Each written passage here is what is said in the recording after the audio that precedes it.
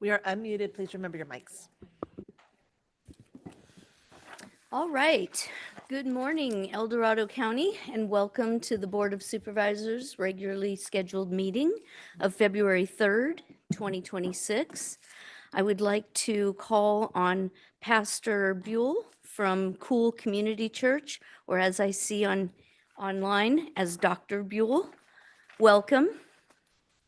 Thank you. Would you guys join me in a word of prayer?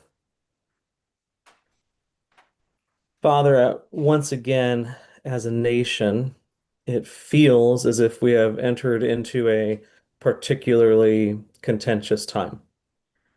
And in some ways, I suppose this is simply the nature of American politics, which have always run quite hot. But in other ways, it does seem that things are running hotter now than in the past. It's no secret that feelings are running high on both the left and the right, and I have to assume that what's true on a grand national level must likewise be reflected in some ways in our small local level as well. And so as this meeting begins, I'm reminded of the words of Jesus, who said, "In this world you will have trouble." And in the 2000 years of Anno Domini, since Christ's coming, those words have time and again been proven to be true. This is a troubled world. But in spite of that, Jesus continued by encouraging us to take heart, for I have overcome the world. In other words, it's possible for us to have heart because we know that the world will not always be this way. And so, God, I pray for each of our elected representatives and for the various departments that are represented here as they struggle through the troubles of this world. May they find heart to do the right thing and the courage to believe that there are better days to come. For we ask it in Christ's name. Amen. Thank you, Pastor Buell, for those very timely comments. Would you please lead us in the Pledge of Allegiance, Supervisor Turnbull?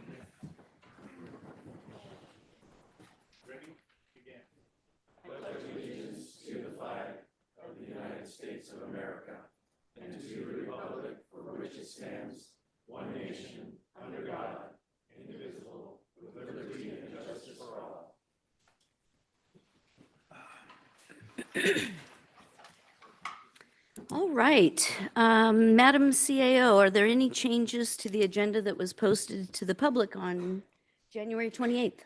No changes. Thank you, Madam Chair. Okay, thank you. We'll deem the agenda approved as posted. With regards to the consent calendar, are there any consent items that my colleagues wish to comment on or pull for discussion? And we'll start with District 4. Oh, it's me. That's you. Yeah, no, I just wanted to make a quick comment on item 8.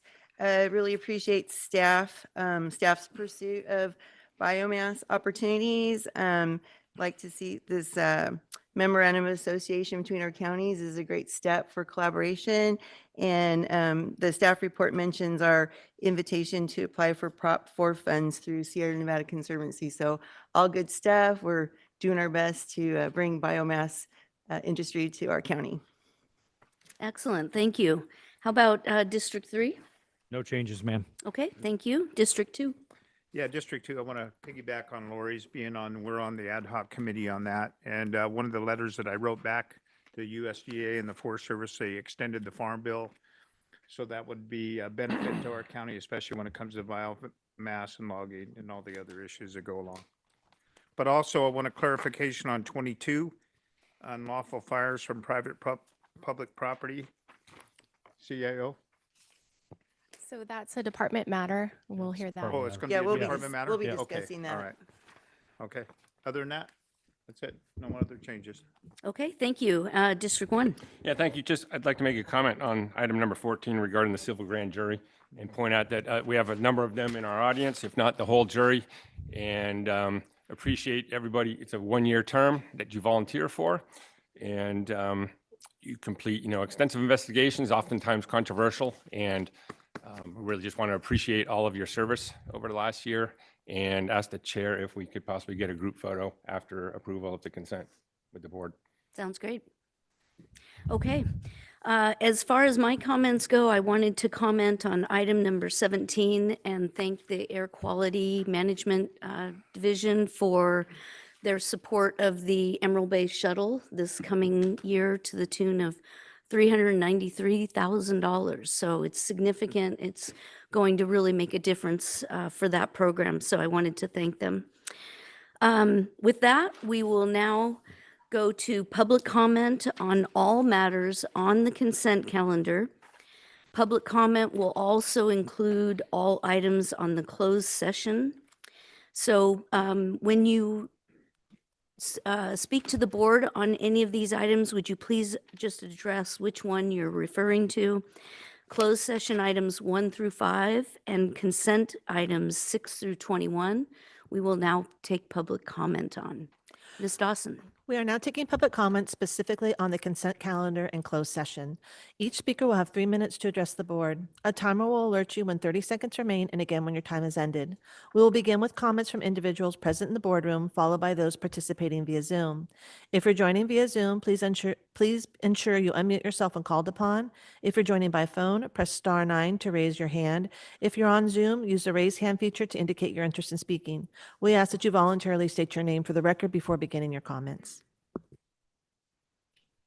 Welcome. Good morning. I want to focus my item on closed session, item 1. I've spoke many times about Perks Court, the fact that I was there for 2 years, stationed there with the county for 2 years. But I didn't ever tell you that I saw, I was part of a design that came off of Motherlode, and it was under Missouri Flat.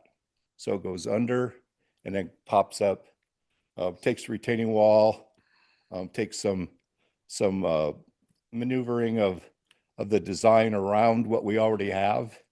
But it's a possibility, and it was, I believe we even did a transportation study on that route underneath, which then opens up that parcel to, or those parcels to possibilities of the future.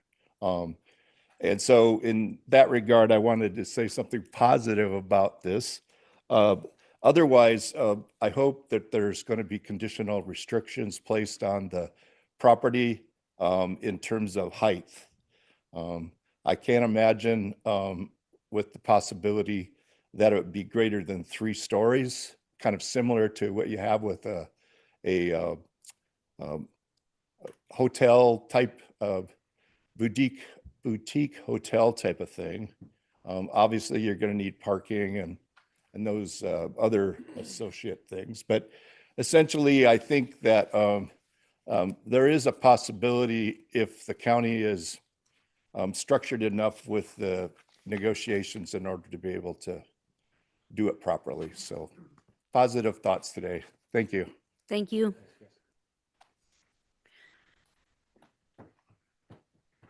Welcome. Good morning, board. Haven't seen you in a while, but I'm Gary Kinghorn. I'm the president of the local chapter of the California Civil Grand Jurors Association.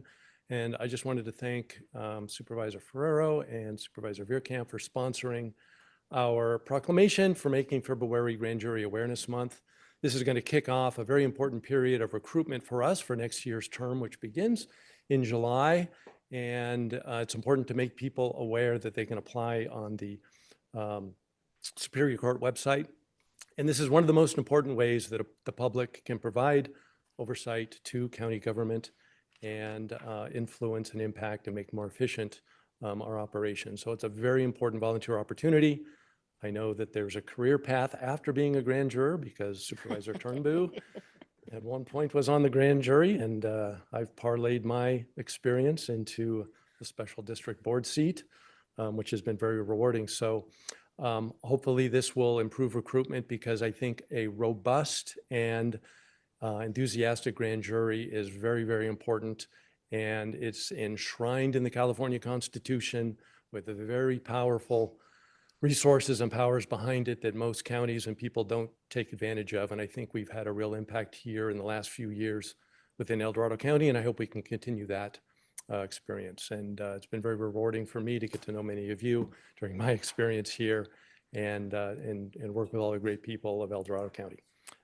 So with that, I'll yield my time back. Thank you. Thank Thank you, you. Gary.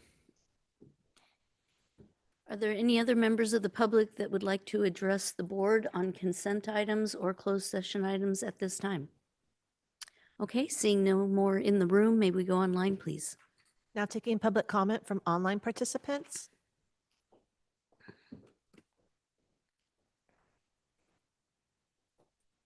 There is no public comment. Okay, thank you. Then I'll bring this item back to the board for action. Ms. Dawson, do you want to read this into the record? Approval of the consent calendar with no changes. So moved.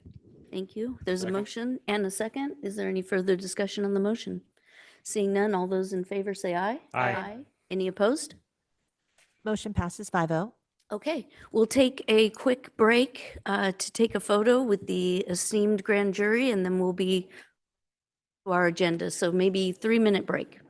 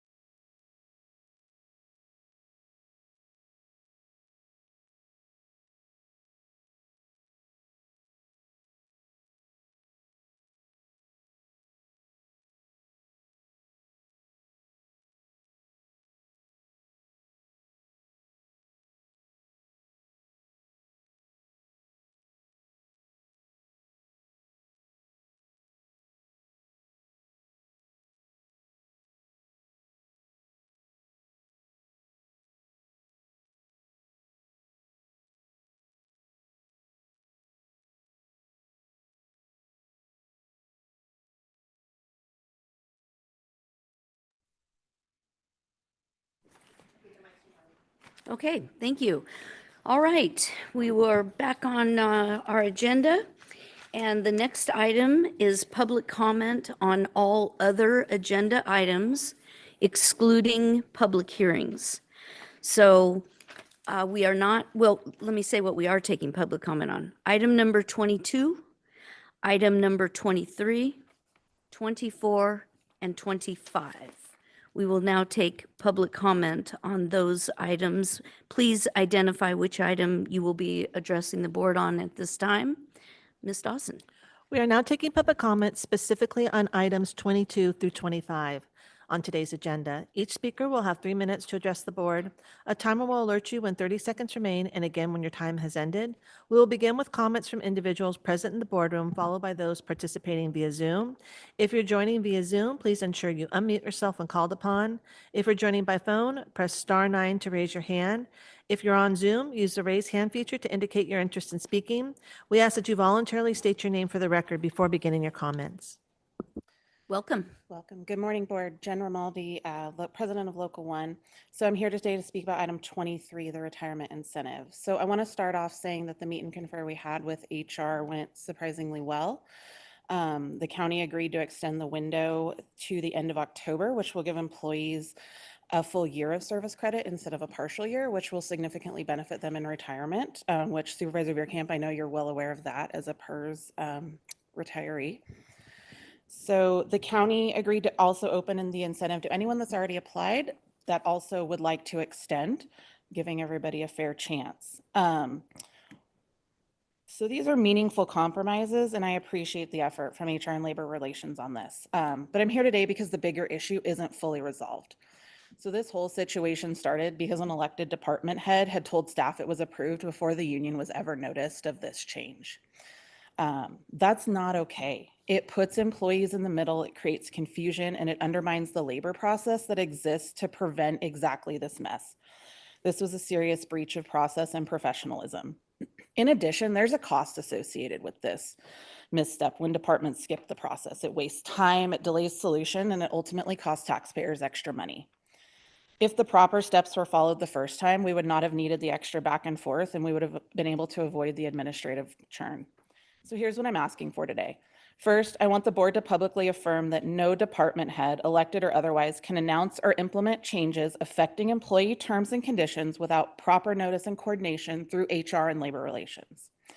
Second, I'm asking for a written plan from the county outlining how this will be prevented going forward, including a clear communication pathway so staff don't have to hear it's approved before the county has completed your required process. So HR has been open to working with us on this, and that's a great start. But employees deserve a countywide standard that doesn't depend on who the department head is or how bold they feel that day. We want labor relations that are predictable, lawful, and efficient because that protects employees and it protects the taxpayers. Thank you. Are there any other members of the public that would like to address us? Please come forward.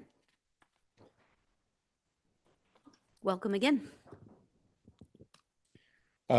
Chris Bain, Diamond Springs. I normally, under the old system, I would have waited for the staff to present. This is the 10 o'clock time allocation, item 25. But because that's not the way we do it anymore, I want to make some comments. For those of you that are listening to me talk, I'm not talking just because I want to hear myself talk. I've had some people say that that's what I try to do. In this case, I'm saying it's specifically important to me.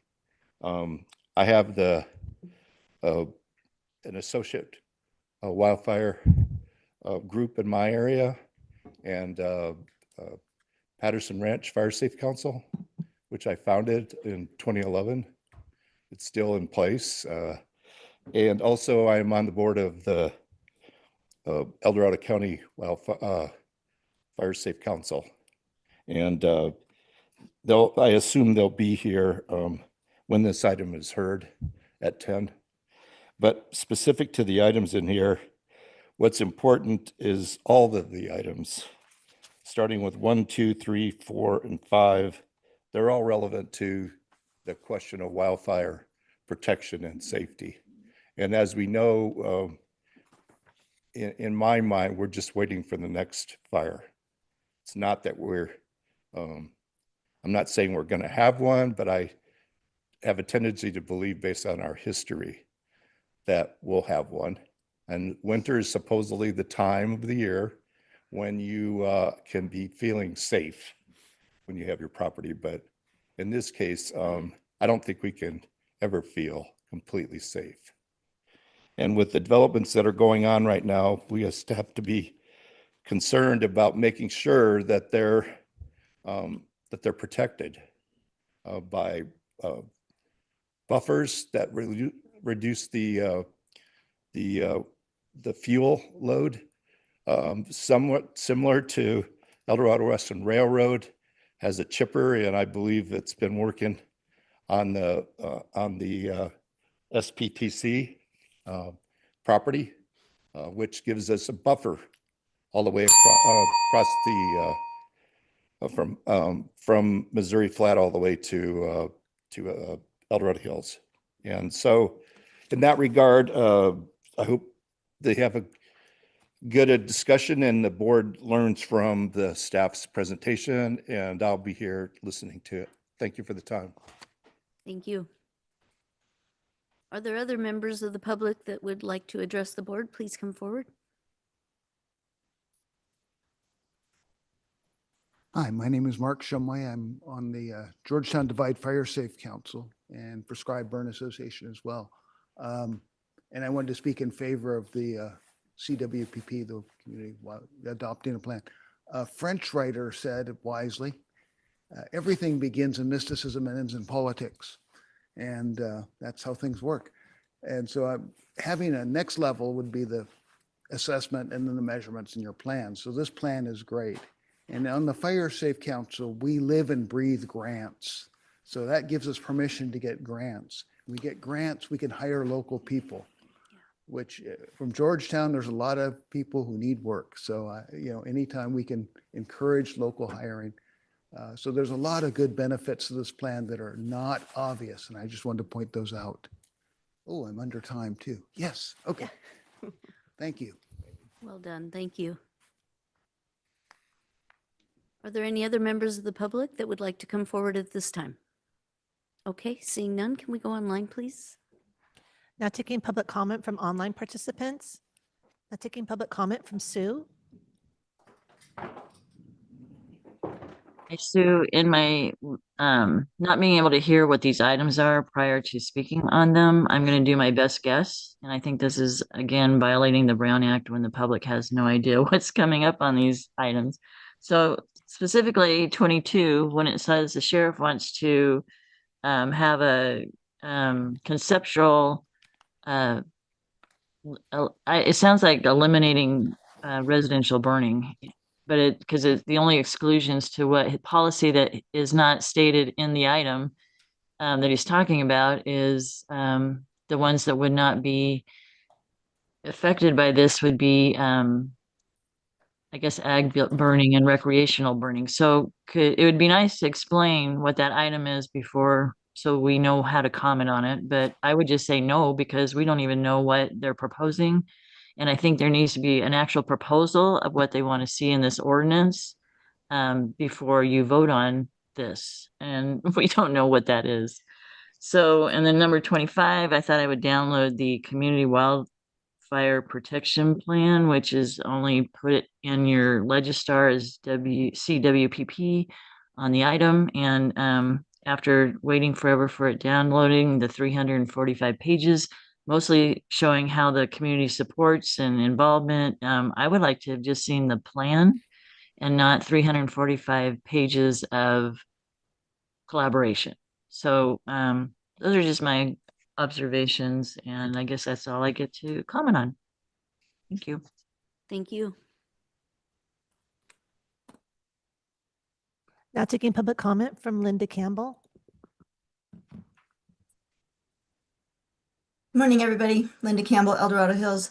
So this is on item 25, specifically on attachment A, slides 3 and 4. This is in other parts of the presentation too.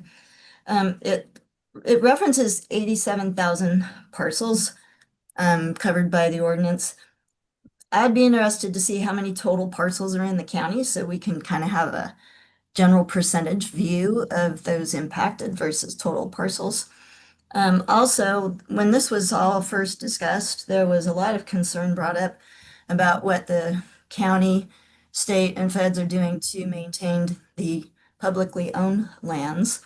So how many are owned by the county, state, or fed versus private?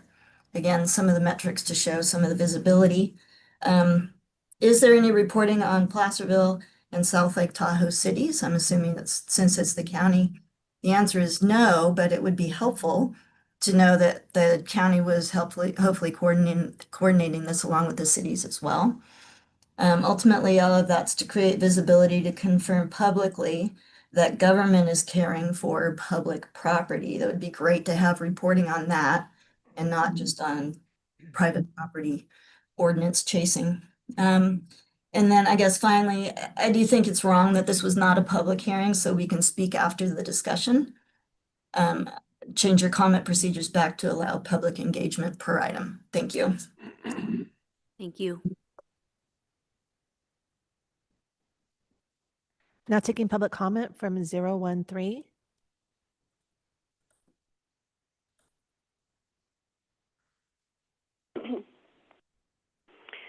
Hello, board. Are you there? Yes, we can hear you. I'm calling. This is Linda Witters calling about item number 25, parts 4 and 5. I'm in opposition to this Western El Dorado County Community Wildfire Protection Plan as a roadmap for future action. This is splitting the county. It's inappropriate. If there's money coming from the state, and there has been, I've been speaking up about this since we put in for the money from the state, and you're excluding the Tahoe Basin. It's not appropriate. So once again, we're commenting before they make their presentation on what their plan is for the next coming year, but I guarantee you it's not going to include anything in Tahoe. So this bifurcation of the county, the stealing of funds that come from the state to be exclusively used on the West Slope is inappropriate. When I brought this up originally, Sue Novosel poo-pooed me and told me that, you know, the Tahoe Tahoe Fuels and Fire Team handled it in Tahoe. They do not handle anything in the county portion of the basin. So you guys have an obligation to be fair to the people who live in this county and not take money from grants and use them for one part of the county exclusively. Thank you. Thank you. There is no additional public comment. All right, let's move to our first 9 o'clock time certain department matter, which is the Glassy Wing Sharpshooter presentation. And I'd like to welcome Ms. Leanne Mila at this time and her ag team. Item 24 comes from the Agricultural Department, recommending the board receive and file a presentation on the glassy wing sharpshooter eradication efforts. Good morning, Chair Lane, honorable board members. Thank you for letting us come and give an update today. I just going to let you know that I'm just here to support Corey. You also have Corey Larson here, our assistant commissioner, and I guess I didn't say Leanne Mila, agricultural commissioner. Corey has been managing this project, and quite frankly, I don't know what I would do if I didn't have her in the department. She's been irreplaceable for this project. She's managed so far over $2 million, and every treatment, every staff member, everything that goes on with this project has been Corey.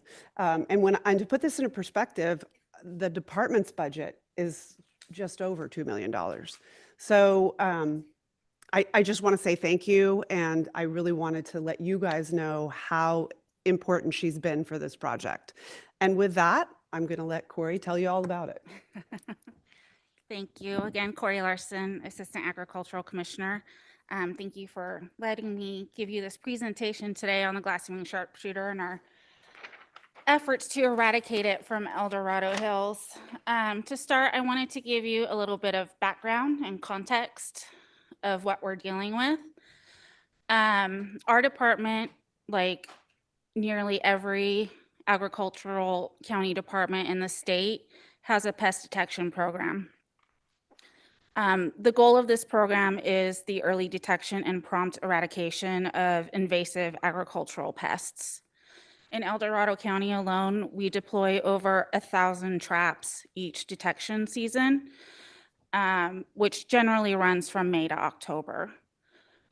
These traps are specifically designed to find invasive fruit flies, like the Mediterranean fruit fly, the spongy moth, which used to be known as the gypsy moth, Japanese beetle, and of course the glassy wing sharpshooter. In October of 2024, during our normal detection route, 2 glassy wing sharpshooters were trapped in El Dorado Hills. And this was in the Serrano area of El Dorado Hills. And this is our foe, the glassy-winged sharpshooter. The egg masses are generally laid on the underside of the leaf, under the leaf cuticle. You can see in the top left picture, they kind of just look like a little water blister, maybe, on the leaf. As they grow and mature and hatch out, they do leave a very distinguishable scar on the leaf. So even though the eggs may have hatched, they leave evidence behind that they've been there. Sharpshooters are leaf hoppers. They're a sap-sucking insect, so they feed on the plant juices. They're about a ½ inch in length when they're fully grown adults, which is small, but in the world of leaf hoppers, it's one of the larger species of leafhopper.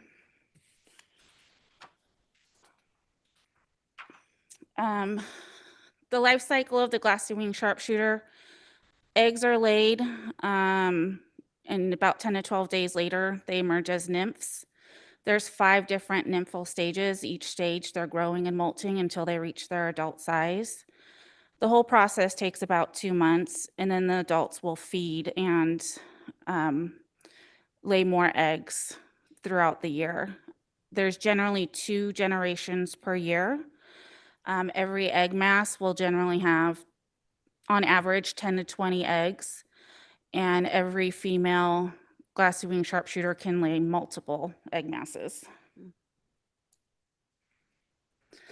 So the biggest concern with the glassy-winged sharpshooter is its ability to vector Pierce's disease. Pierce's disease is a serious disease in grapevines. It's caused by the bacterium Xylella fastidiosa. This bacteria clogs the water-conducting vessels in grapevines. So grapevines that have been affected with Pierce's disease will look chlorotic, so the leaves start to yellow. They'll look scorched, like they're drought stressed, and the fruit clusters will shrivel and die. There's no cure for Pierce's disease. There's no treatment for Pierce's disease. Once vines are infected, they can die within 2 to 5 years. When the glassy-winged sharpshooter was first introduced in Southern California in the late 80s, the relationship between glassy-winged sharpshooter and Pierce's disease wasn't fully understood. They noticed in the Temecula Valley wine region that within 3 years, 25% of their grapevines had died. So obviously this is a big issue for us right now. One of the challenges we have with the glassy-winged sharpshooter is the vast amount of host material that they feed on. There's over 300 species of plants that they will actively feed on and lay their eggs on.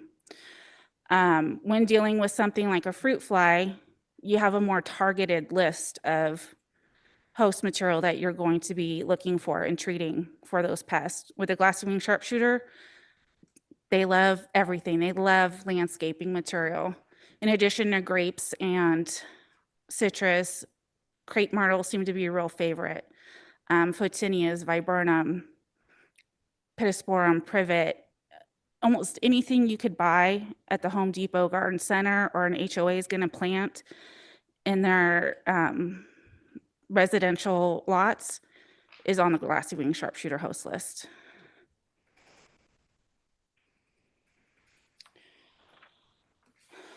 So the importance of stopping the spread of glassy-winged sharpshooter in El Dorado County takes shape in many different forms. As I mentioned before, Southern California was the original area that was first infested with glassy-winged sharpshooter in the late 80s and early 90s. It's thought that it was probably transported through nursery stock shipments from the East Coast. The areas in the brighter blue on this map are areas that are considered infested. So they will never be able to get rid of the glassy-winged sharpshooter in those areas. The areas in the lighter bluish green are areas that are at risk for Pierce's disease and the glassy-winged sharpshooter. Currently, there are 5 infestations in the state outside of the infested area. El Dorado County is the farthest north and the largest infestation currently. Other counties fighting this are Solano County. They're on year 5 of treating for glassy wing sharpshooter. They're making tremendous progress. Last year, they only detected 1 adult. Stanislaus County is dealing with it, Kings County, and most recently Santa Clara County. So stopping the spread of the glassy wing sharpshooters, the first part of prevention is the detection trapping that we do every year. We also do visual surveys of plant material, which is, leaf by leaf checking plants, and nursery stock inspections. So anytime we are notified that a GWIS host plant is leaving Southern California, which is infested, that plant is inspected in Southern California, and we inspect it again when it arrives here to try to eliminate the possibility of glassy wing sharpshooter moving on these shipments. Now that we have found glassy wing sharpshooter, we've moved into our eradication project. We do delimitation trapping. So when we initially found the sharpshooter on the first trap, we switched into delimitation mode, which is putting out a very high density amount of traps in a small area, trying to find the limit of where this infestation occurs. We're also using biocontrol agents, which I'll talk about a little bit later. And the biggest part of the eradication effort is our urban treatments. So obviously for El Dorado County, there's a lot at risk. This is from our 2024 crop report. The wine grape value was estimated at $8 million. And that's just the grapes themselves. It doesn't include any of the impact of the wine industry has on our county fiscally, as far as the wine itself, tourism, all those things that go along with wine grapes. The initial find of glassy wing sharpshooter in the Serrano area initiated the California Department of Food and Agriculture, CDFA, to make a quarantine area out of El Dorado Hills for the glassy wing sharpshooter. So this was the initial quarantine. And since that time, we have found some pocket infestations south of Highway 50. So that quarantine has been expanded to include this area. Both of these quarantine areas are much larger than the actual infestation area. The infestation area that we're dealing with now is outlined here in pink. This is where we are doing our treatments. Every time we find a glassy wing sharpshooter, our goal is to treat every host plant within 150 meters of that find. So within about 500 feet. We still have delimitation traps out. This says 150. When I checked this morning, it's more like 163. We check those on a weekly basis. It allows us to make sure we haven't missed any new populations in the traps that are routinely negative, and allows us to monitor populations in the areas that we know are positive. To date, we've treated over 800 residences for glassy wing sharpshooter in the El Dorado Hills area. So we've worked really hard about notifying residents about this. Our first effort was public meetings. We did a public meeting originally in January of 2025. And then again, just a few weeks ago, January 2026, we sent out about 20,000 of these postcards to residents to get them the information they need to know about the treatments and the glassy wing sharpshooter, and allow them their first opportunity to ask us questions. Consent forms go to any residence that is in or near the treatment area. Treatments are voluntary. We have been knocking on doors. We are sending things in the mail. We're reaching out to landscapers. Consent forms can be submitted to us in any form that makes it easy for people. We've even created a form on our website that allow people just to go on there and submit it directly instead of having to fill out paperwork and mail it to us. Once we receive consent, we do a we schedule the treatment and we will leave them a notice once this treatment is scheduled 2 days ahead of time. The treatment notices are placed right on their front door. It's usually on a bright green sheet of paper, so you can't miss it. And the treatments are very quick. They usually take 10 minutes at most.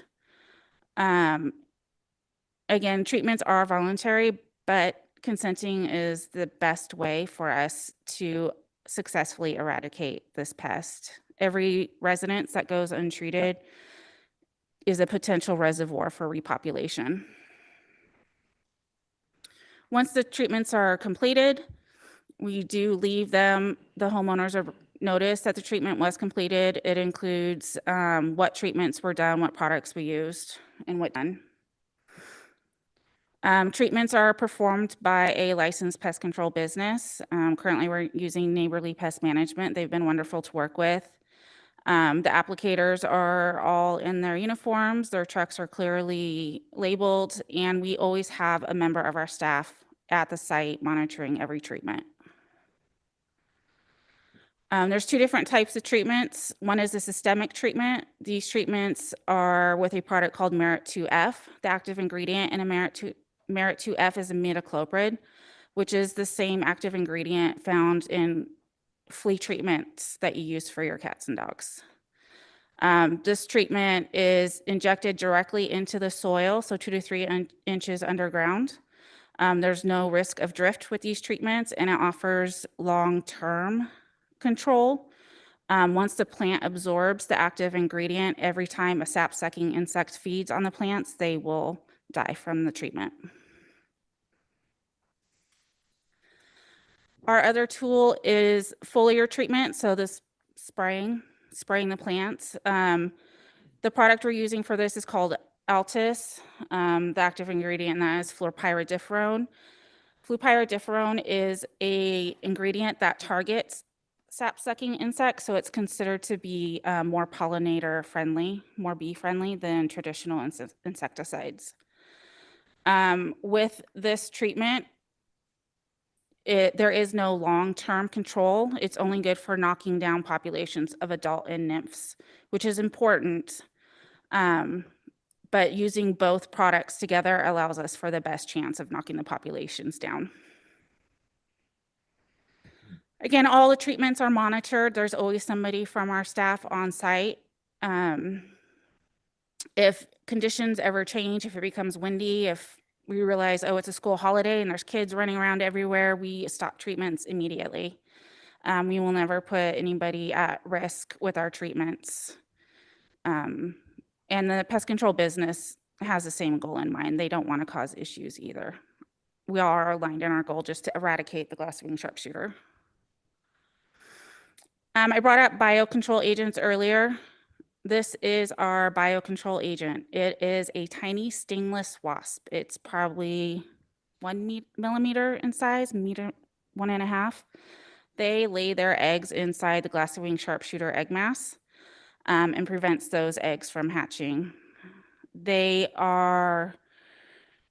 We've released about 6,500 of these so far, and we will continue to do that this upcoming year. We have found parasitized egg masses since we've done the release. So they are out there and they are working. They are a help. They won't be able to completely eliminate the glassy-wing sharpshooter, but it's one more thing in our arsenal. So in summary for 2025, again, we've treated over 800 residential properties. We've treated lots of common areas, roadside vegetation, those sorts of areas. We've sent out consent forms to 3,500 residents asking for permission to treat their property. So far, we've heard back from almost 1,500 residents who have signed consent forms for us. We have received 120 or so refusals, which is pretty good. It's, in the 5% or less area. Our biggest issue and challenge is the 2,000 residents who haven't responded to us. So we are constantly knocking on doors, sending out mailers.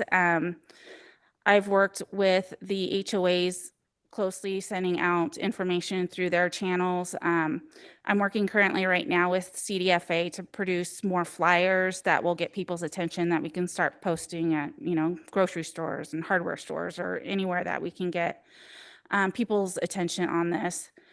We've worked with the master gardeners. They've been great. They're putting traps in their own residence if they live in El Dorado Hills, and they're going to farmers markets and talking to people about our efforts with the glassy wing sharpshooter.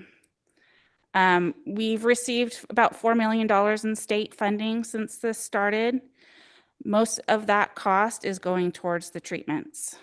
To date, we've spent about $2.1 million on the treatments, and I anticipate we'll spend close to another $2 million before the end of June on the treatments with this emergency funding. So that is my last slide. If you guys have any questions, I'd be happy to answer them for you. Another thing I'd like to add is that we do have our UCCE farm advisor here. That is our grape expert, Mackenzie Patton. So if you have any questions on that end too, she is here.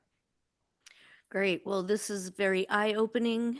We've been hearing about this for a while, but we really appreciate your coming to the board and sharing this information. Your grasp of the situation is remarkable. We are really lucky Thank you. to have you here. So I'll go ahead and open this up to my colleagues, and it looks like Mr. Veerkamp, you'd like to start off. Yeah, with the resources available through the state, is there enough to treat these other 2,000 residents, or is there a lack of ability and finances and product? I think one of the challenges, and Corey, chime in, please, if you have any thoughts. I think we have enough funding to be able to treat what we've identified at the time with this extra $2 million, because we have $2 million now sitting till used, but to be used by the end of June is crazy to really think about it. And then we'll have to go back and ask for more emergency funds to continue these treatments. As Corey said, Solano's been doing this for 5 years. Now, the challenge, as I really see it, is that the state gets $3 million in emergency funds. That's not just for glassy wing sharpshooter, that's for all of the bugs. And as you know, we've had fruit fly infestations in Southern California, and I just am worried as the bloom keeps going with infestations. I mean, the other counties all started around the same time as us, these other ones that Corey talked about. Is there going to be enough funding to go around? And that really is the challenge, because Corey and I have let CDFA know that if the funding doesn't come, what are we going to do? Right. I guess my ask is what can we do to help? And if it's contact residents because you can't get to everybody or they're just not responding, we can maybe try to work on something to get more contact, whether we divert code enforcement, whatever it may be. I don't know, but I'm just trying to think what's the need. Any thoughts you have? Supervisor Ferraro's office, Supervisor Turnbow's, that's been a relatively new one, but Supervisor Ferraro's office has been tremendous with helping us to get the information out. It started back with Supervisor Heidel. I'm trying to think, how many people do you touch through Nextdoor? We hit that, social media. If you have any other ideas, we are more than open to it. We did get cooperation from Serrano HOA. They send it out to all their membership because the problem is predominantly in Serrano. And but yeah, the lack of response is very concerning. And it's hard because, we knock on doors, and I mean, it's a lot of physical time.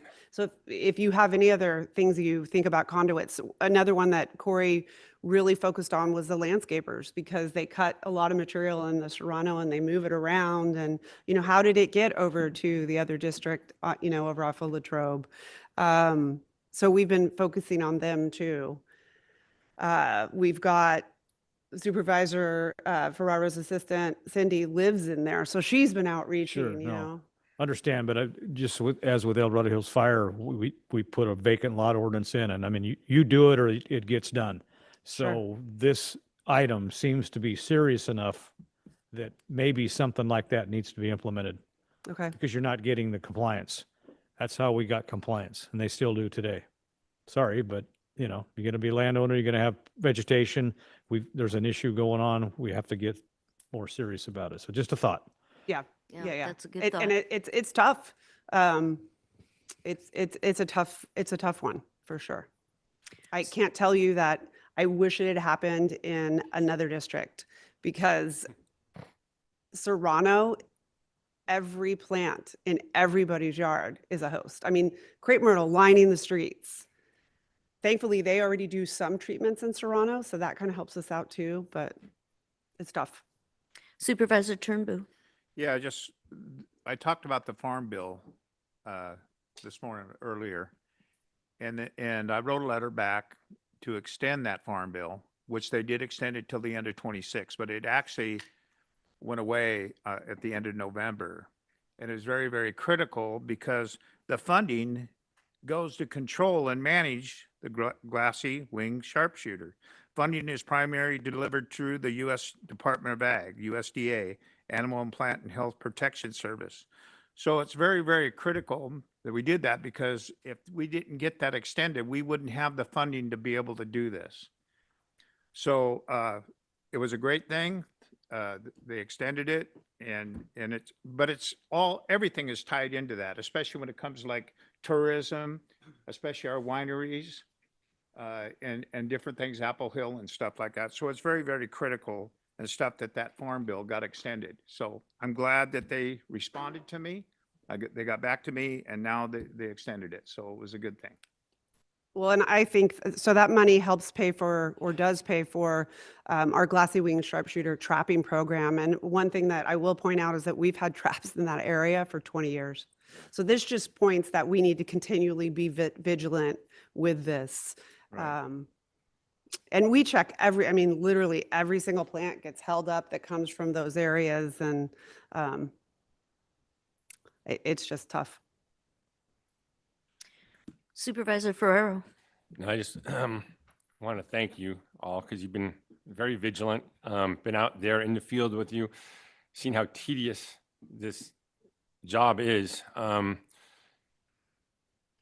The challenge is the consent to treat.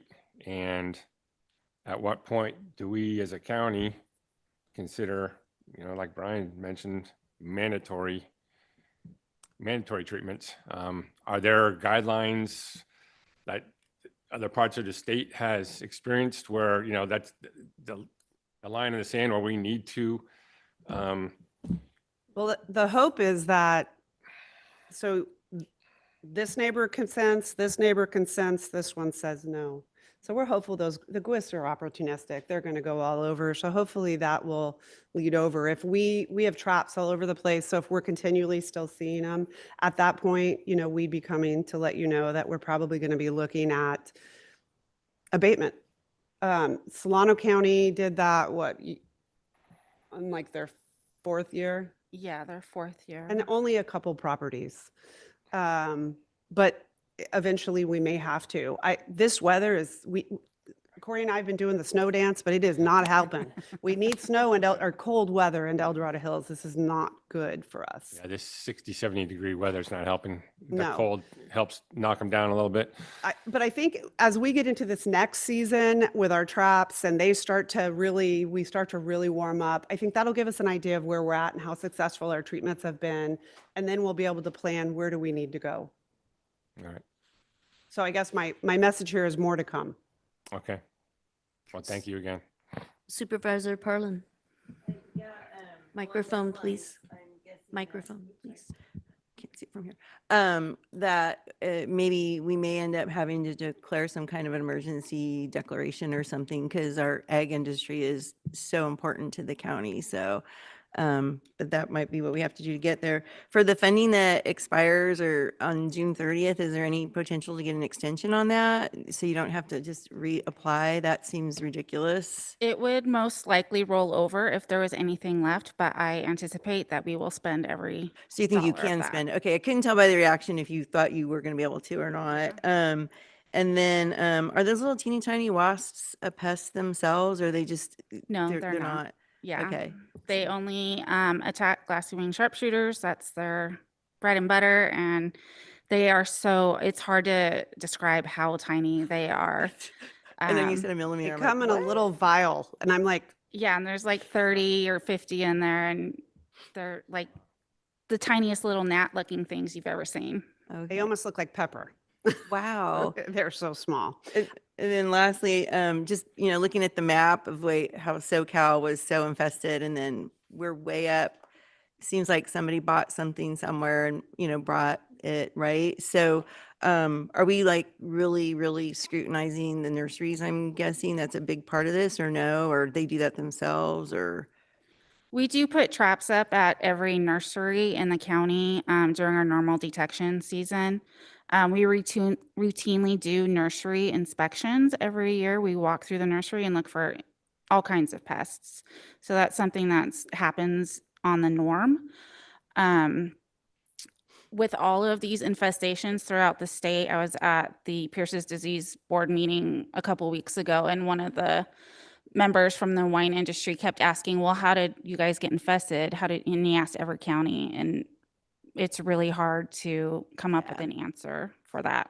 No, that makes sense. We have a lot of new developments going on down there, and they are buying, nursery plants are grown down in those infested areas. They have them netted and they treat them pretty heavily, but I think things still get through. And so we've had a lot of plants. We literally check every plant, but as you can imagine, it's hard. Yeah. And if a homeowner goes down and brings something back up, hey, this is really pretty, why don't you plant it in your yard? Then that would be something we don't get notified. By law, they're supposed to notify us before these shipments come into our county. So we are out there checking them. And we never, ever release one without a visual inspection. I will point out too, just because I think it's worth remembering. In 2023, grapes were valued at $9.7 million. We have an $80 million crop value in the county, and that's just crops. That's not tourism factored in, any of that. Grapes went down to 8 million. So, and I anticipate we're going to see further decline. So our grape industry is hurting. And, this is just so important to protect them. All right, thank you. Supervisor Ferrero. Just one more question. We monitor the nurseries in our county. What type of cooperation or collaboration do we have with Sac County or Folsom, with like Lowe's? I'm drawing a blank on the big nursery on Green across from Acres, Thank yeah. you. But yeah, those nurseries, Lowe's, Home Depot. So Sac County, every county in the state pretty much has a glassy wing sharpshooter program. I will tell you that Chris Flores is the ag commissioner in Sac County. She sent Corey and I a picture of a chain link fence just blanketed with glassy wing sharpshooter traps, because she was like, keep it out of Sacramento County. They do have traps up at every nursery in their county. Scary fact is that Placer County at Green Acres did detect a glassy wing sharpshooter. Was it last year? I think it was last year. So everybody's vigilant. We're trying. Nobody wants it. They have grapes down there. Originally, we thought possibly the Pierce's disease would not live up in Camino. Now, that doesn't mean that over in Somerset, we're a little different, right? But I think that our farm advisor has let me know that maybe that is not the case. It probably could live up there. They do not test the glassy wing sharpshooter to see if there's Pierce's disease that's being vectored or that they carry it. But Pierce's disease, CDFA has let Corey and I know that Pierce's disease is pretty much everywhere in the state, so they have the ability to move it. Thank you. Uh-huh. Wow. Okay. Well, thank you for the presentation. This was a receive and file. Do we need to make a motion to receive and file, or are we good to go? Okay. All right. Thank you. Thank you for the opportunity. Thank you. Appreciate it. We have a couple minutes before our OWOPR presentation at 10, but I'm not sure that we could fit any other item into this. So should we take a short little break, or is there a department matter that you think we could fit in? It would probably be item 23, which is the Phase 2 Retirement Incentive Plan. We could try. Okay, I think we Only can fit takes that 10 one in. minutes, I think. All right, let's go ahead and move to item number 23. And Madam Clerk. Item number 23 comes from the Chief Administrative Office and Human Resources Department, recommending the board authorize the Director of Human Resources with concurrence of the Chief Administrative Officer to review and approve department requests to allow approved Phase 2 Retirement Incentive Plan applicants to extend the retirement date to no later than September 30th, 2026. Thank you, Kim. Welcome. Thank you very much, Board. Joey Carrasco, Director of Human Resources. As you know, the Retirement Incentive Program was approved by the board last year. We got a lot of interest in the program, and November of last year, the board agreed to extend it to everyone who applied would be eligible to participate, and the funding for the program was increased accordingly to allow everyone to participate. Subsequent to that, we received some input from at least one department that I'm aware of with the request of allowing folks in Phase 2 only, because the Phase 1 folks are already gone. They left by December 31st. Those folks in Phase 2 to stay for a few extra months to finish important year-end duties and tax roll processes. So it's a pretty small number of folks. I'm aware of 5 employees right now, based on the one department's request, who could be impacted by this. Let me go back to November when the board agreed to extend it to everyone and apply the additional funding. The topic of this very item came up, and there was a brief discussion on this, of allowing certain folks to stay beyond June 30th to wrap up these year-end tasks. The board seemed interested in that, didn't seem opposed to it. However, it wasn't a formal request. It wasn't reflected in the minutes. So we wanted to come back to make it a formal request and allow the folks to stay. Today's board item references September 30th as the extension date. We're actually asking for those folks to stay an additional month through October 31st of this year to work on those important tasks. And if there are additional departments who have folks that are in this situation and then they want to request them, they can reach out to me or the CAO's office and we'll evaluate those on a case-by-case basis. So that's really, it's kind of a simple item. So I'm happy to answer any questions. Great. Are there any questions of my colleagues at this time? No, thanks. Okay. I guess my only question would be just a follow-up on the comments that we heard under public comment on this item, getting out ahead of maybe doing proper outreach to the various unions. Can you comment on that? Well, I think because of the conversation that took place in November with the board, it's probably safe to say that some departments just assumed that it would be okay to request that certain employees extend their departure date. We did need to engage with the unions. We have. The unions are on board with it. Some responded to our request with, hey, that's fine. We met with Local 1 folks, as you heard earlier, last Friday. We had a good meeting.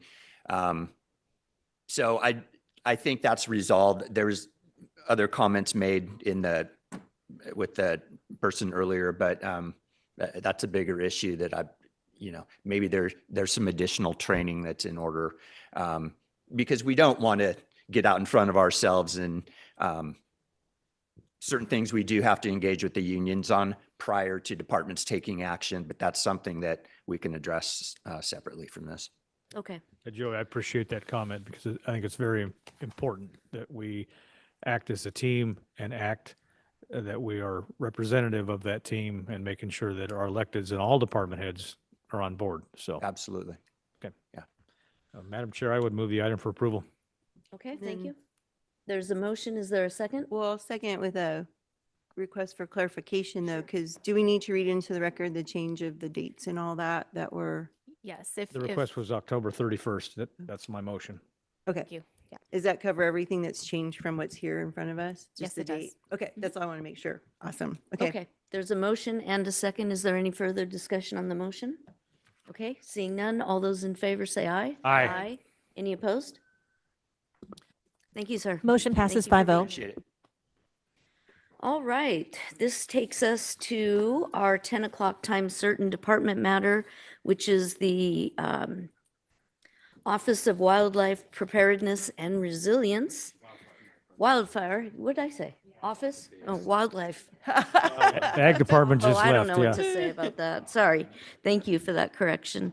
I'd like to call on the clerk of the board to read this item, please.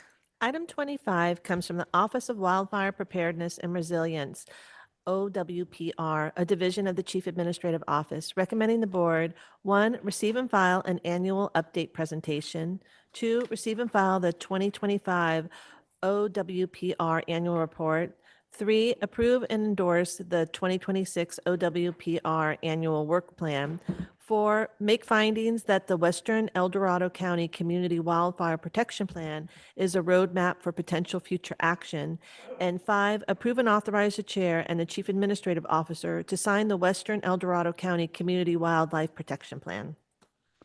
Thank you. I'd like to welcome Ms. Harlow, who's our acting program manager for OWOPR. We're glad to have you here today. Good morning, Chair and Board of Supervisors. I am Tanya Harlow, Acting Program Manager in the Office of Wildfire Preparedness and Resilience. And before I start, I would like to acknowledge a couple people from our team also that is in the audience. We have Jenny Milo, Jenna Acker, and Janet Barrison, and they have been working very hard on all the things that I will cover today. So Kim, do you have my presentation? Okay.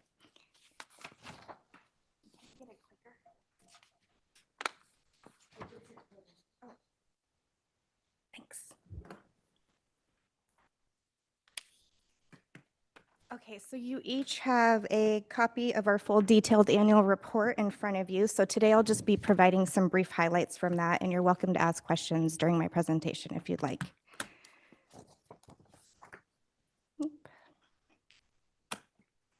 Maybe. Okay, so as you know, but just as a refresher, following the Caldor fire, the county recognized the need to better coordinate wildfire mitigation. Many agencies were doing a lot of critical work, but often it was independently and without shared priorities or resources. OWOPR and the Multi-Agency Coordination Group were established to serve as the central hub for countywide collaboration. OWOPR's role is to bring partner efforts together, align them, and make wildfire mitigation more effective across the county. Last year, during this presentation, we focused on this coordination and the partnerships, but this year I want to highlight what that coordination has actually accomplished on the ground. So starting out with the Defensible Space Program, in 2024, the county updated its hazardous vegetation ordinance, and OWOPR manages that ordinance.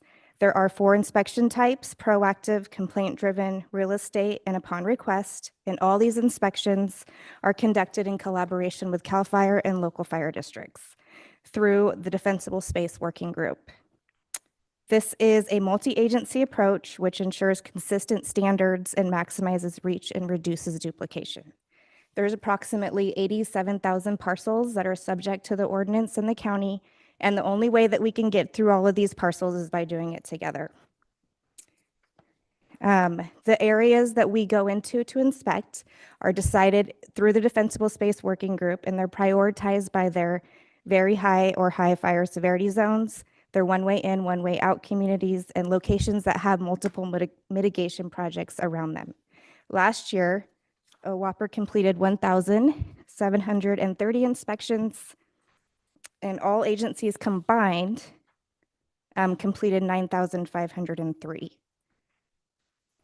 So the numbers I just shared with you are important for state reporting, but at the local level, I just want to share why these inspection numbers are important and what they mean for us. So as you can see by what's on the screen, when the county inspectors go into a county emphasis area, or we call them a CEA, the compliance rate starts out at around 45 to 55%. So half of the people are already in compliance. But by the time we leave those inspection areas or consider them non-active, the compliance rate is around 90. So we have doubled the compliance rate by the time we leave an inspection area. So what that means is that we're going in, doing these inspections, educating the homeowners on why defensible space is important, working with their timelines, connecting them with resources, and helping them reach compliance, which ultimately is a safer neighborhood. So the resources that we're connecting the homeowners with are the Fire Safe Council resources, such as their shipping program, their hazardous tree removal, and their defensible space clearing.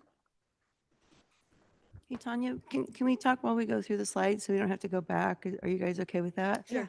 Because I noticed that, the Georgetown, what's CEA stand for again? The CEA, Community Emphasis Area? No. County Emphasis. It's close. The compliance rate there is pretty low, We're relative still to- in there, yeah. Okay, so is that are you having issues reaching out to people? I know that this is probably a more remote, spread out area, so it's more difficult, or, They're actually having the same kind of responses they have in the other areas. So they are making contact with most of the residents. So we've only been there, let's see, what does that say? I can't read. November 1st. Yeah, so only a little over a month. In fact, I don't think we even started in November. Okay. So they're doing pretty good. So this is what it's at now is what it should be. This is how it is in other communities as well. Okay, so you're still in this area. Yes. Got And then it. we're also starting Garden Valley in less than a month, in the next couple of weeks. And do you guys still have the first initial community meeting announcing it and all Yes. that? So we will have a workshop on this Thursday at the Garden Valley Fire Station. Okay, awesome. Yeah. Okay, so our office also manages a few grants. And so the first one is a $10 million BLM grant, which was designed to reduce wildfire risk on and adjacent to BLM lands. So this funds defensible space inspections, outreach, and Firewise programs. And the goal of this grant is to inspect up to 30,000 parcels with this additional funding and treat over 500 acres of land in coordination with the Fire Safe Council. And additionally, I also want to point out that a portion of this grant is funding the Lake Valley Fire District to do inspections in the basin also. And those numbers will be included in this 30,000 goal of inspections. Our office also manages the CWMP Weber Creek project, which is a $25 million FEMA hazard mitigation grant. It focuses on defensible space and home hardening for around 525 homes south of Placerville. And these will be, so the home assessments, the outreach, and the contractor procurement is already underway right now. And work on the homes will begin once FEMA approves. And lastly, we have a County Wildfire Coordinator Program grant. This is funded by CAL FIRE and is administered by the California Fire Safe Council. And the county coordinator is housed in OWAPR. And it's designed to align agencies and facilitate outreach and guide CWPP implementation.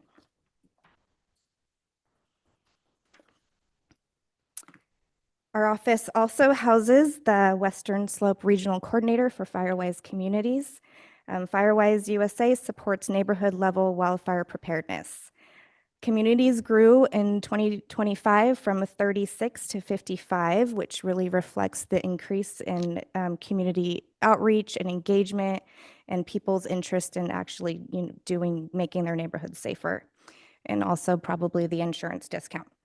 OWAPR supports the annual renewals, program guidance, and shares best practices with defensible space and home hardening and community-led efforts to be safer also. Recently, OWAPR started a really good relationship and coordination with the Firewise and fire-adapted communities in the basin so that we can assure that all El Dorado County residents are receiving consistent support and the same level of service for Firewise. OWAPR leads the County Public Outreach Committee, which is made up of all of the communications people and public information officers from CAL FIRE and local fire districts, the Fire Safe Council, OES, RCD, utilities, and anybody else who has a stake in wildfire mitigation. The goal is this consistent, accessible messaging across all agencies.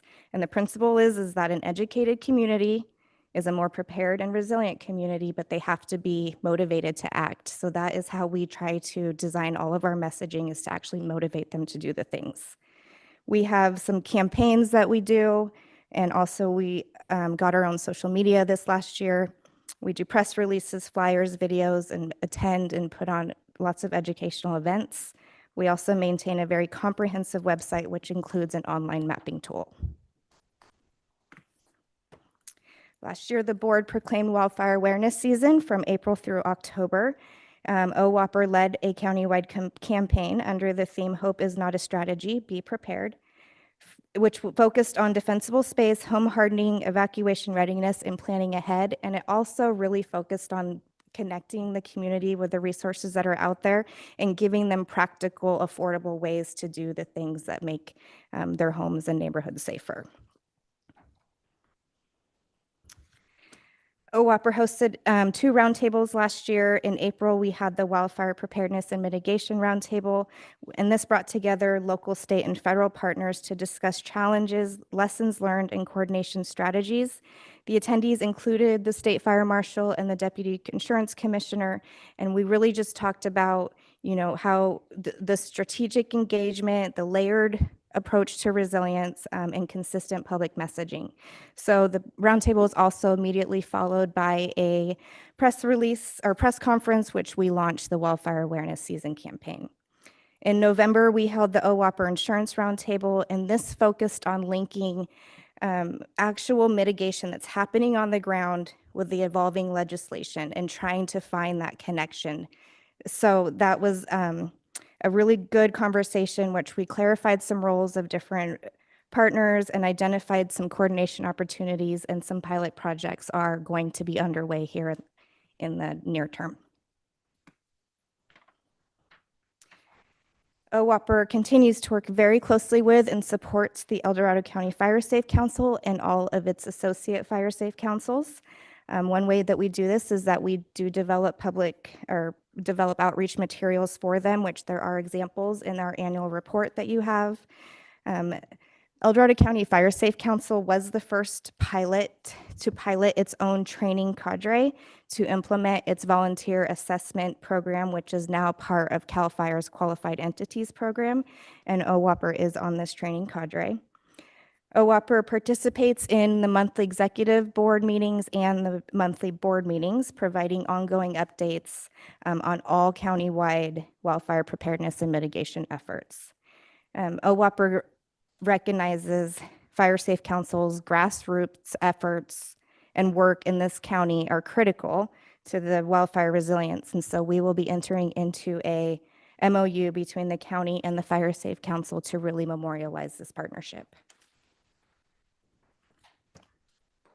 So looking ahead, we will be building on the strong foundation that we've already established over the last year, and we'll continue this coordination with all of our partners. We will continue doing public outreach and trying to strengthen that more by being on social media, press releases of events, flyers, videos, and then we're also working on a county emergency preparedness workbook. We will continue our county coordinator and FireWise efforts, and the plan is to grow FireWise communities in the county even more than they are now. We'll also be developing a county data hub for project planning, metrics, and measuring success. And then we also plan on doing some more insurance engagement with some pilot projects. But one of our top priorities will be implementing the CWPP, which brings me to that part. So in 2024, the county facilitated the update to the Western El Dorado County Community Wildfire Protection Plan in partnership with the El Dorado County Fire Safe Council. The existing plan was the 2022 CWPP. So this plan encompasses the entire west slope of El Dorado County. It assesses the local wildfire hazards, risks, and vulnerabilities, and provides actionable items for mitigations. It's essentially a roadmap for the community, partners, and stakeholders for wildfire resiliency. It's also important to note that CWPPs are recognized as are nationally recognized as the community wildfire planning and implementation mechanism for state and federal funding. And they are often required there has to be a CWPP in order to get funding from certain funders.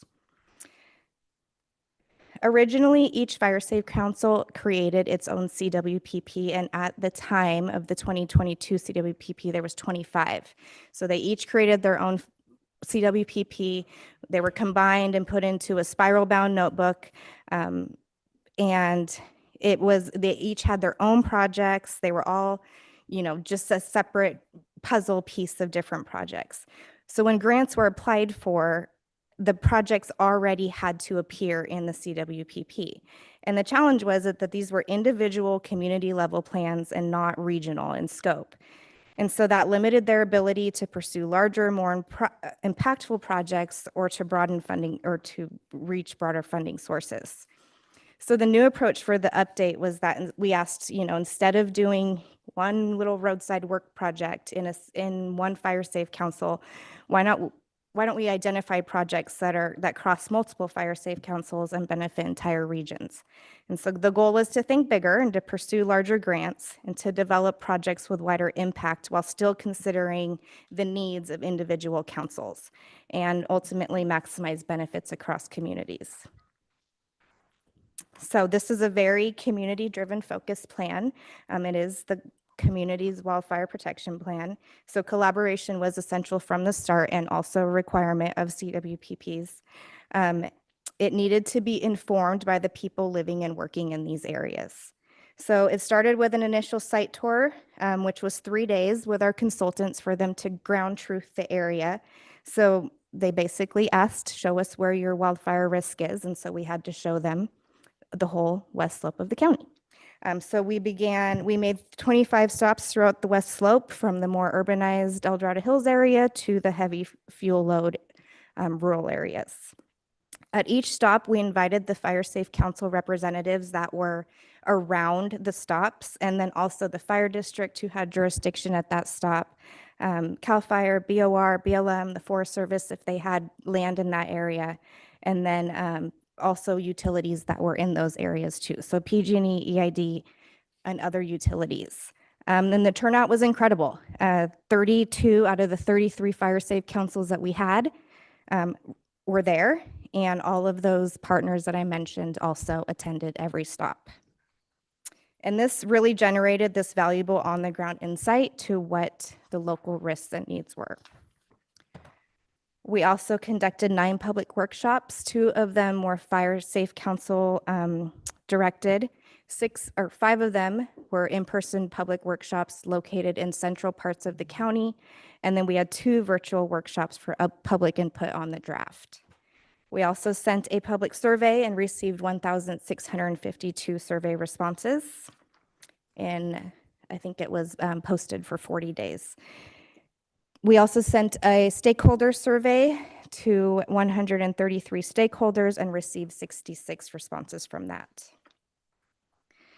We then had our consultants conduct an in-depth hazard and risk analysis where we identified the risks, community vulnerabilities, and mitigation opportunities. And then from that, the recommended actions were then developed.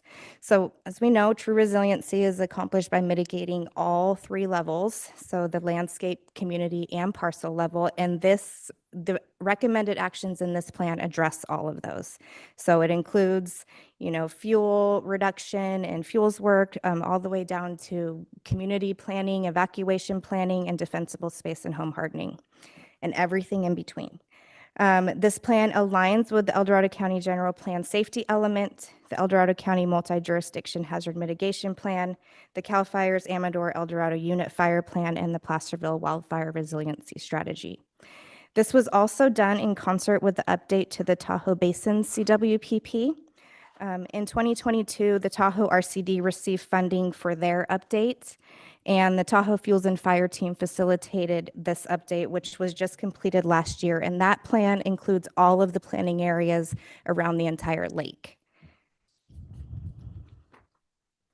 So our CWPP document our CWP document has been informed by the Tahoe Basin CWPP. While it doesn't address specific mitigations in the basin, it does refer to emergency services, suppression agencies, recreational areas, and actions already taken in the whole county, including the basin. So our plan is designed as a living, actionable plan, which we really want to implement. And that brings me to our project coordination working group that was just stood up this last year. And this was really, we did not want the CWPP to be a document that sat on the shelf, and we wanted to start implementing the actions right away. So in the project coordination working group, it is all of the members of, not all of the members, the members are CAL FIRE, Forest Service, local fire districts, OES, RCD, the utilities, the water districts, the large landowners, prescribed burn associations, and other collaboratives in the county. It's everybody who has a stake in wildfire preparedness and mitigation in our county is a member of this implementation or this project coordination working group.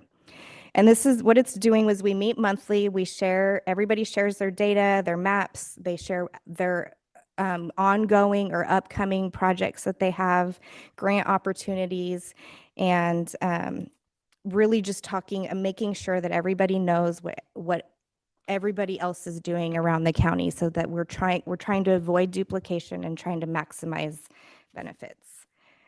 So we're turning these conceptual, and the reason we're doing this is because we want to turn these conceptual ideas of projects into actual shovel-ready projects. So one of the primary focuses of the project coordination working group in the short term is to develop a countywide data hub that'll be informed by all of the agencies, utilities, and stakeholders who are all positioned and ready to share their data with us. I think that there has been this need for a central place for everybody to put their data. And now we will be developing that in the county this year.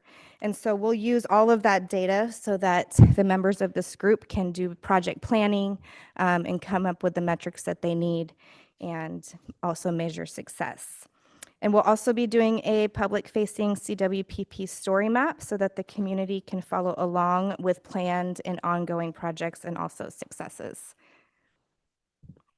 So the CWPP steering committee and the coordination group are represented by the logos you see on the screen and by a lot of the people that you see in the room. So there is a couple people who will just be giving us a brief couple comments on the CWP process and the coordination also. We'll start with Tamara.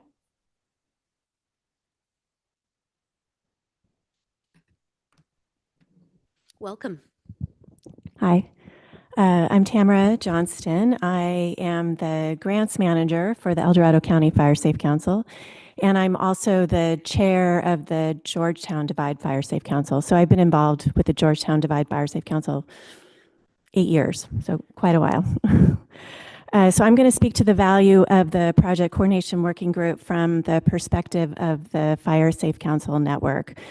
The Project Coordination Working Group is really what I think is the meat of the CWPP. It's where we're translating the plan into actual action on the ground. So what I find valuable about it from the grants perspective and Fire Safe Council perspective is that it creates a regular, consistent forum, a place for coordination, information sharing, and alignment. We meet monthly with all the agencies, Fire Safe Councils, and partners. We're having that conversation every month about projects in the future, projects happening now, funding, all of that. It helps us develop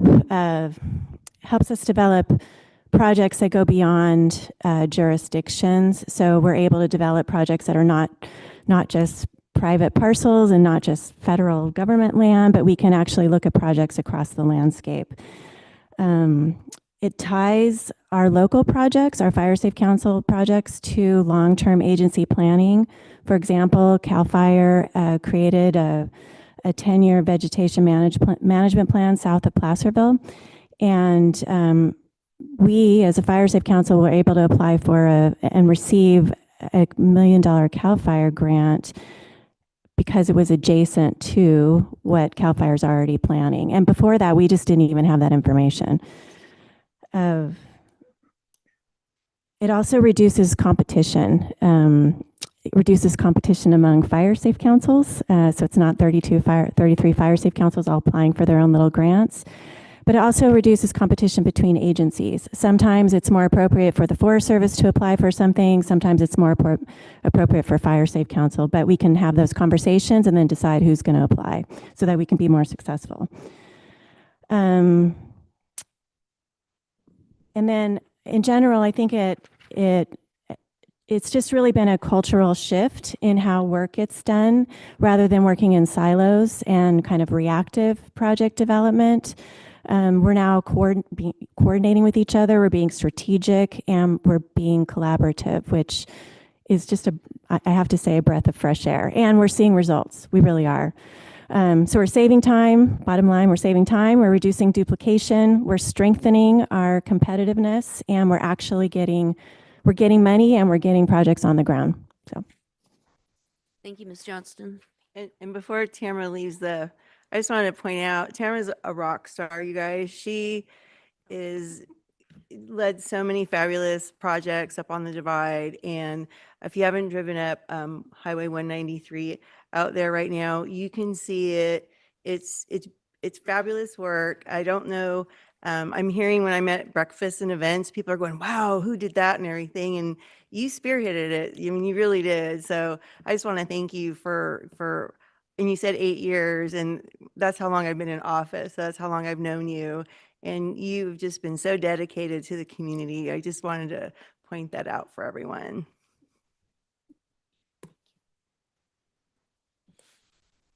Welcome.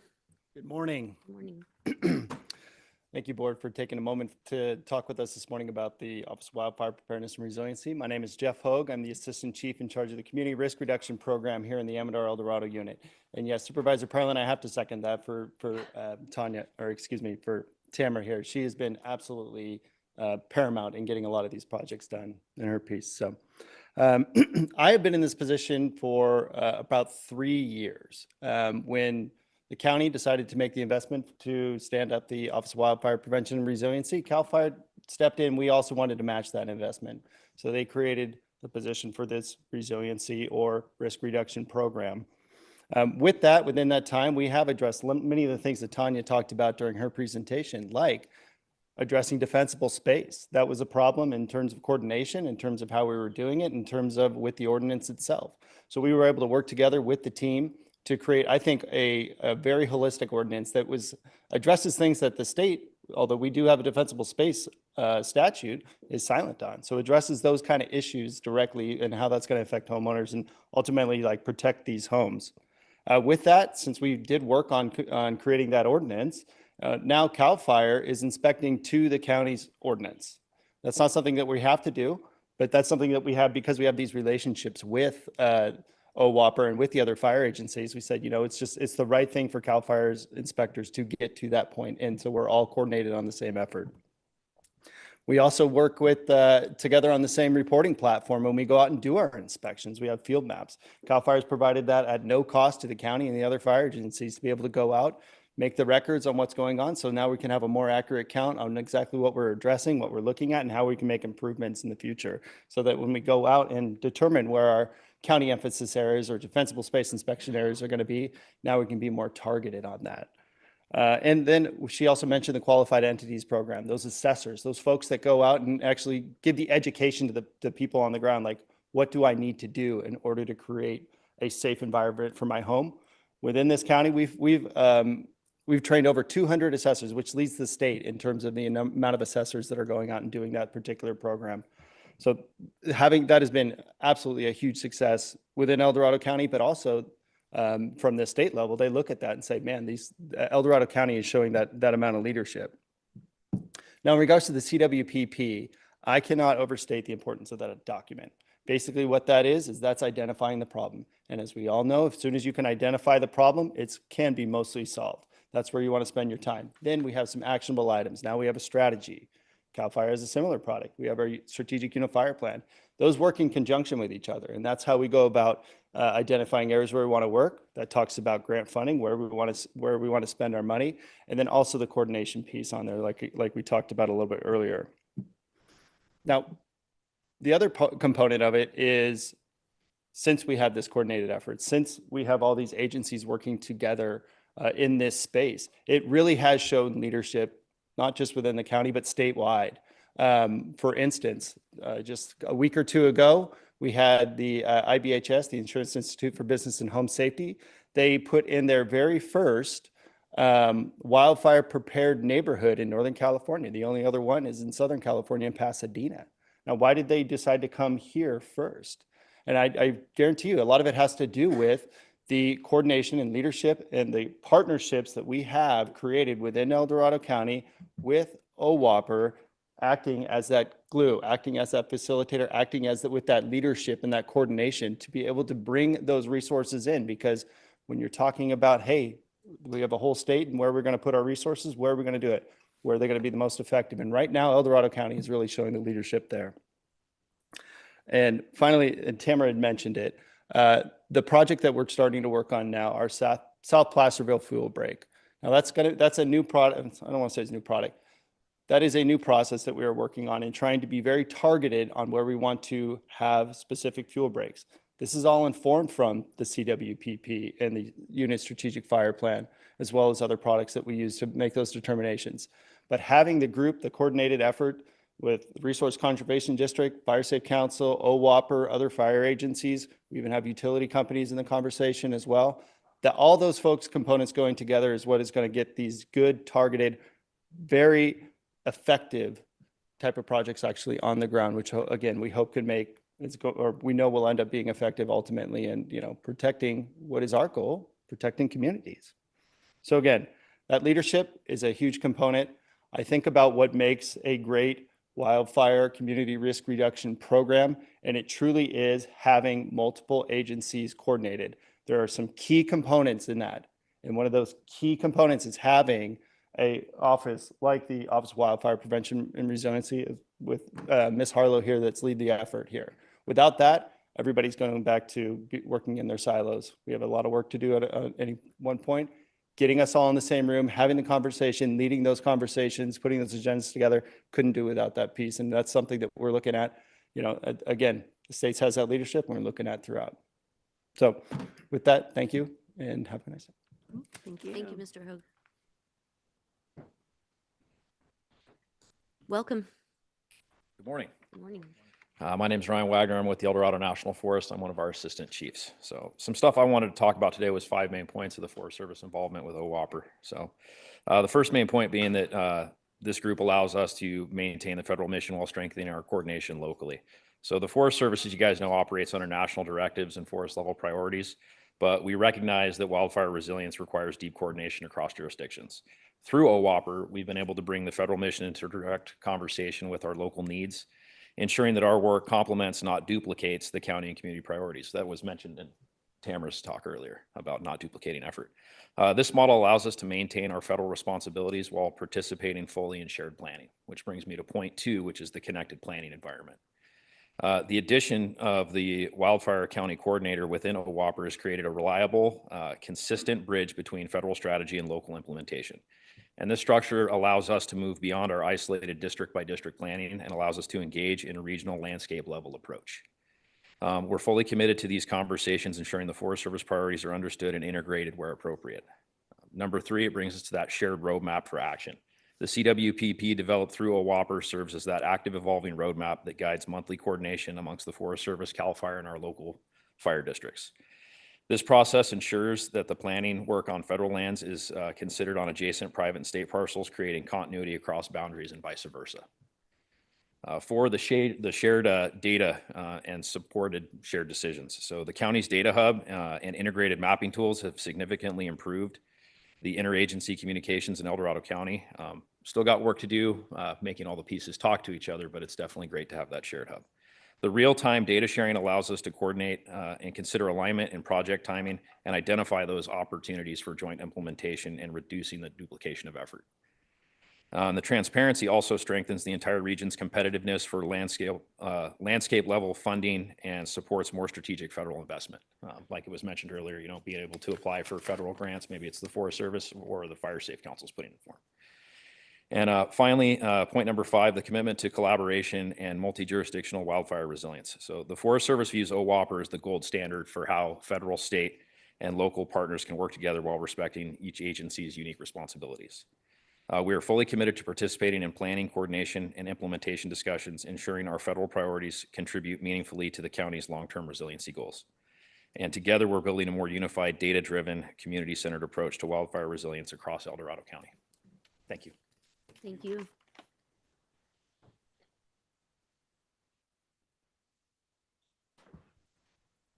Welcome, Chief.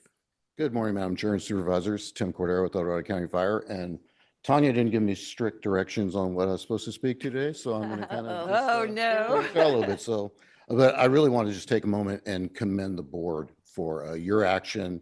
You know, post Caldor fire, you directed staff to put together a plan and come up with how are we going to mitigate these wildfires? What are we going to do countywide? And you know, when you put programs like this together, you give that direction. It really boils down to the people that are running that show. And CAO, you have Henneke, and I was thinking Phillips. But CAO Phillips kind of took the lead on that. She was able to reach out and coordinate with Ken Pimlott. They were able to assemble the team that you see before you with the OWOPR group and coordination. They were able to bring in the stakeholders across, you know, as mentioned, the utility companies, the fire departments, county OES, ESO, all of those players. And speaking for the fire side and law enforcement side, we're not an easy group to wrangle in a lot of the times, but they've done a fabulous job with bringing all of the players together. All of it really is born by the direction and vision from this board. And all of the things you've heard today, all the things with the CWPP, all the things with the coordination, the inspections and collaboration, it all stems from the vision that this Board of Supervisors had to develop this program and really set the pace. That's something that's being recognized statewide now. And I just commend all of you for your commitment to that. I commend the CAO's office for really leading the charge, keeping us all in line. And this is something that the wildfire issue in this county is not something that developed overnight. We're not going to mitigate it overnight. It's going to take a continuation of all the players that have been assembled, the great work that's being done out there, but really all of it boils down to the leadership from this group. And I thank you for that. Thank you.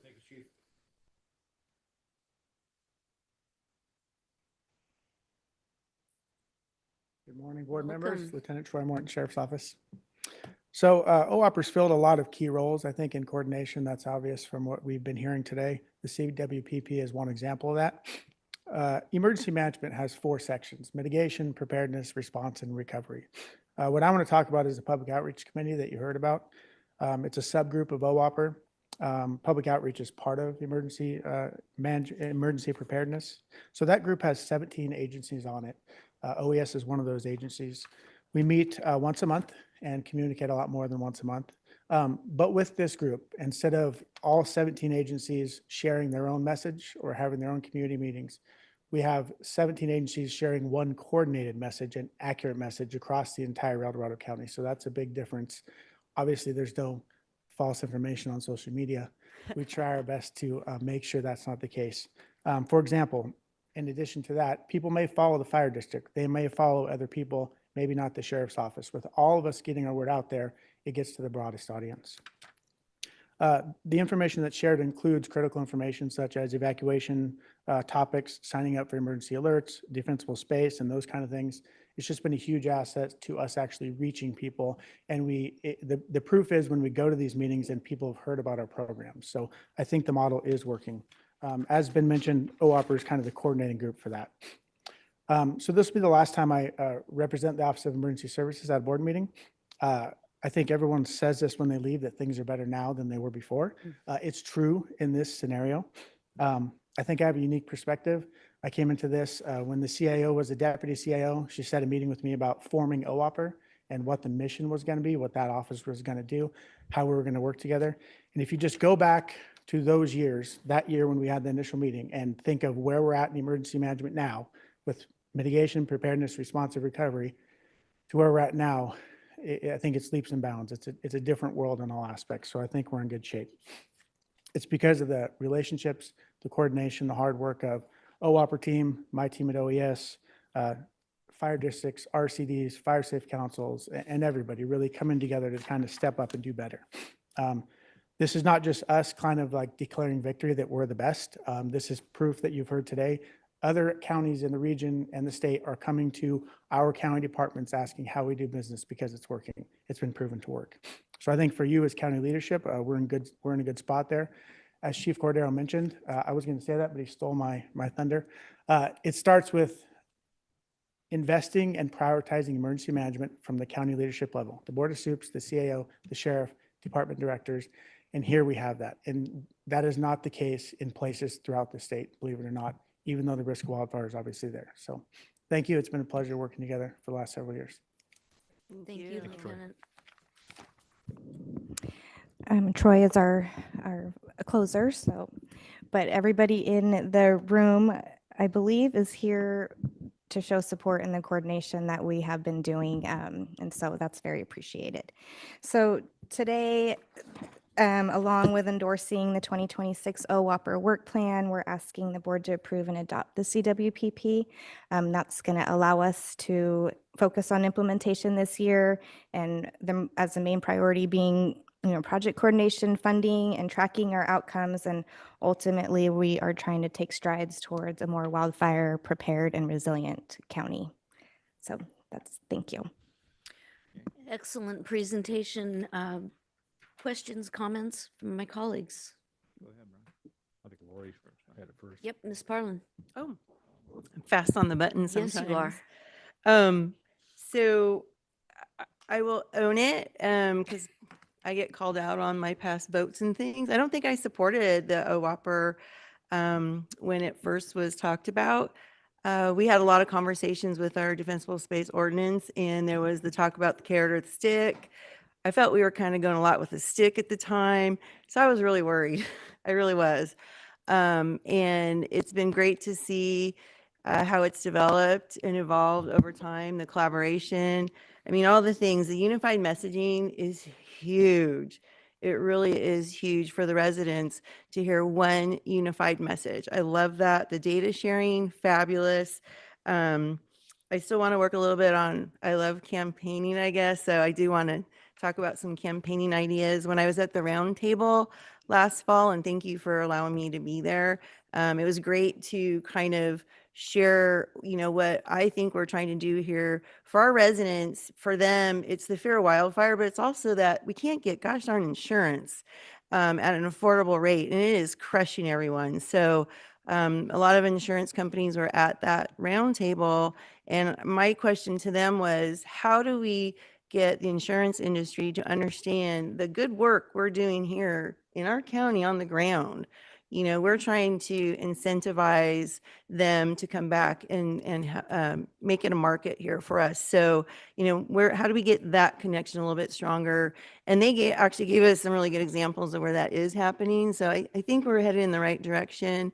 And I have heard at other regional meetings I'm at that El Dorado County really is the model for what we're doing here. So thank you all. I really appreciate it. And I'm glad y'all proved me wrong. Thank you. Supervisor Veerkamp. Yeah, it gives me great pleasure to sit up here today and see all you out there. Some of them I've worked with for years. Some of them we hired in the fire service through the years, and some of you I have no clue who you are, but I'll learn. But years ago, Fire Chiefs Association, and my hat's off to that continued effort, Chief Cordero. We talked about the need for this coordination and how we're going to get there. We had Fire Safe Council, El Dorado County Fire Safe Council, and then a few other small participants. And look at what has blossomed into. And it was all volunteers. So our concern from the fire chiefs was, how are we going to make this work? How are we going to get the county's attention as well? Because we really needed a coordinator. It was very difficult for those volunteers, Pat Dwyer being one of them, who's now on EID's board, but other folks that really did a lot of work and brought grant money into this county to get this started. And look at where we're at now. And as we started the vegetation management program back with the county years ago, that I don't remember your vote, Lori, but it may have been not supportive either there. But those type of programs have now blossomed into OWOPR, and then the continuation of OWOPR with the county taking, basically the lead of the coordinator. We envisioned this, and we just didn't know how to get there. And I just, again, thanks to everybody for making it happen. We have always been, in my opinion, head and shoulders above anybody else, whether it's emergency medical services and now in fire prevention and work such as this. We have set the bar, and we're going to continue to set that bar. My concern always has been, we don't create such a bureaucracy, we get lost. But I see the continued good work, again, the fire safe councils and all of the collaborators and cooperators. We have EID and various other agencies sitting in the room here now today as well. We're all in this together. The insurance is the nut that we have to still crack, and that's at a high state level. And we can continue to put that pressure on, hopefully, and get some result. But just thank you all for this continued effort, and Tanya as well. The OWOPR concept is what we truly envisioned years ago, and it is working. So thanks, and I'm ready for a motion, but there may be another comment or two. Supervisor Turnbull. Yeah, I just want to thank you for all your hard work, Tanya. I mean, putting this all together is awesome. You know, I was kind of against it, just like Lori was at first, but I came around. And some of the letters that I've wrote to the President of the United States talking about fuel breaks and stuff, and now they're doing that all throughout the state of California and Oregon, Washington, and also Colorado, and some other parts of Wyoming. So, which is a good thing, because we needed to do that. You know, we stopped logging in 1994, and our forest overgrown is what it has. And if we would have had it way back when, if we would have continued probably logging, not strip, you know, like they used to do, but actually to do good forest management like Mark Egbert's doing, which, Mark, thank you for everything you're doing, especially in Grizzly Flat. I appreciate that very much. So the biggest thing is the insurance, and I talked about it in the roundtable, and I said, why can't we have a standalone wildfire insurance only? We got flood insurance, we got earthquake, why can't we have for wildfire? That would bring a lot of the insurance companies back. I talked to the Lieutenant Governor's office the other day, and then also the State Attorney General's office too. And they know the concerns that we have. So maybe we'll get something out of it. We've talked to the governor's office too about that too, and we haven't, it was just been crickets. So hopefully maybe people will come around, because that community down in Cameron Park, that Firewise community, is a great thing for El Dorado County, but also for the state of California. It could be a model. And we need to push a lot of these people that build these new homes, or especially our contractors, to make sure that happens. So that way we don't end up this way, you know, in the future, because when is the next fire? We don't know when. It's just a matter of time is what it is. One of the thing is also, Brian Annetto, he actually wants to adopt what we've got going here, because they don't have nothing in Amador County. And I talked to him. So he's going to be coming and visit you. We're just trying to set up a meeting and stuff like that. So they want to do the same thing. So I think this is a model. If everybody else is coming in and trying to adopt their model, what El Dorado County put in place, it's a great thing. It's a great thing for all the surrounding counties, but the state of California too. So anyway, thank you for all the hard work and everybody that's out there right now. Supervisor Ferrero. Just briefly, I wasn't obviously around when this was implemented, but I can certainly support it moving forward. You were in Station 85 probably when we were having meetings. I might have been. By osmosis, you got it. Yeah. I may have been. But I just want to, as Chief Cordero said, getting agencies together, especially public agencies together, to collaborate on operational plans and plans like this is difficult. And a lot of it's because of, you know, everyone's got egos. So congratulations and thank you to everybody involved in the CAO's office, to every agency out there. Yeah, let's just keep moving this forward as a successful example. Thank you. Supervisor Parlin. I just wanted to double check back. Did we answer the questions that the public raised during public comment earlier? Do you feel that we covered them all during the presentation? I think so. What I heard was a question about sort of how the basin fits in, and Yeah. I think Ms. Harlow covered that, but we can elaborate if there's a desire. Then there was also the question about the number of parcels, and I believe that number of parcels that we looked at, those are improved parcels that fall under the ordinance. In terms of what percentage that is out of all the parcels in the county, I don't know off the top of my head. I don't know if one of our brain trusts does, but it does not include U.S. Forest Service parcels and things like that. So that 87,000 number is really the number of parcels we want to get at and look at and inspect and talk with the owners on. Perfect. Yeah, I got one more I think there was one too about funding Tahoe split. I heard loud and clear that there's funding and grants and so forth available for Tahoe. It certainly is in the basin, and they've had other federal monies and so forth. But I think Tahoe is getting addressed through the CWPP as well as their own plan. Well, and I'll have some comments and some questions on that as well, but Okay, that's what I Supervisor wanna make Turnbull. sure. Yeah, I just want to say one more thing. Did you look at the little brochure that I put together? I did, and I'm looking forward to talking to you about that because we have some good ideas and we can help you put something out. Yeah, I think that would really be good. We could pass out to the public. I think it'd be a great thing. Yeah. But also, I think the fire safe councils, can we have a grading system on these fire safe councils, especially some of the good work they've done? I agree. Is that a possibility? I have to be very neutral. They all get an A. Okay, all right. Okay. I see a number of them in here, so they all get A's. I think they all should be recognized in some way. So that's why I think that's a good thing Yeah. to do. That's it. Okay, so my comments are, first of all, congratulations to a whopper to this plan. It is significant. I kind of came on board as a whopper was being formed. And, back then I made comments along the line of, this is what the basin has been doing for years, is collaborating. And the Tahoe Fuels and Fire Team, I think, was your initial example of how you can pull all these various agencies together. So I'm very proud that El Dorado County, took that example and really put something together that's significant. I worry about a lot of District 5 in the Pollock Pines area because I'm aware of how many residential neighbors are stuck. There's one way in and one way out. And I really appreciate the fact that that's something that you're taking a hard look at, and that's a very high priority. One of my questions is, you mentioned the $10 million BLM grant, and you mentioned that the Tahoe Fuels and Fire Team got a portion of that grant to do some work. Do we know how much of that grant? It was actually the Lake Valley Fire District, Valley not a Fire, portion. excuse me, Yes, so okay. they have an inspector up there that is doing inspections being funded by the BLM grant. Okay, gotcha. Thank you.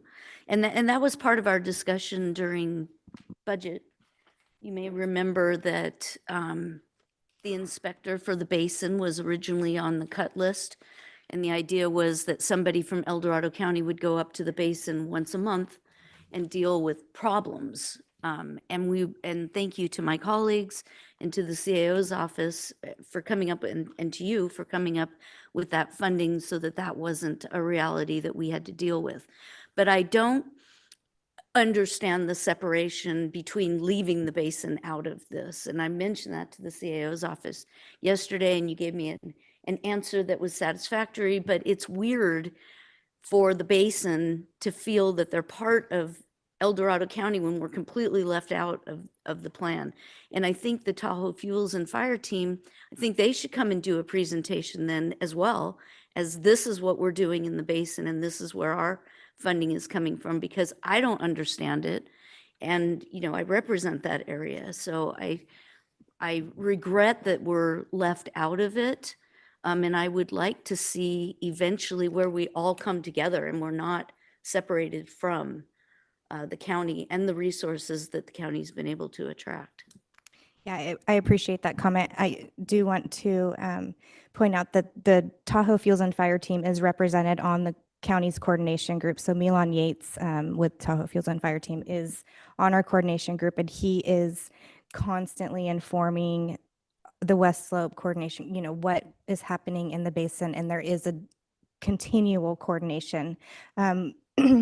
Jenna and I often go up to Tahoe and participate in the events and all the, they do really good up there with their wildfire preparedness and resiliency. And we are excited because we just started being involved with the Tahoe Fuels and Fire Team and the fire pit. So we've gotten to meet with them, and we'll be sharing a lot of ideas and coordinating messaging, which is a lot, and also project coordination. So the Western Slope plan does go all the way up to the crest. And then, like I said, the basin plan started before our update, and does not include the west slip of the county. So it includes all of the Lake Tahoe planning area. So yes, I would agree that we need to make sure we're continuing to find ways to coordinate mitigation between, because it is within the county. Sure. Thank you for that. Okay. Are there any other clarifying questions, Mr. Vierkamp? Yep, Madam Chair, just with one other thing, I really looked through the CWPP with some experience in the years past. I think it was the only one on the board that understood it, and it was very involved then, and now look at it, it's much more involved. But I just, even the evacuation component references CTC's Caltrans grant. I mean, it's thorough and it's in there. And so with that, I would approve that we receive and file the update from OOPR, receive and file the annual report, that we approve and endorse the 2026 OOPR work plan, and we make the findings that the Western El Dorado County Community Wildlife CWPP is also approved, and authorize the chair and chief administrative officer to sign the Western CWPP. Second. Thank you. There's a motion and a second. Is there One final thing. further discussion? Yes. We need to make sure and put Chief Wood on this as a signatory as well. Blankenheim's on there. He helped prepare this, but Wood's got to help carry it out. So we just want to make sure we maybe a slash between Blankenheim and Wood there. Shared responsibility, Chief, sorry. Okay, there's a motion and a second. Any further discussion? All those in favor say aye. Aye. Any opposed? Congratulations. and good Motion work. passes 5-0. Thank you. Thanks, Dawson. Yeah,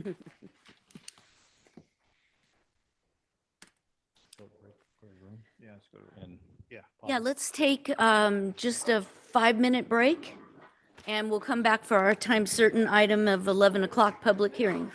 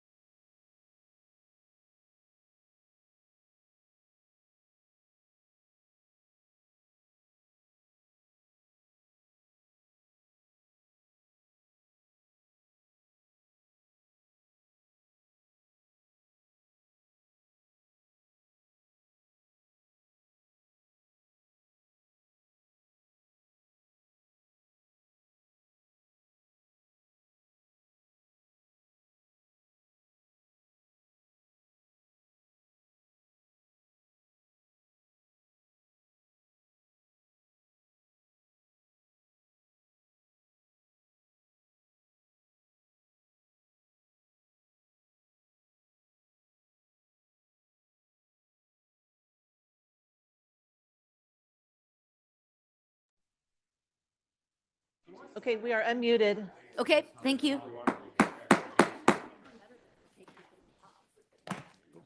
Okay. That was a nice break. Good to see everybody here. We're going to go ahead and move on to our public hearing, 11 a.m. This is the auditor controller regarding excess proceeds. I'll go ahead and open the public hearing, and Ms. Dawson, if you could read the item into the record. Item number 26 is a hearing from Auditor Controller recommending the board authorize the Auditor Controller to disperse excess proceeds for the assessor parcel numbers and dollar amounts as shown on the attached list. Welcome, Auditor Harn. A tax sale was held, I believe, November 1st, 2024. Some of the properties, the tax collector collected more than was due on the parcels. And I would like you to take feedback from the public, if any. We absolutely will. I'm trying to get you back on schedule. You have plenty of time for closed session and lunch. We're doing well. We're Items rocking always it. get us back on schedule. It does. Before we go to public comment, are there any questions of my colleagues of the auditor at this point? Okay. Maybe one. Wait a Okay, minute, I'm new here. Trying to get you back on Yeah, schedule. Okay. yeah, sorry, just quick. So this is the difference between the amount that the tax collector collected and the amount that was owed to the county that's being refunded? refunded? It's proceeds in excess of the taxes that were due. Okay. Good question. Yes, thank you. All right, seeing no other questions, we'll go ahead and open public comment. Ms. Dawson. We are now taking public comment specifically on item 26. Each speaker will have 3 minutes to address the board. A timer will alert you when 30 seconds remain and again when your time has ended. We will begin with comments from individuals present in the boardroom, followed by those participating via Zoom. If you're joining via Zoom, please ensure you unmute yourself when called upon. If you're joining by phone, press *9 to raise your hand. If you're on Zoom, use the raise hand feature to indicate your interest in speaking. We ask that you voluntarily state your name for the record before beginning your comments. Are there any members in the room that would like to address the board on this particular item, number 26? Okay, seeing none, we'll go ahead and ask our Zoom participants. Now taking public comment from online participants.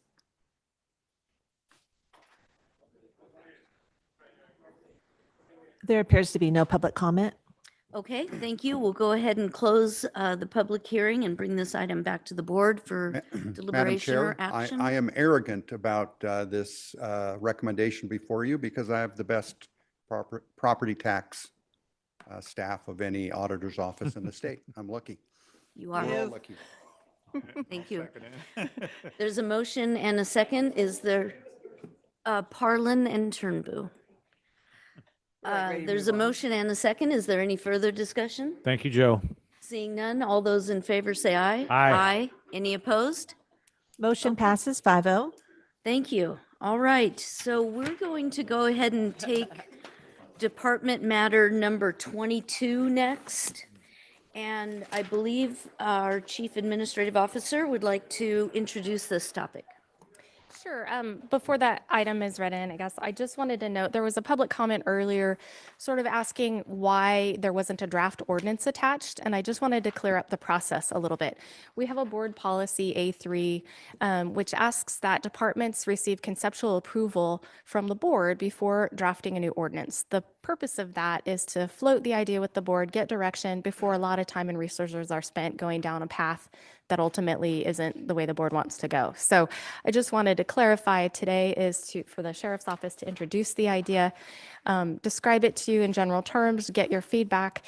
The next step would be to fully draft the ordinance, have that reviewed by county council, bring that back for a first reading as a department matter for further discussion if necessary. And then from there, you would do the second reading and then eventual enactment. So just to clarify the process. That was helpful. Thank you for doing that. Ms. Dawson, would you like to read this item into the record? Of course.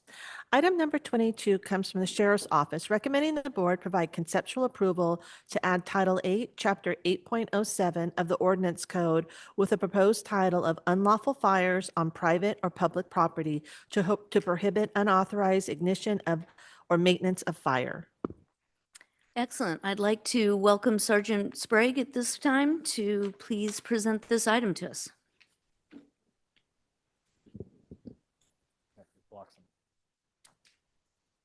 Yes, or Bloxham. I was like going, wait. I had Sprague on my cheat sheet. Like, I think I Okay. know this person. Good morning, Board. I'm Jason Bloxham, Lieutenant with the Sheriff's Office. To discuss this item real quick on what we are trying to propose here. Currently, right now, there is not a mechanism in the county to deal with any type of warming fire, campfires, anything to that effect. There is this ordinance that we are proposing would be something to be an interim from an arson, basically, which is the worst case charge against somebody or something to that effect. This ordinance would not change any burning on your own property, getting a fire permit, going out and getting a camp permit to have a campfire out on BLM property, Forest Service, CAL FIRE managed properties.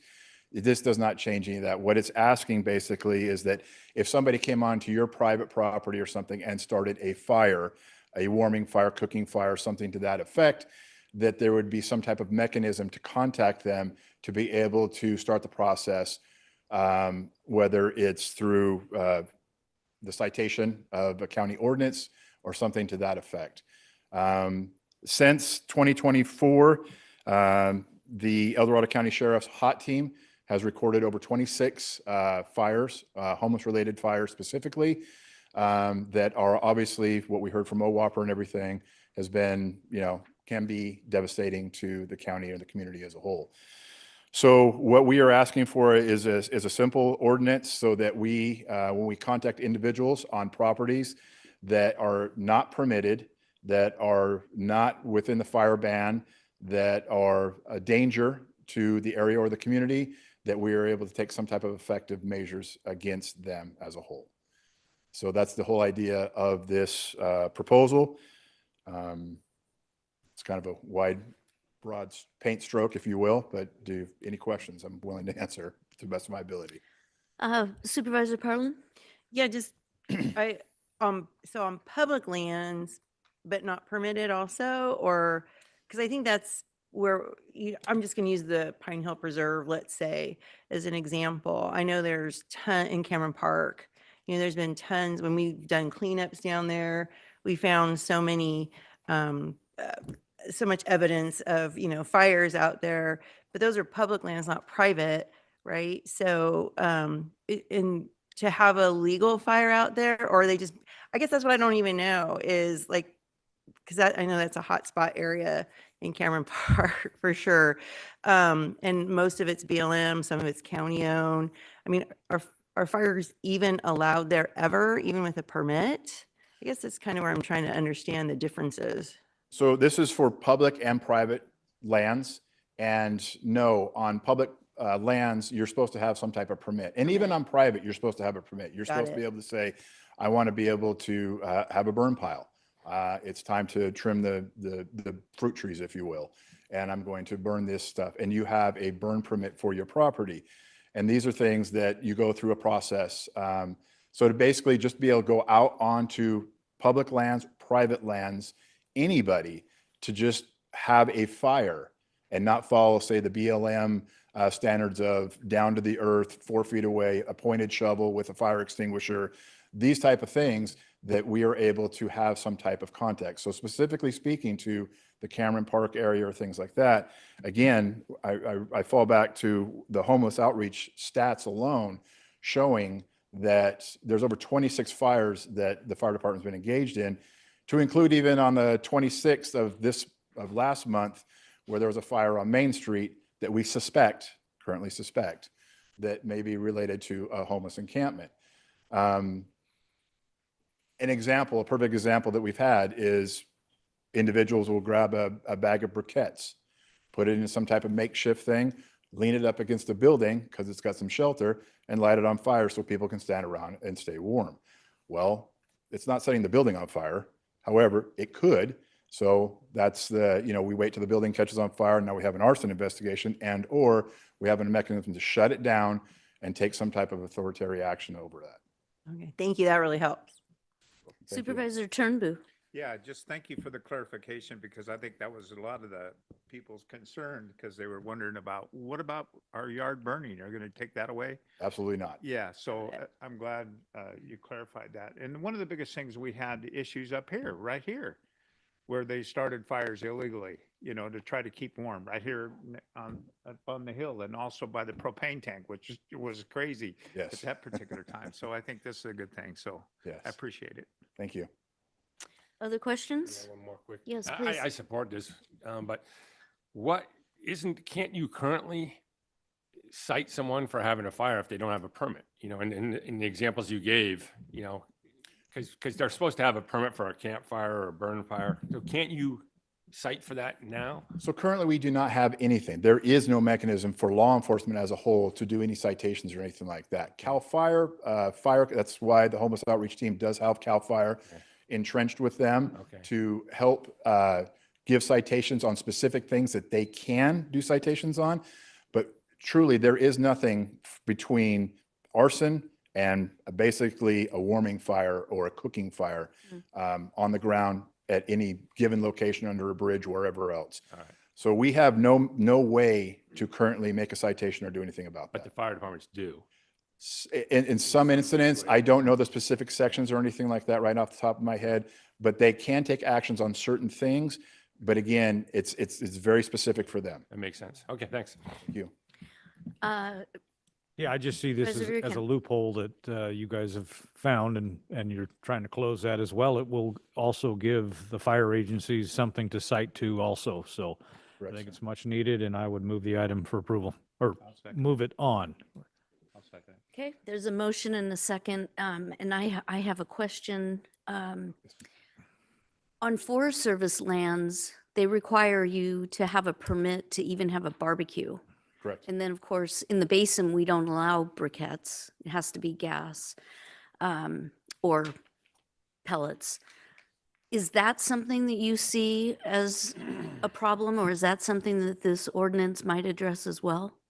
So some of it, yes. So if you're looking at like what you're talking about, the fire bans, specific fire bans, a fireplace outside with a spark arrestor, or those type of specific things, those all fall under a different, making sure that you can have a permit or you can burn these type of things on your property or wherever else.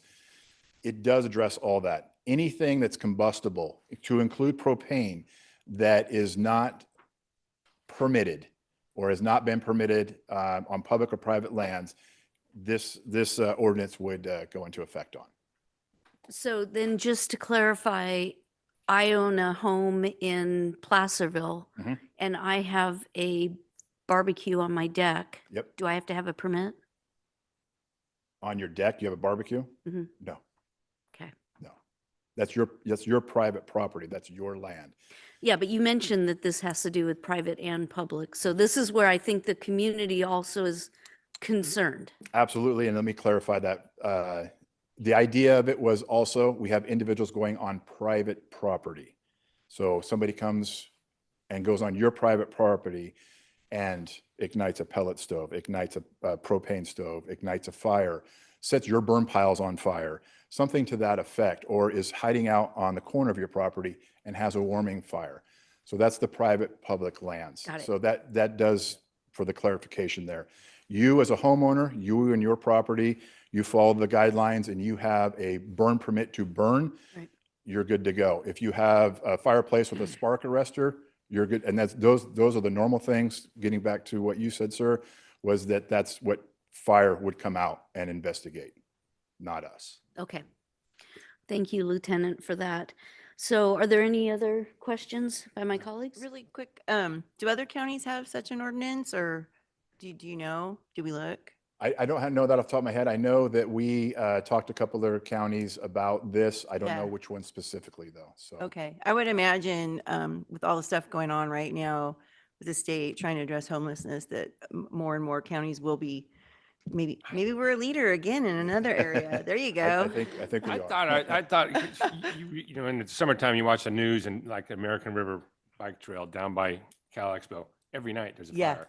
And I thought Sac County might be working on something, I might be wrong. Okay, but We want yeah. to avoid that Yeah, up here. okay. All right, so I'll bring it back to the board for action. The sheriff's office is looking for conceptual approval. We have a motion and a second already. Mm-hmm. Yes, we do. We That do. was- Yes. Thank you. There's a motion and a second. Any further discussion? All those in favor say aye. Aye. Any opposed? All right. Motion Thank you. passes 5-0. Thank you, Thank Jason. you. Thank you very much for your time. We'll see you later. Thank you, Take care. Lieutenant. Thank you. All right, we have several closed session items here that I think we can begin to work on before lunch. So I'd call on County Council to read this item. Yes, thank you, Madam Chair. Having already received public comment on your closed session items, the board will now recess to hear items 1 through 5 as specified on the agenda. Okay, thank you.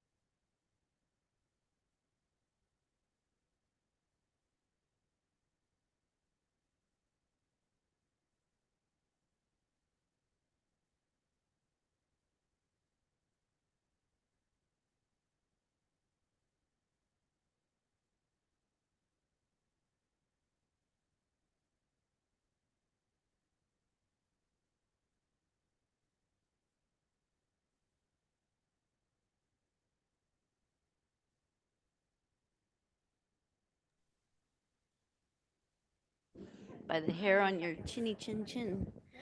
Okay, good afternoon, El Dorado County. Welcome back from our lunch break.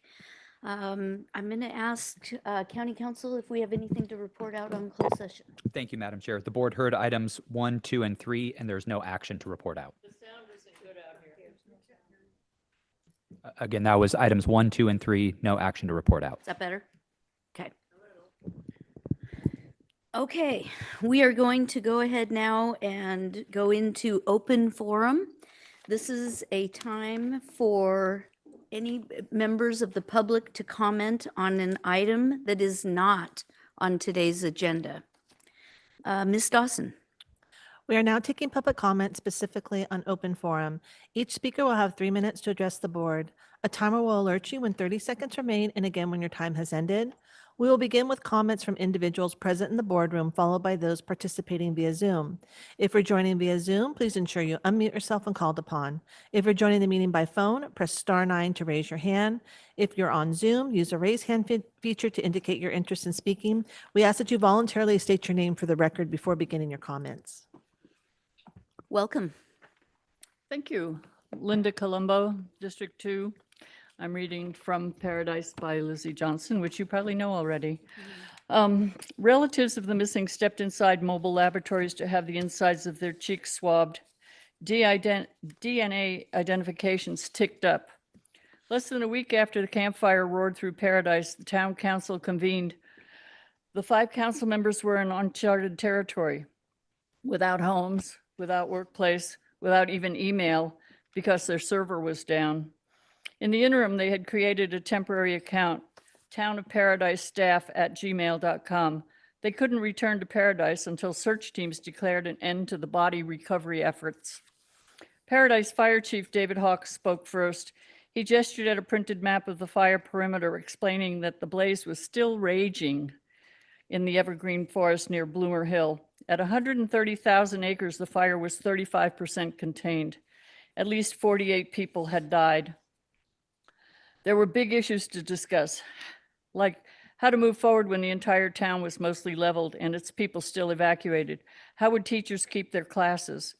Where would people live while they rebuilt? When would the debris be cleared? It had only been 5 days and no one had any answers. Town manager Lauren Gill wanted to host a community vigil at the First Christian Church in Chico in memory of those who had passed. None of us have had any time to mourn or even look at the gravity of the situation. We're planning on a community Thanksgiving. The mayor, police chief, county supervisor, 5-member town council were homeless. So were 65 firefighters and 8 police officers. 8 of the 9 public schools in Paradise had sustained serious damage, as had 2 fire stations. Kmart, Safeway, McDonald's, and the newly remodeled Jack in the Box were ruined. The wooden flumes crisscrossing the West Branch Feather River had been destroyed. The beloved Ponderosa pine forest had been hollowed out. Everyone knew someone who had been affected. The rising death toll also filled the town manager with dread. She questioned her role in the evacuation. The assistant, nagged by his conscience, worried that they would be taken to court for bungling the code red alerts. "This is a marathon, not a sprint," said Kevin Haynes of FEMA. "This is about Paradise. It's in support of the governor. We recommended you being here." Everyone clapped again. Residents stepped up for the public comment. They spoke because they needed somebody to listen to what they had been through, even for just 3 minutes. Thank you. Thank you. Are there any other members? Please come forward.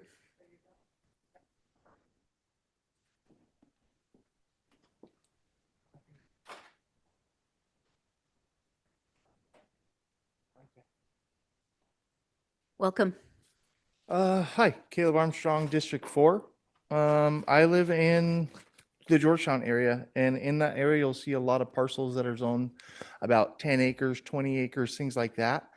And if all those other areas and parcels around that are around 10 to 20 acres, you can't subdivide that lot because El Dorado County doesn't support spot zoning.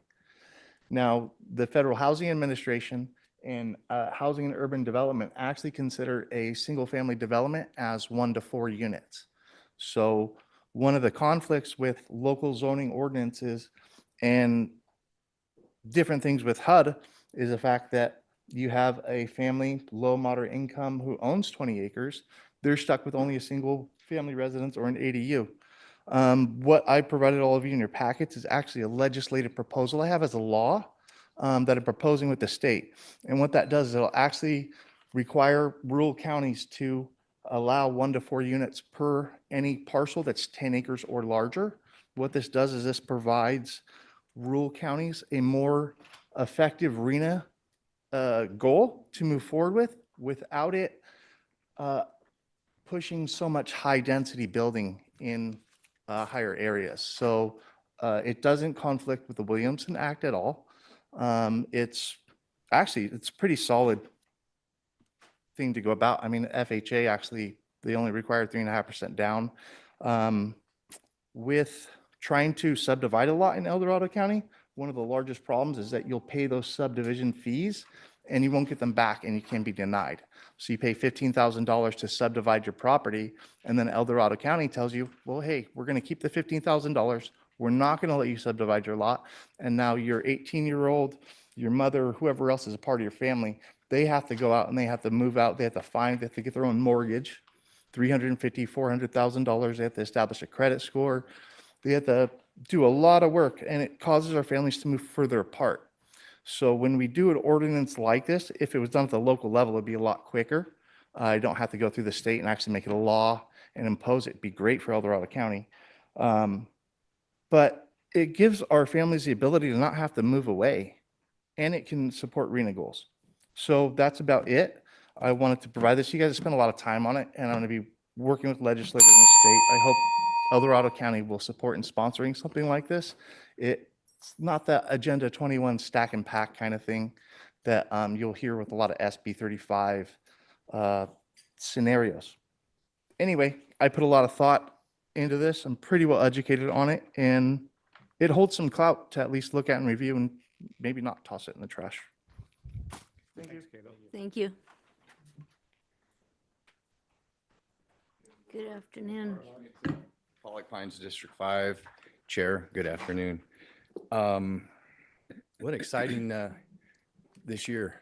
Great weather, a lot of events going on in the world, and I'm just going to say a few words. And the title of this is The Exposing and Breaking of Evil with True Light.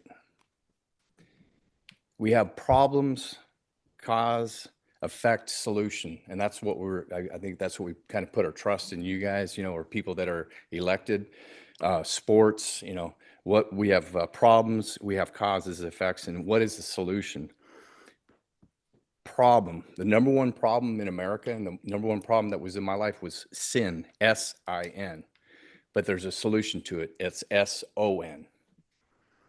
The cause of sin, you see what's going on. I don't have to explain it. It's pretty ugly in the world right now. The effect is even worse, and it's going to get worse for them.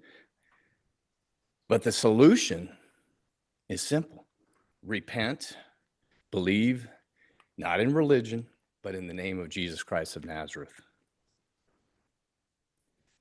I have my opinion. You guys have your opinion. What is God's opinion? What is God looking at right now in this time? What's he showing you? I know what he's showing me. Go say to these people, keep listening, but do not understand. Keep looking, but do not perceive. Dull the minds of these people, deafen their ears, and blind their eyes. Otherwise, they might see with their eyes and hear with their ears, understand with their minds, turn back and be healed. That's the beauty of when you turn from my wicked ways and I turn to the light. It's amazing when you see the sun come up. Who are you serving? We have two choices. It's simple. You can't serve two masters. There's one master that's very ugly, very evil, and we have a great master. His name is Yahweh. But if your eyes are bad, your whole body will be full of darkness. So if the light within you is darkness, how deep is that darkness? No one can be a slave to two masters, since either he hates one and loves the other, or devoted to one and despises the other. You cannot serve two masters. The love of money is the root of evil. The love of money, not money. We have a lot of people that love money. Thankful for money.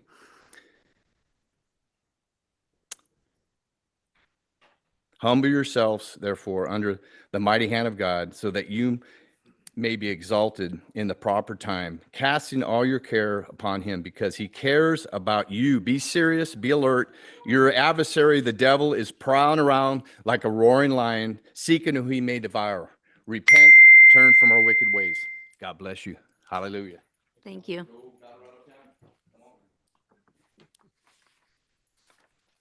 Welcome. Hi. The last time I asked the board for help, my husband paid with his life. As a direct result of the policies, actions, and inactions of the Board of Supervisors here in El Dorado County, I've grown a lot since then. I'm hoping the board has too. I'm here about the intersection of Ponderosa and 50. As a longtime resident, almost 50 years in the county, I have been to that intersection many times recently. The intersection was so gridlocked that two people behind me in line did a U-turn over the double yellow. Many of the drivers are young student drivers going to and from high school. Neither of those two people caused an accident that day. Be brought up with the gas station. That'll be, at that time, she can speak on that particular item. Oh, is that what you're leading up to? Okay. So we're going to have a public hearing on the ARCO station and that intersection, that roadway. And I think your comments would be better heard at that time. I thought that was today. It is. It's next. Right now, we're talking about items that are not on our agenda, and that one is on Oh, our agenda. okay. I came a few minutes late. That's My okay. apologies to No, the board. that's okay. Thank No you. problem. Thank you. Thank you, Supervisor. Welcome. Are there other members of the public that would like to address the board on non-agenda items? Okay, seeing none, may we go to online participants? Now taking public comment from online participants. Now taking public comment from 525.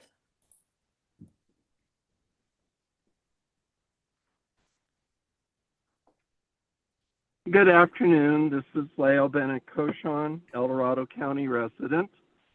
I would like to address what is listed on your agenda today as 990 Lassen Lane, better known to most of us as Simone Gilmore Senior Center. Oh, yep. I Hold on addressed just a you second. last year. So we took public comment on that topic this morning. We took public comment on I closed realize that session I am items. not talking about I am not talking about that. I am talking about the senior center. I know, not that the- was on our your closed agenda is session. the sale. I'm not talking about the sale of the building. I am talking about the values Service. that are represented. This county had a policy during the budget hearing where you stated that maybe you'll bring back senior daycare. It's my understanding you have never revisited that, and now you're deciding to sell the lot. I was just bringing it up because it's by address, not name. That's all. My apologies. My comments are on the policy of reducing your senior centers, reducing your senior cares to Placerville, which is an end-of-life building. I am trained in public administration, and as I stated at the time, this program of senior care represents the values of the county. It is not very often that counties do it. That's why it's easy to close it. I pointed out that it was a compensation issue, that there's a waiting list, that there are more people aging in El Dorado Hills. It's a large population center. It makes no sense to contract a program back to an end-of-life building. And from my perspective and training, if you do that, that represents that down the road, there will be no more senior daycare. And down the road, there probably may not be any senior services. The sale of the building, I understand the community district may continue, but I do believe county has some staff there. So there's so many policy issues, which is the thrust of my comment, that how can you have on consent agenda an item that is so policy oriented that Supervisor Ferrero addressed and never allow the public to weigh in and listen. Are you truly committed to senior care, or are you just letting it go slow by attrition? End of program. Thank you for taking my comment, and I apologize for the confusion. Thank you. Now taking public comment from 390.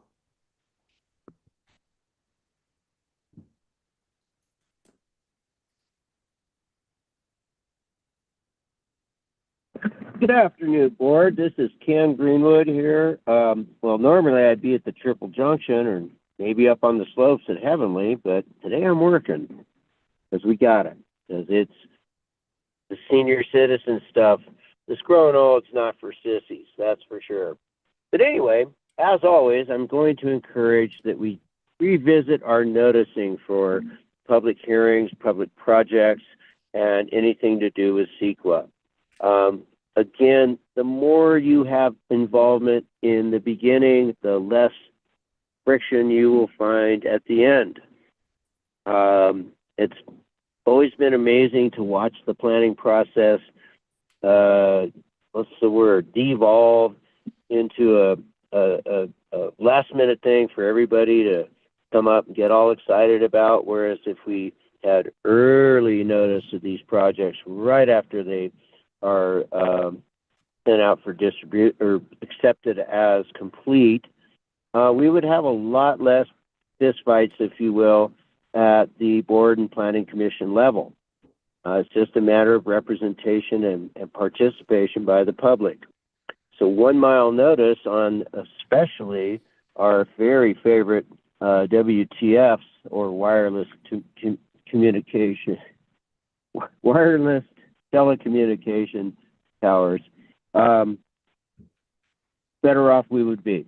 Item 2, I can't remember the name of the hotel that's disguised as a 700 unit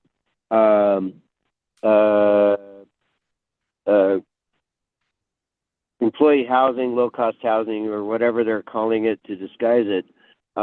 Let's say no to that. It's just not appropriate. And again, the Lincoln Highway deserves better than having a sewer pipe run down its right-of-way. So anyway, I hope you're having a great day. Sunny and warm up here in Tahoe. Sadly, pray for snow. Please pray for snow for so many reasons.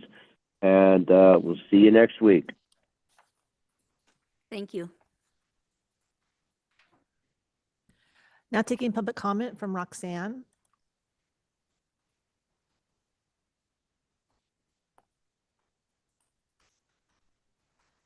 Roxanne, can you unmute yourself, please?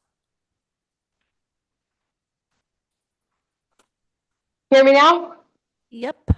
Okay, good afternoon, everyone. I have a couple things off topic. One has to do with the ARCO station as far as just, we That sat through the item- well, I understand, yeah, but this is off topic to that. So please Okay. don't waste my time, okay?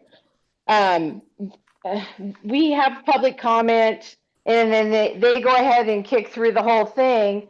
But then after everything's said and done, I think the public should be able to step back in and respond to what's been discussed. I think that we're losing a lot in that arena. I'd just like to see a change of venue there. That's just one thing.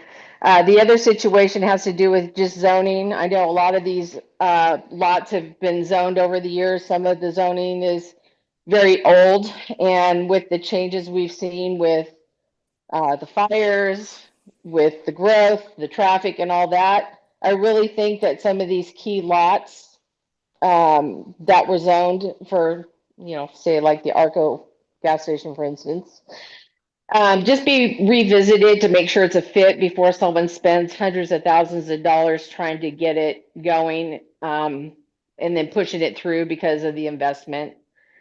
We just need more sensible development.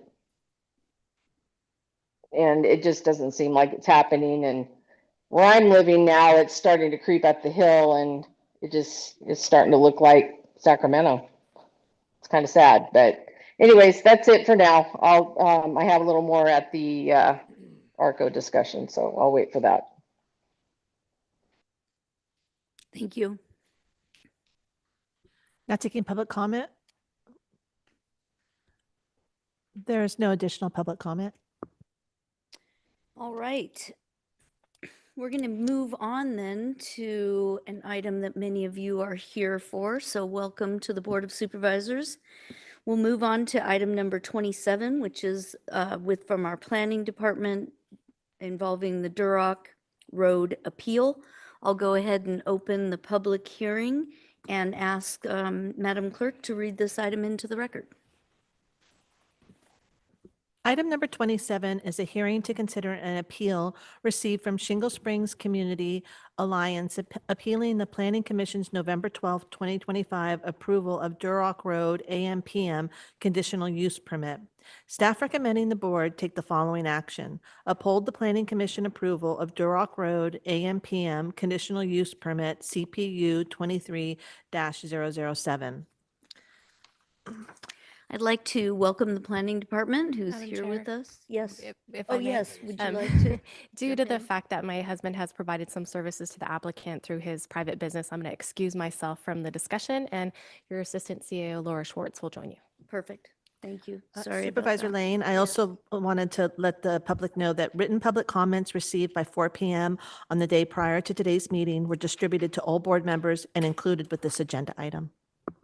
Thank you for that information. Welcome to Anna Kwan, who's our senior planner, Andy Flower, our planning manager, and county council as well. Welcome. Glad you're here. So just to kind of give an overview of how we're going to hear this appeal today, we're going to first have staff do a presentation, which we've allocated for 10 minutes. If there are some clarifying, very specific questions of staff at that time, we'll go ahead and take them. And then we will invite the appellant, which is the Shingle Springs Community Alliance, to then present. They have 10 minutes for their presentation as well, clarifying questions. And then we will welcome the applicant to do a 10-minute presentation, clarifying questions. We will then open it up to the public to hear your comments. The applicant and the appellant will both have a 5-minute time period after public comment to respond to anything that they wanted to clarify, and then we'll bring it back to the board for action. So just to give you a little bit of a layout of what that presentation is going to look like. So we'll go ahead and ask staff to start, please. Thank you, Chair Lane. We did inform both the appellant and the applicant that they would have 15 minutes. My apologies for any confusion. Can you hear me now? Yes. Thank you. You informed the applicant? Both the applicant and the appellant that there would be 15 minutes available to them. Okay, we will honor that. My apologies for any confusion. That's okay. We'll honor that. And staff presentation, is it also 15 minutes or 10? It's between 10 to 15. Okay, so we'll give everybody 15 minutes. Okay, all right. Thank you. Thank you. Good afternoon, Chair Lane and supervisors. My name is Anna Kwan, Senior Planner for the county. Next.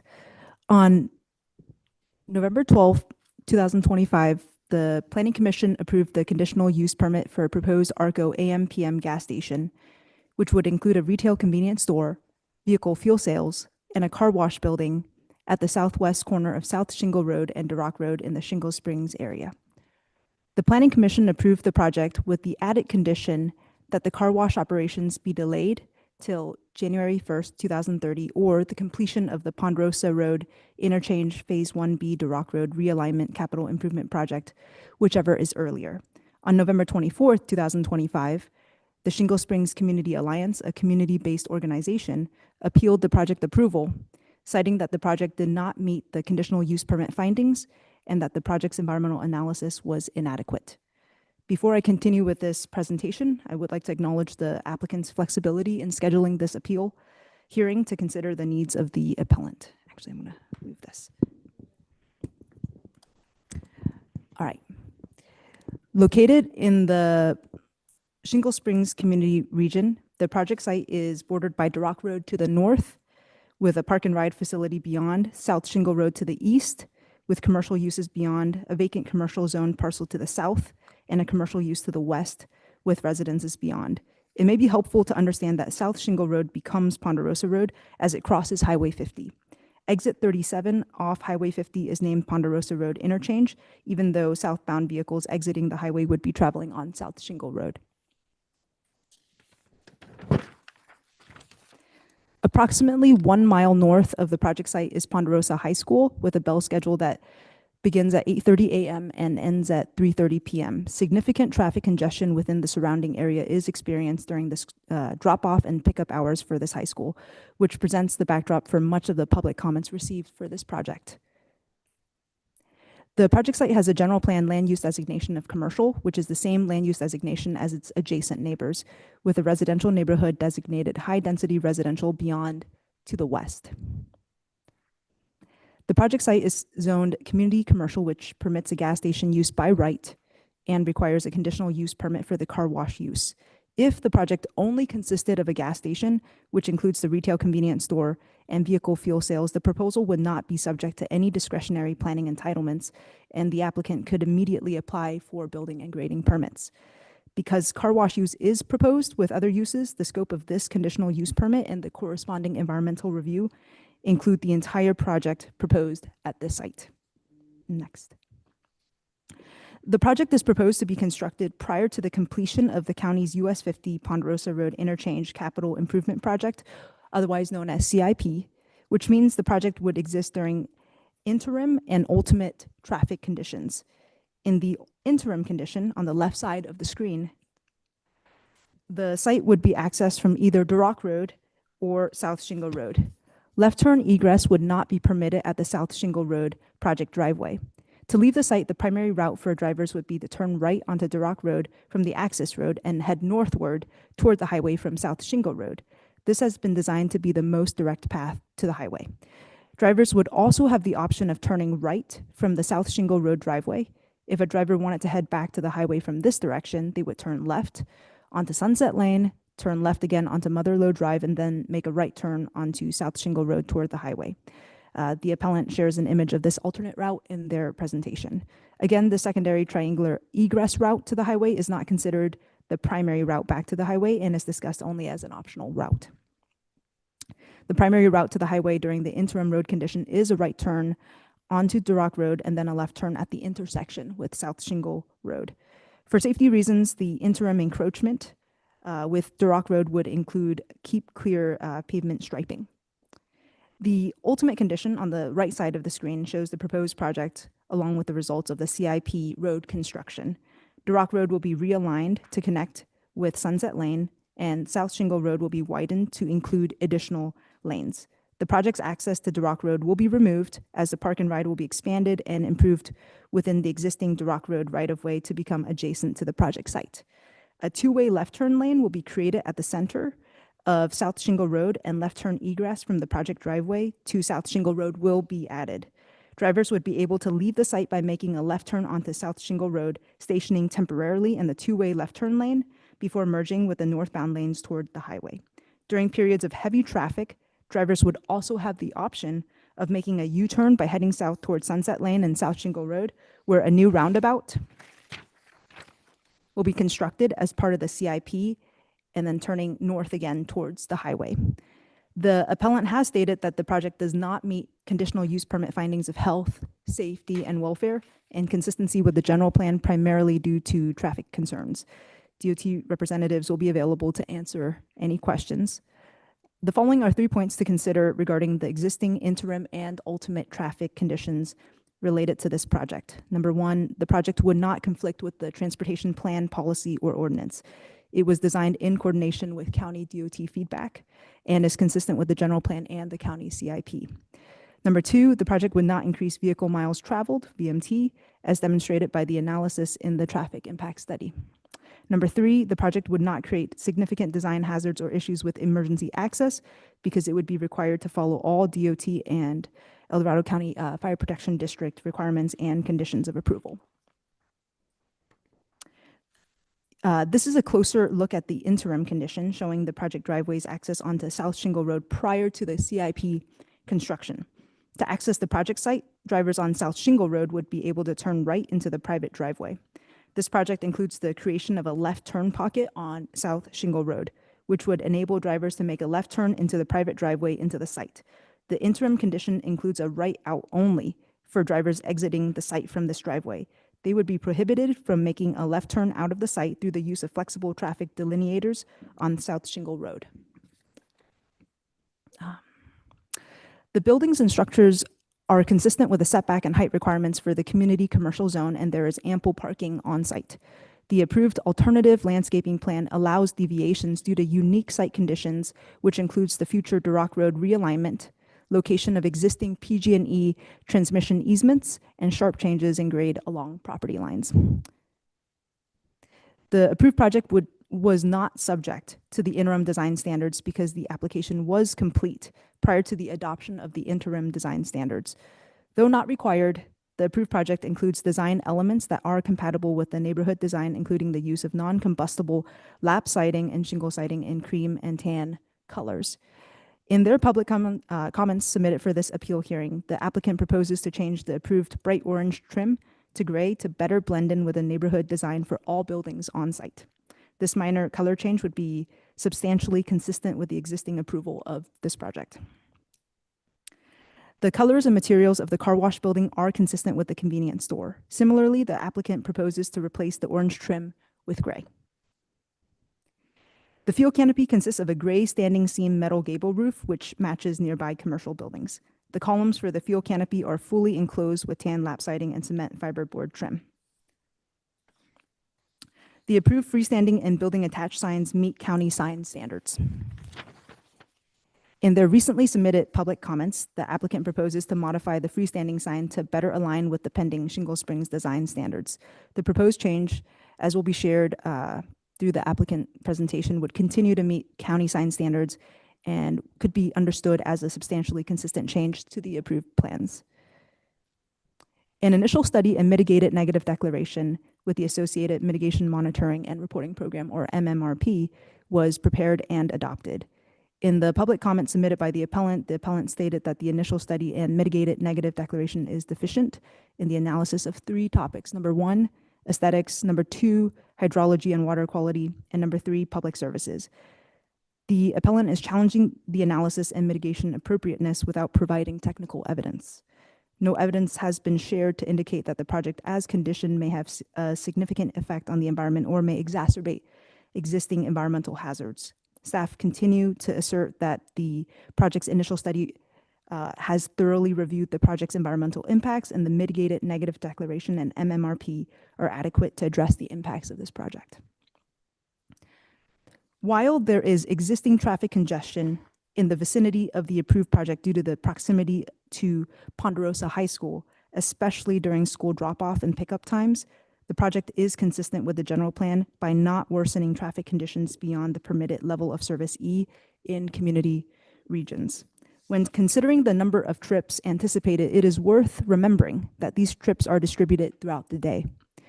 Over 3/4 of anticipated trips to this project would be pass-by or diverted trips, meaning that the vehicles are already on adjacent or nearby roadway networks and would make a short diversion to the site. In other words, those seeking fuel stations don't typically make unique trips to do so. The appellant has stated that the project is not consistent with General Plan Policy 2.1.1.7. The appellant asserts that there are not adequate roadways, utilities, or other public surface infrastructure that currently exist or are conditioned as part of this project. However, this project has been reviewed by County DOT, El Dorado County Fire Protection District, EID, and Caltrans. Caltrans regulates traffic safety and conditions on highways and interchanges. Caltrans has reviewed this project and it meets all of the Caltrans standards.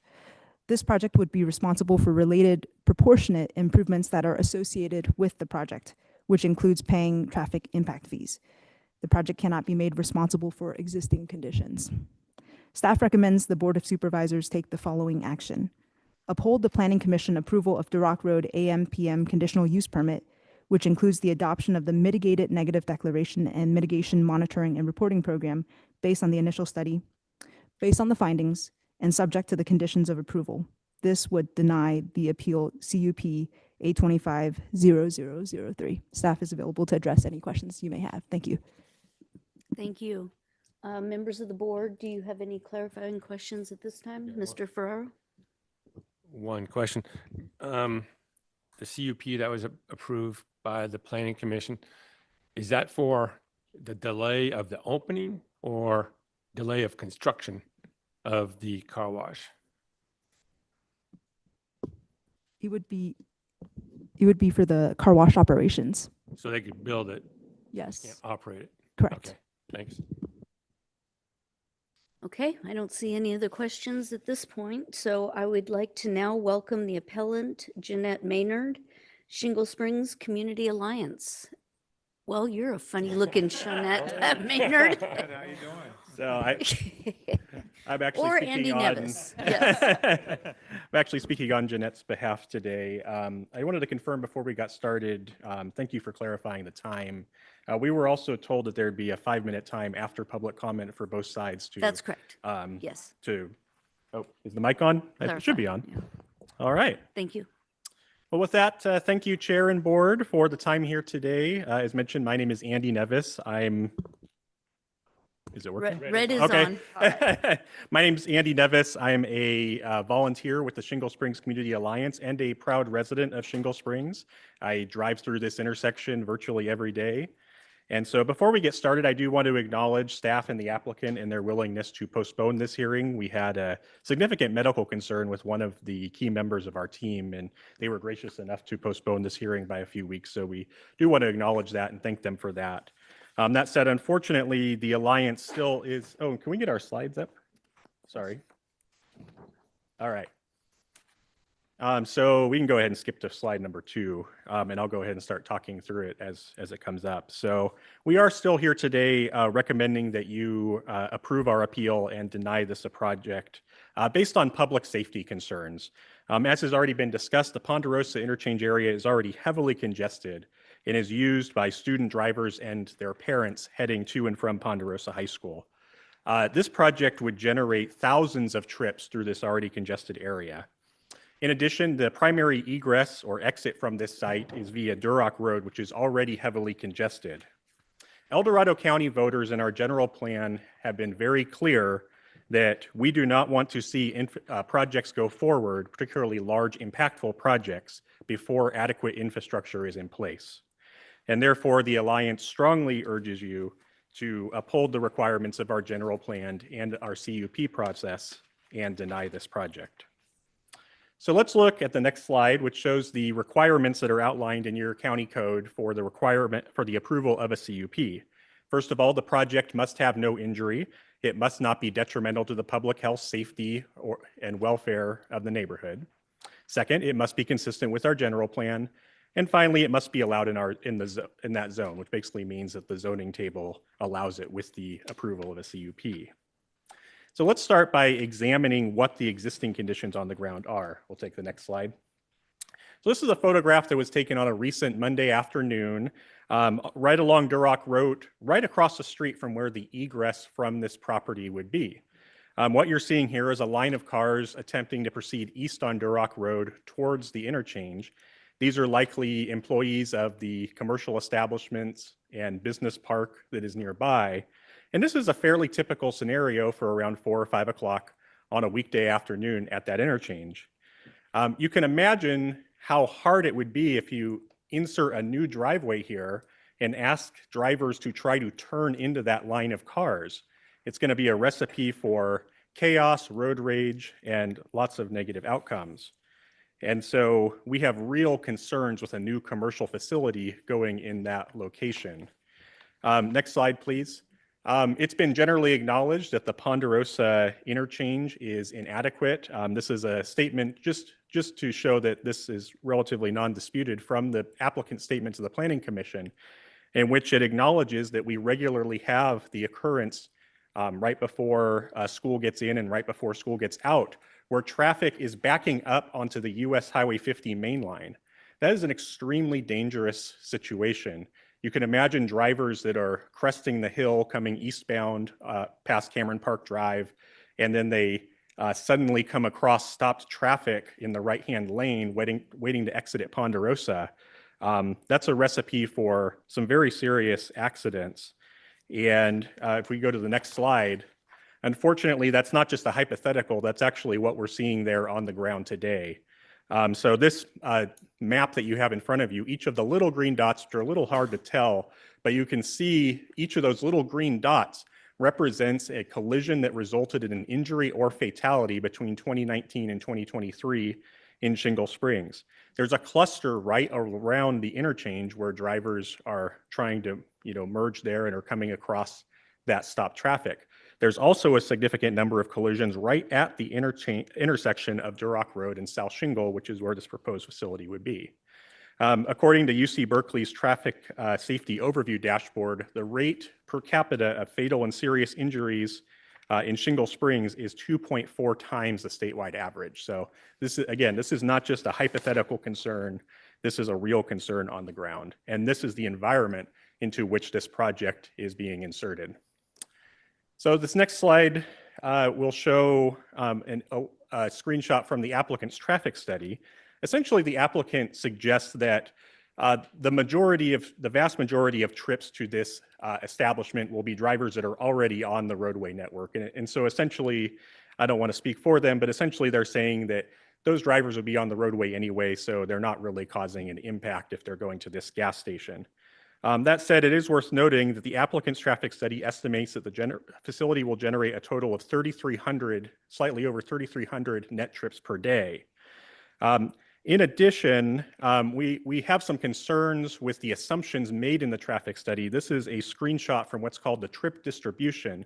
Since the facility isn't there yet, traffic engineers have to essentially project where the cars are going to be coming to and from. And we noticed that the traffic study assumes that only 20% of trips are going to involve US Highway 50. And so we think that's a very low number for a major tourist serving facility. We think most drivers are going to be either coming to or from Highway 50, and therefore they wouldn't necessarily already be on our local roadway network. So we also note that there is no lack of gas station facilities in this area. There are already 2 gas stations at that same interchange, and there's 7 within one freeway exit. And so Shingle Springs residents already have options for their local fuel needs. We strongly believe that this is going to be a Highway 50 traveler serving project and will draw drivers who maybe otherwise would have gotten off in Cameron Park or Placerville or El Dorado Hills to instead get off in Shingle Springs and worsen our existing traffic situation. That said, if we go to the next slide, even if we do assume that many of the trips will be local, the unique position and setting of this particular parcel still presents challenges that will worsen traffic in the area. As we already showed, the traffic on Duroc Road, particularly on weekday afternoons, is already unacceptable and would make merging into that roadway very, very difficult. And so if Duroc is too congested for drivers to get out from that side, the alternate route is to go all the way down to Sunset Road, go back up Sunset Road, which is a very narrow roadway and already has some congestion on it due to residences and commercial businesses along that road, and then make a left onto Motherlode Drive. If we could pull up the next slide, this shows some screenshots from Google Maps of those turns that drivers would have to navigate. Both the left turns along that route are blind turns, have significant elevation changes, and are subject to, from experience of local residents, many drivers on those roadways simply don't go the speed limit. And so we think this is a very dangerous situation to be putting particularly drivers from out of the area into. You could imagine if someone's just following their GPS trying to get back to the freeway, they may already be distracted and frustrated, and they're trying to navigate these very tight turns. And again, that's a recipe for some collisions. Next slide. So the applicant has proposed that keep clear space on Duroc Road. That said, we do not believe that is adequate. All the keep clear space will do is simply push the queue of traffic even further back to the west. This photograph here is from the other end of that queue, from the westbound end, and you can see there's already a commercial business right there that is already experiencing challenges with having their customers and employees get out. And so what this project would do is make the problem even worse for those businesses down at the bottom of the hill. And it could even incentivize gas station customers to cut in line using that keep clear space, prolonging the delay for other existing business customers of other existing businesses. And we just believe that's fundamentally not fair and not in the public interest. Next slide. So as it's already been discussed, there is a CIP project proposed in this area, which will realign Duroc Road. It has been suggested that once this project goes in, all the problems will be solved and we can all say, celebrate together. Unfortunately, we just don't know that that's the case. As already been mentioned, after construction of the CIP project, the egress from the site will be exclusively via an uncontrolled intersection on South Shingle Road. That means that drivers that want to go back to the freeway or want to go to points north or east of the facility will need to turn left across southbound traffic, 2 lanes of southbound traffic. Or as has been mentioned earlier, they can go south and potentially use a new roundabout that's being constructed. That said, we think this is, potentially a welcome improvement, but that said, we need traffic studies and we need studies conducted after this traffic improvement is constructed to verify that. It certainly just doesn't justify approval today based on these potential improvements in the future. We've all seen cases where studies have said that a project's going to fix something and it really actually doesn't. So we're asking that any decision on that be postponed until after those improvements are in place. Next slide. So once again, the general plan is, and our voters are very clear. They want to see infrastructure in place before impactful developments go in.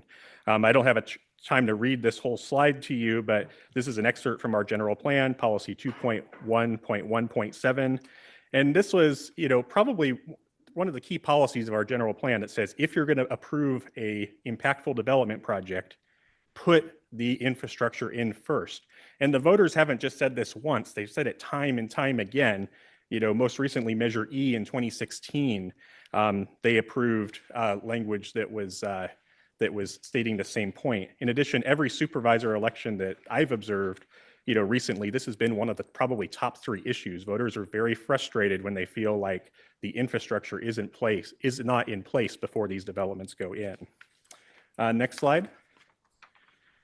So finishing up here with a couple of clarifications from the Planning Commission hearing. First of all, as has already been stated by staff, we want to emphasize that your county code requires that this whole project is discretionary and subject to a conditional use permit.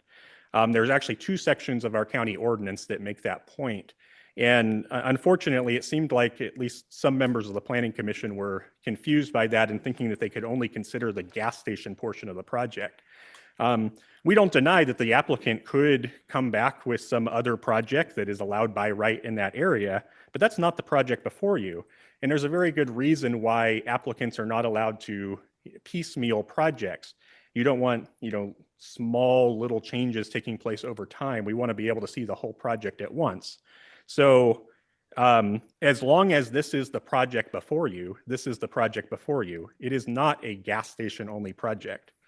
This is a unified project that deserves to be either approved or denied as a whole project. Next slide. Some other concerns. Again, during the discussion at the Planning Commission hearing, it appeared that one of the key voting factors for at least some of the commissioners was the financial investment of the applicant. Well, we're certainly sympathetic to how much it costs to plan and build something in El Dorado County. Land use development is a fundamentally risky endeavor. The applicant either was or should have been aware of the conditions at the site before they started on this endeavor.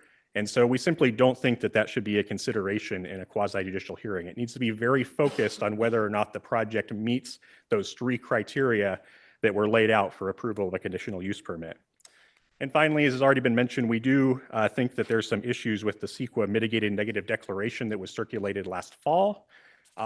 Just to clarify, the members of the community did submit comments in response to that. We believe that those comments still have not been addressed. Fundamentally, you don't need a compliant CEQA document in order to deny a project, so we're not spending a whole lot of time on that today because we think the project merits denial for other reasons. But should the board be inclined to go forward with this project, we think that there needs to be some significantly enhanced environmental review in those areas that we've identified there. So finally, our final slide here, returning back to the requirements for CUP approval, we've shown that this project in fact would be very injurious and worsen a very significant health and safety situation in the Shingle Springs area. And so that requirement is not met. This requirement is not, this development is not consistent with our general plan. And the one of the three criteria that it is met is this is a commercially zoned area. And so if you were to issue a CUP, then it would be allowed in the zone. That said, 1 out of 3 isn't a passing grade in this case. Your county code requires that all 3 be met, and therefore we believe that this project needs to be denied. And so with that, I will be happy to answer any questions that the board may have. Board members, any questions of Mr. Nevis at this time? Not this time. Thank you. Thank you. All right, then we will go ahead and welcome Mark Strach from Strach and Company. And you're not Mark Strach either. Good afternoon. If you could please pull up the site plan. And red It's is on, yeah. Okay. You really have to project into it though, so everyone can hear. Perfect. So, good afternoon, Chair, Vice Chairs, and members of the board. My name is Leticia Ramirez. I am with the law firm of Thatch and Hooper, and we represent the applicant Stroud Company. The owner, Mark Stroud, is present today. Also present today are members of the engineering and project management team for the applicant, Casey Held, Elizabeth Benuto, Leslie Burnside, and traffic engineer Mario Tambolini, who you will be hearing from shortly. First, I do want to thank planning staff for all of their hard work on this project, in particular since this project predated both Anna and Andy. So appreciate them coming in and bringing us to where we are today. As stated before, the project is before you today because the car wash component triggered the requirement for a CUP.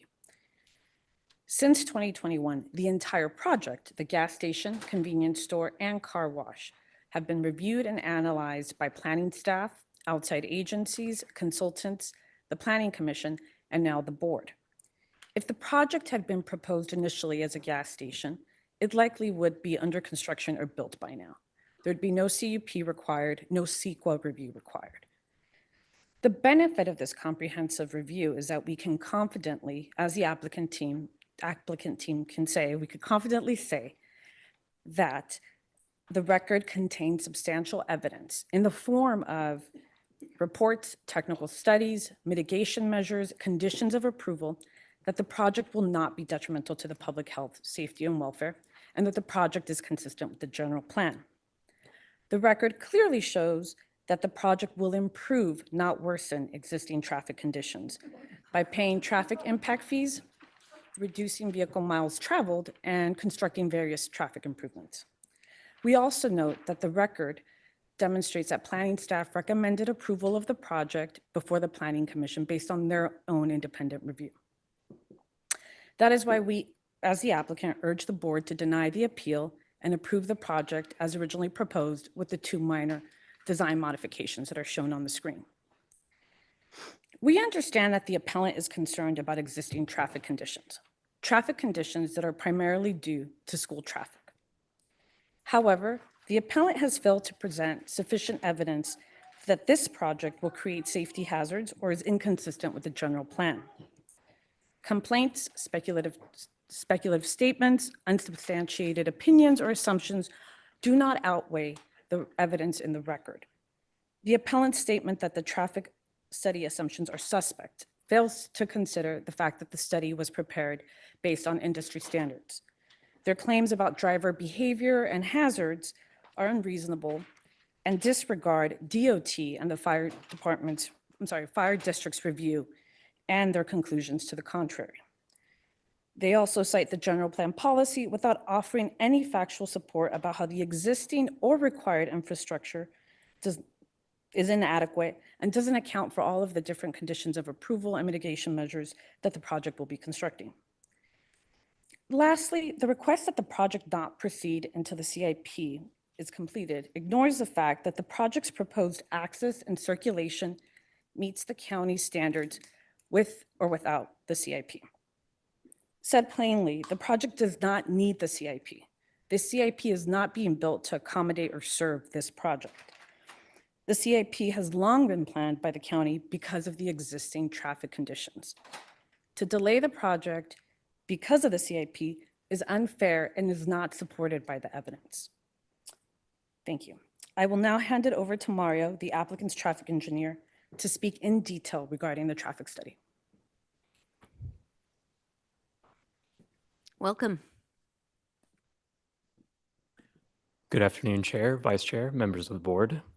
My name is Mario Tambolini and I work with Wood Rogers. We worked on the traffic impact study for this project.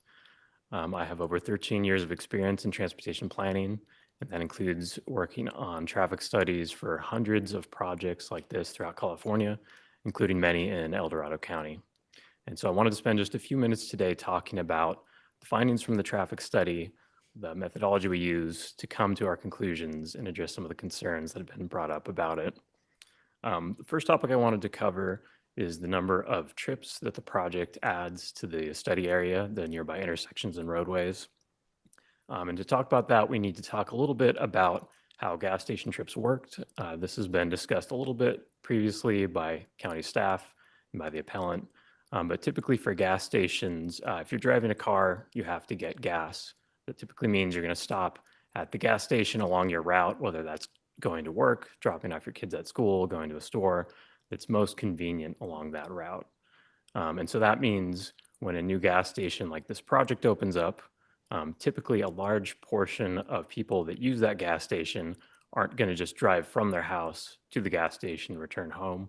They're going to be already in the area driving along a route nearby, and they're just going to stop at the gas station for gas and continue on their way.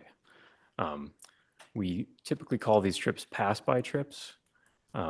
That's a car, in this case, that would be already on South Shingle Road going to some other destination. And when the gas station's up, they'll stop there for gas and continue. And we typically know that for gas stations like this, about 60% of their total traffic, their total trips are pass-by trips. This is based on surveys, studies that have been done in recent years throughout California and throughout the state at similar sites. And it's consistently around 60% of trips are pass-by trips. Of those remaining 40% of the trips for the project, about 10 to 20% are local trips, new trips to the area, and the remaining 20 to 30% are trips typically diverted from the nearby freeway, in this case US 50. They would get off the freeway at the interchange, get gas, get back on the freeway and continue their way. And I know there's been some questions about, well, how do we know these numbers are correct?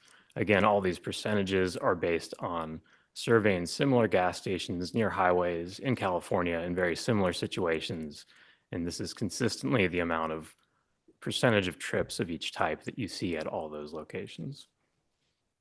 Putting some specific trip numbers to this project for our particular location, we know in the traffic study, and again, this is based on data from similar sites that have been surveyed, and we'll be specifically looking at your AM and PM peak hour trips because that's kind of when you see the most congestion nearby. Typically, you would expect, excluding your pass-by trips, you would only be adding about 44 new vehicles visiting the gas station per day, either from the freeway or from just new trips from nearby homes. That results in double the number of trips because you have one trip in and one trip out, so about 88 trips during the peak hour. It's also important to note, as has been mentioned before, that's for the whole project, the gas station and the car wash. Really, the gas station is allowed per the current zoning. It's just the car wash that triggers the need to look at the conditional use permit. The car wash portion of the site makes up about 30% of the traffic. So when you look at that, that's only 12 new vehicles during the peak hour from the freeway or from nearby homes that would be visiting the site. And that's really just one vehicle every 5 minutes, which isn't a very large number of traffic when you're looking at kind of relative conditions and how much congestion that would add to the nearby facilities. The next topic I wanted to talk about is the findings of the traffic impact study and that there were no significant traffic impacts. I want to make it clear that when we're coming up with these findings, this isn't an arbitrary or a kind of flexible process. We follow standards for a CEQA environmental evaluation that are set by the county, set by Caltrans, and set by the state. And there are very specific thresholds set by those agencies that we have to judge the project against to determine if its level of traffic that it's adding rises to that of a significant impact. For example, the off-ramp queuing at the interchange I know has been brought up as an issue. Caltrans has very specific thresholds for how to determine a significant impact from a project at an off-ramp. And that condition is, under existing conditions, if the off-ramp queue does not extend back to the freeway main line, but the project trips make it queue back to the freeway main line, it causes it to queue back to the freeway main line, that is a project impact, and the project is responsible to mitigate that problem and build a solution. However, they also state that if under existing conditions, the off-ramp queue already goes back to the freeway main line, and the project simply adds trips, that is considered an existing deficiency, not a project impact, and the project is not required to mitigate that impact. And so that is the case that we see at this particular location. The reason for that is under CEQA, there's very clear guidelines about what a project should be held responsible for, what its impacts are. And typically that is you can't hold the project responsible for existing deficiencies, only new safety impacts, new operational impacts, VMT impacts that the project may bring about after its construction. So, typically the way you would address an existing deficiency like that is through a separate standalone project. And that is the case at this location as well with the county's planned interchange CIP project, which is moving forward independently of this proposed gas station project. And one other topic I wanted to clarify, there has been questions in the past about the traffic counts used in the traffic study. They were originally conducted in 2022. We have been able to compare the traffic counts and numbers used in the traffic study against multiple counts that have been taken since then. The interchange CIP's traffic study did counts in 2024, and those counts were the same or even slightly less than the 2022 counts. The applicant has also hired a third-party firm to go out and take traffic counts consistent with what was done for the traffic study on South Shingle Road in the last couple weeks. Those traffic counts from just 2026 this year were also consistent with the same or slightly less than the 2022 traffic counts. So all the data that we've had shows that counts have remained consistent throughout the years, and the analysis done for the traffic study is still considered valid. So to kind of wrap up what I was discussing, we follow, when we're preparing these traffic studies, very clear thresholds for what is considered a traffic impact for a project. That's not something that we choose. We're following state and Caltrans guidelines. And per those guidelines, the project does not have a significant traffic impact. The traffic study generally found we are adding a small number of cars to local roads that are brand new to the area, like we discussed at the beginning.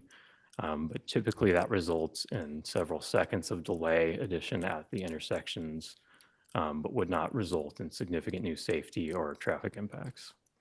And with that, I'll hand it back to Leticia for some closing statements. Thank you. Thank you. So just to wrap up, the applicant has heard and understands that the appellant has concerns about the existing traffic conditions. In fact, the applicant reached out to the appellant in 2024 to meet and discuss their concerns. Thanks to that very fruitful discussion, we actually revised the site plan, and that is exactly what's being proposed in terms of the left turn pocket lane into the site, as well as the right only turn out.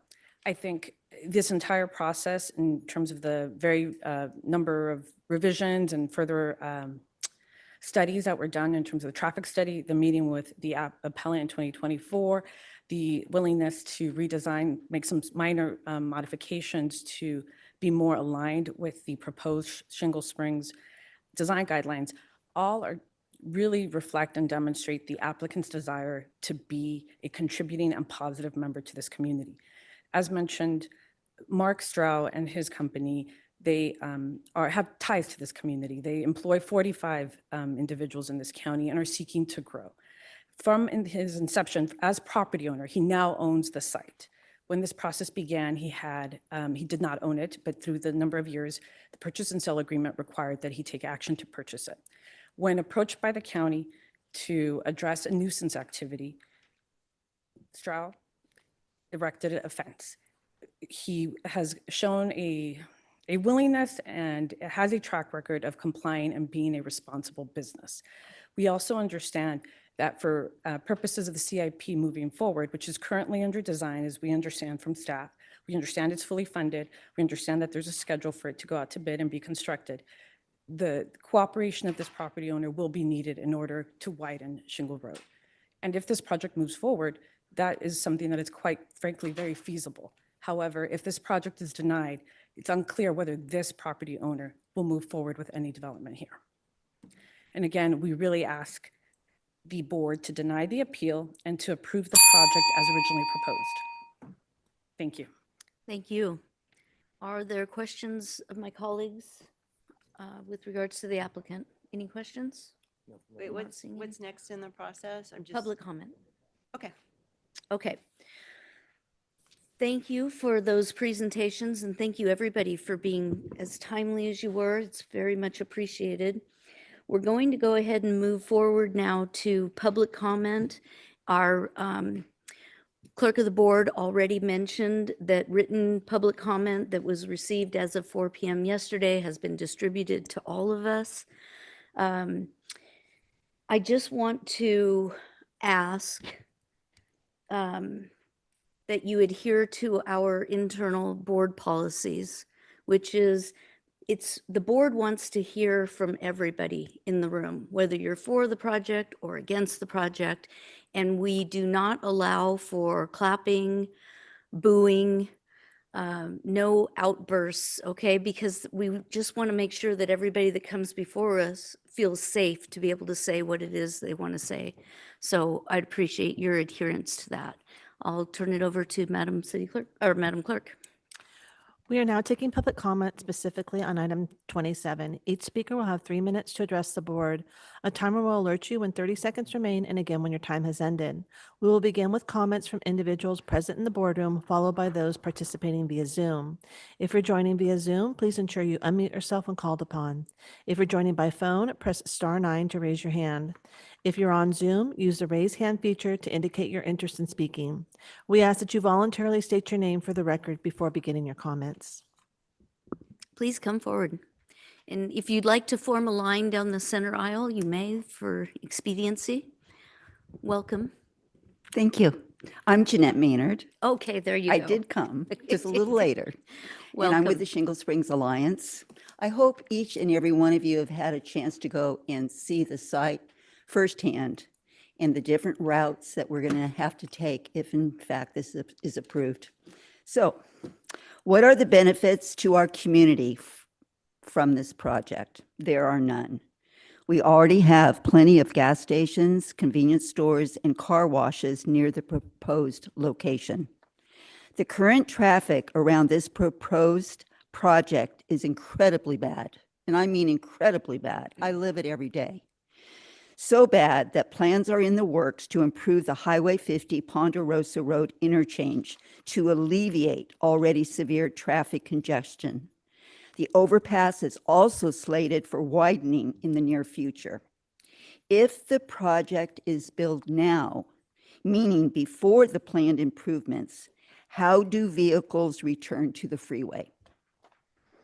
When exiting Arco onto South Shingle Road, only a right-hand turn will be allowed, meaning traffic will be routed to a very narrow Sunset Lane and then to Mother Lode Drive, a very poor solution.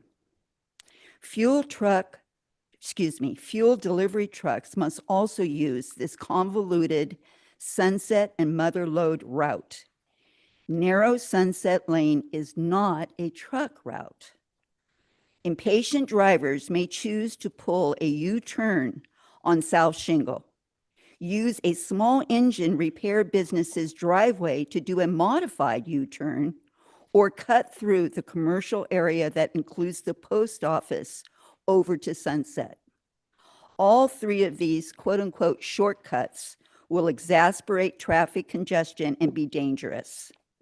Cars trying to return to the freeway via Duroc will have to navigate traffic that is already often severely backed up.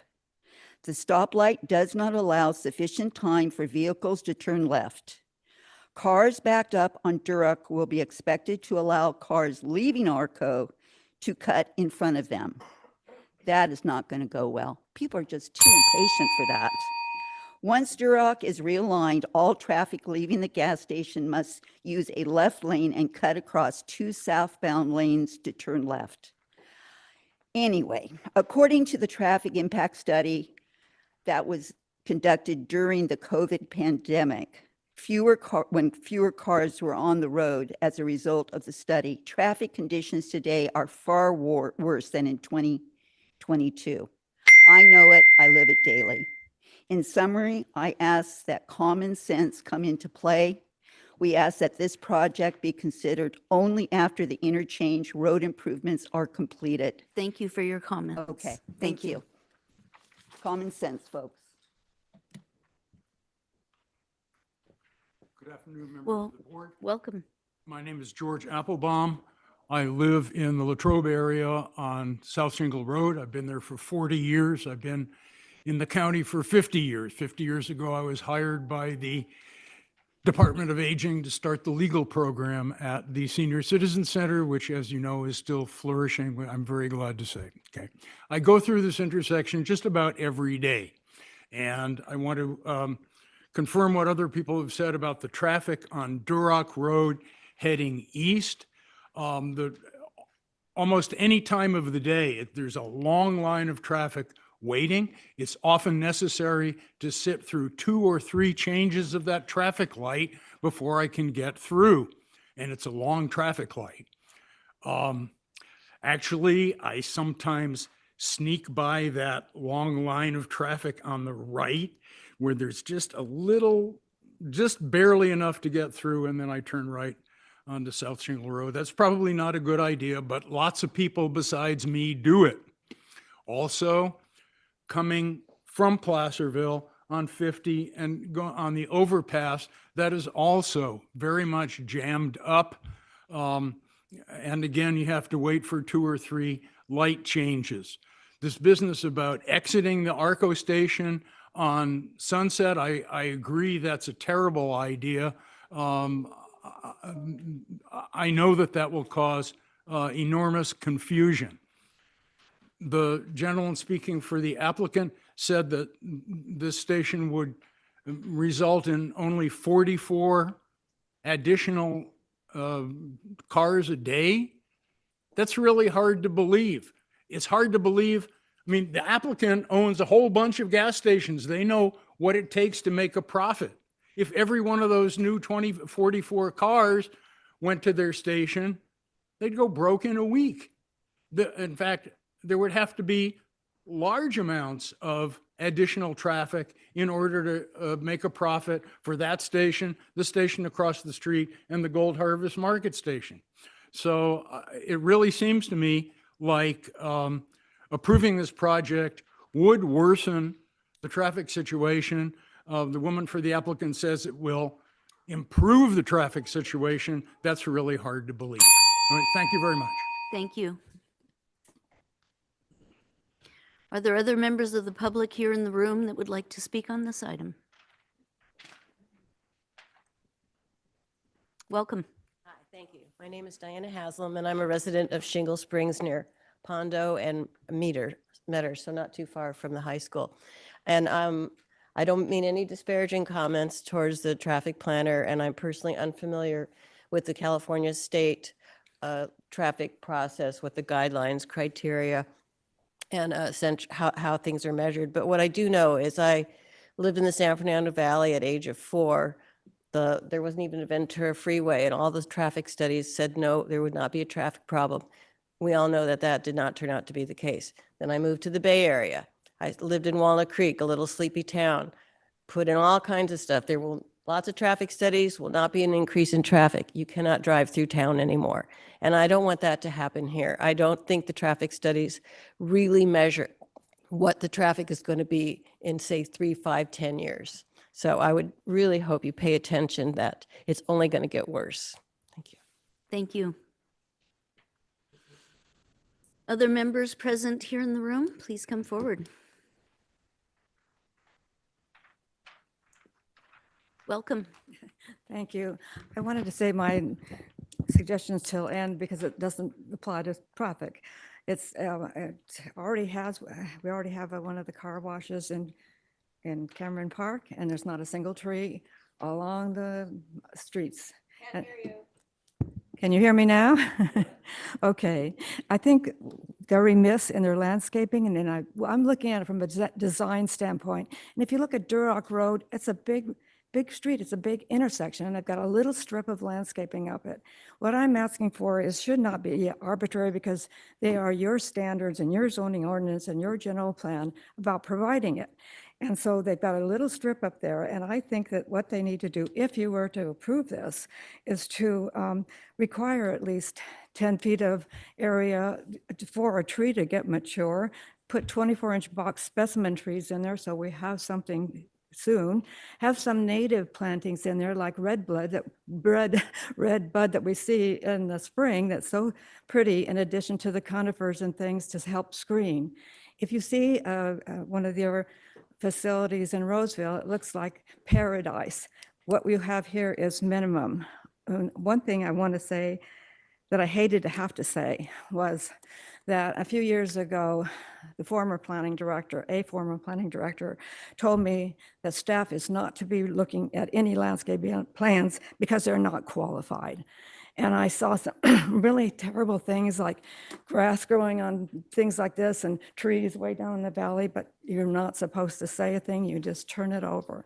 And I have to wonder if that whole attitude is still there. I don't know that, I think you don't have a landscape planner on site and you can always farm it out to somebody like that, but to just ignore it. So I've heard and how can you miss trees? We don't have any trees on this plan, and they're supposed to be looking at them. And I belong to the design review committee, and we make sure there are trees. We even ask for red bud occasionally to put in, but we see the finished, they're not done. And I also got a response from one of the planners about things being missing, and he said, we just don't have the time. We just don't look at it. So there's some assumption going on in my mind. It could only be that you get landscape architects' plans and they trust them and send it on through the building department and they get their plans. But don't let it happen on this prominent corner that when it's developed, it needs to look beautiful. We need something that shows here you are in our community. So that's what I have to say about landscaping, and what's going on in the planning department needs to take a look at it. Thank you. Thank you.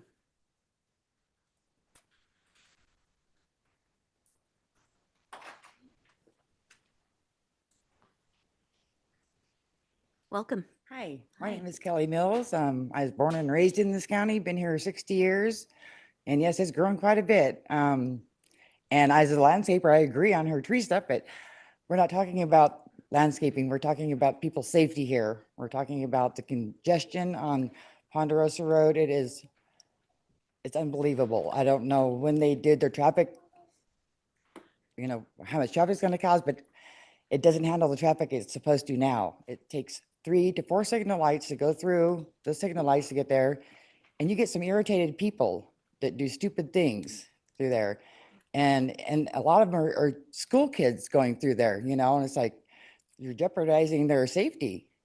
And where the ARCO station is going to be, and didn't have to go through the sunset, it's not feasible whatsoever. It's going to make everything so much more dangerous. You're going to have irritated people getting off the freeway from work, kids coming from school, and it's just going to be really bad. I mean, we have 2 gas stations right there. There's 3 or 4 gas stations in Cameron Park, which is not even a mile away, half mile away. So there's substantial fuel for people to get. I mean, it's on and off, much easier than what Ponderosa Road will be, or Duroc Road and Shell Shingle. So I please just ask to do the right thing for the citizens, be safe for the children. Thank you. Thank you.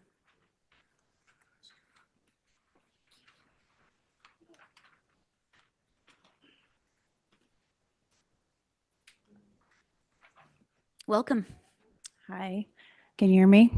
My name is Susie Collins. I have lived here in Shingle Springs since 1992, raised all my children, sat in that Ponderosa traffic many a years.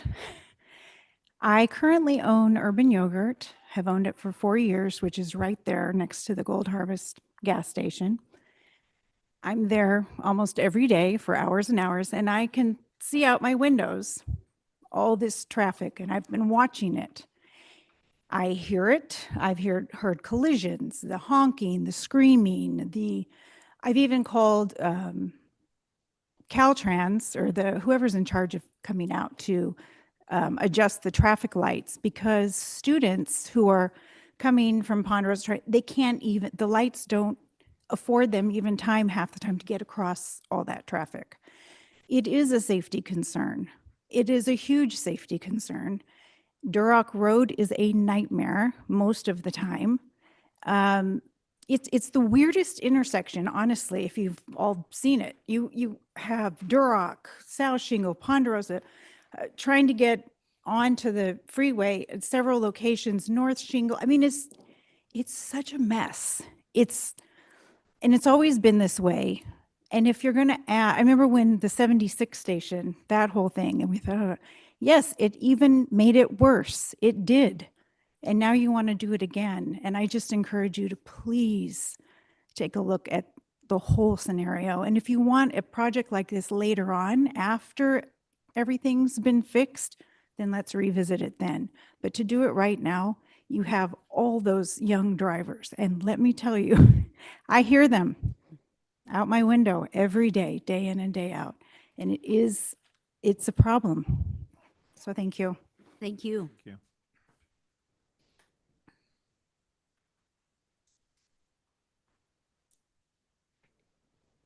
Welcome. Good afternoon. My name's Edward Matson.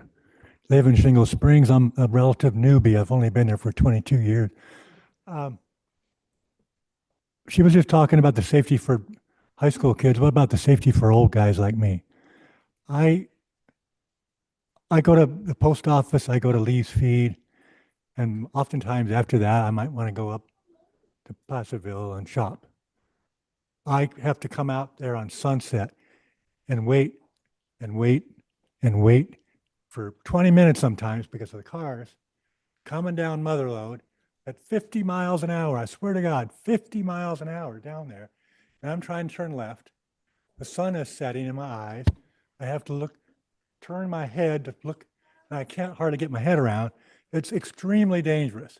So anybody that is going to turn right out of the Arco station, go left on the Sunset, go all the way around Lee's Feet, and then sit there at that light. Even to turn right is hard. It's just really, I don't recommend it. So if we can do anything, wait till we mitigate some of the problems. Maybe it'll get better. I hope it does. I'm really hoping. And then, of course, everyone's talked about Duroc backup. I don't know if you guys realize that traffic on 50 is so bad that people get off in Cameron Park and come up Duroc trying to get around the traffic that's waiting in line to get off at Ponderosa. So that even extends the problem. So anyway, just from a safety standpoint, watch out for us old drivers, please. Thank you.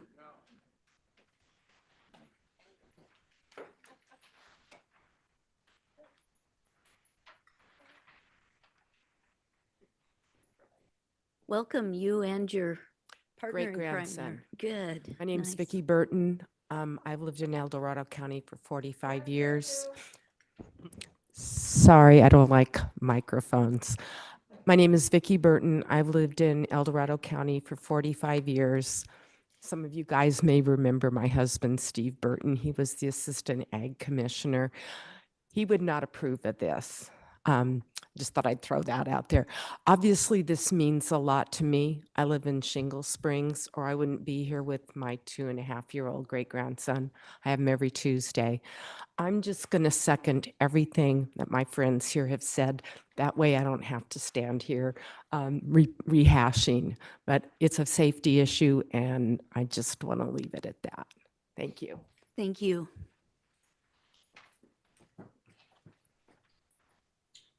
Welcome. My name is Sandy Honigsberg, and I'd just like to say that the intersection that we're talking about has already been identified as having big problems. That's why Caltrans has proposed and it's been approved that there's going to be a three-phase reconstruction of the area. So it only makes practical sense to delay any type of further development in the general area until this already approved project has been completely completed. Thank you. Thank you.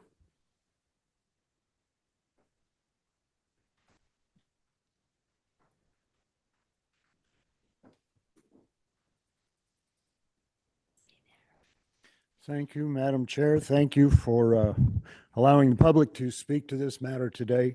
Absolutely. Regarding CUP 23-0007, the Arco gas station, I today voice opposition to that matter. I live at 4017 Jack Pine Drive Road. My name is John Miller, approximately 1.3 miles from the proposed Arco gas station. There is a larger matter at issue here.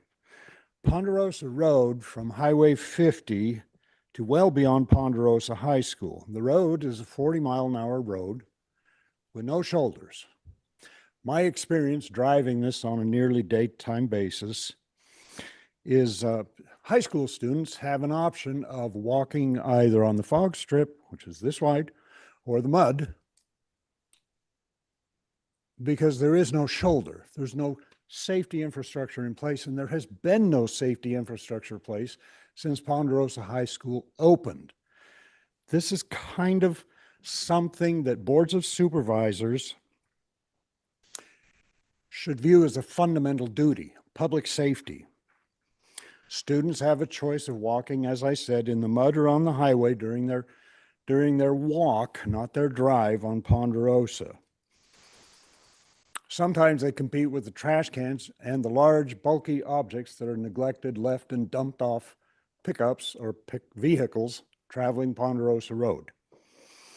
Before approving another gas station in the region, I count 6 in the immediate area, I propose this would be delayed until after the Highway 50 interchange is rebuilt. That seems to make a lot of sense. I invite you, there's just time, I invite you to drive Ponderosa Road between now and 4 p.m. and see what the kids are confronting when they walk along the shoulder and see what the traffic patterns are on Ponderosa. My last thought is that we have burned a lot of oil here talking about congestion. And it is true, there is congestion on Highway 50 eastbound, on Duroc, on all those roads are congested. But I suggest to you there is less congestion in the local gas stations than any lane in the area of the Highway 50 that we're speaking of. I'm not sure we're addressing the right issue here. If congestion is the issue, then perhaps a hard improvement of infrastructure is in order before approving yet another gas station. Thank you. Thank you. Welcome. Hi, my name is John Staddy. I've been a resident of El Dorado County for about 15 years. So, El Dorado County is just full of drivers. We have people who drive too fast, people who drive too slow. And I'm honestly wondering if the corporate suits here have actually been to the area themselves. Like they've all said before, it's a congested area. Like we have a lot of traffic accidents here. Like just last month on Bass Lake Road, there's been a toppled over semi truck. Like, I'm sorry. El Dorado County is just a lot of bad traffic. I'm sorry. Thank you. Are there other members of the public that would like to address the board on this item? Okay, seeing none, we'll go to Zoom, please. Now taking public comment from online participants. Now taking public comment from Christy M.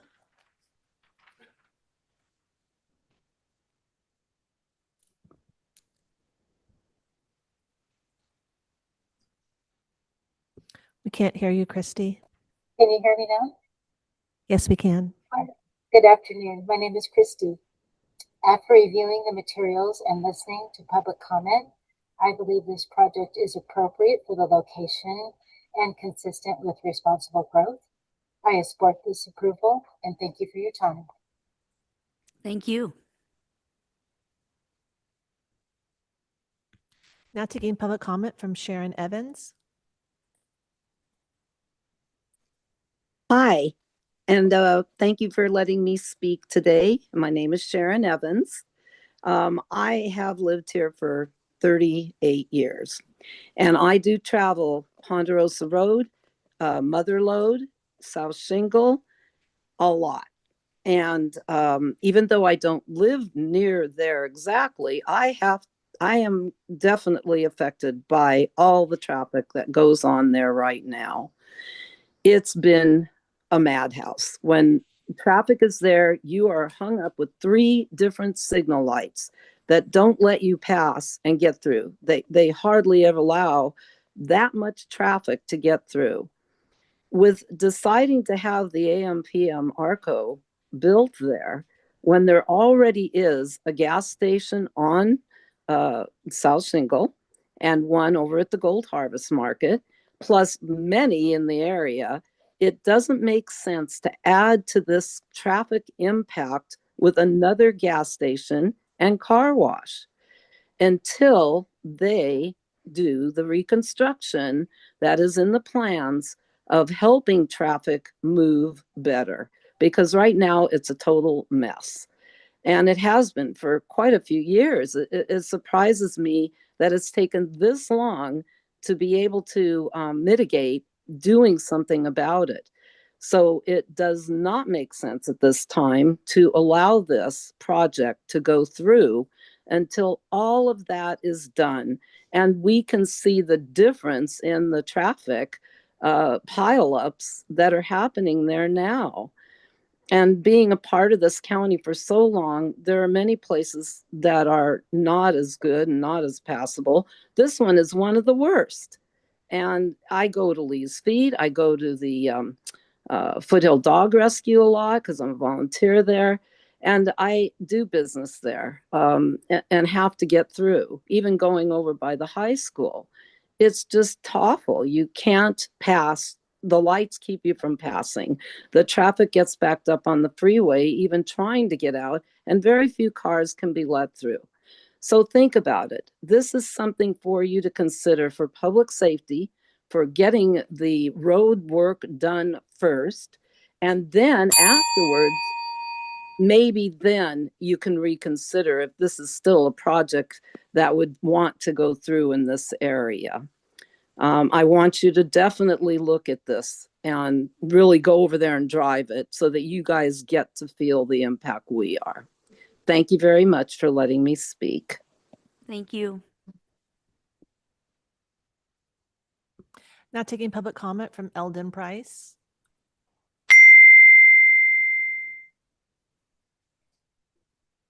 Can you hear me? Yes, we can. Okay, I'll make it quick. My name is Eldon. I'm speaking today to offer my perspective on this item. Based on what has been presented, I believe the proposal is reasonable and appropriate for this location. I support moving forward with the project and appreciate the work that's gone into it. Thank you for your time and attention. Thank you. Now taking public comment from Matt.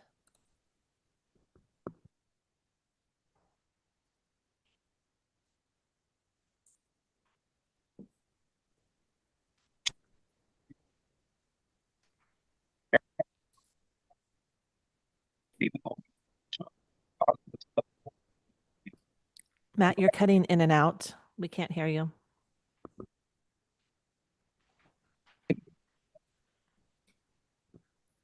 It's not any better, Matt. Do you want to maybe try to join from a different device?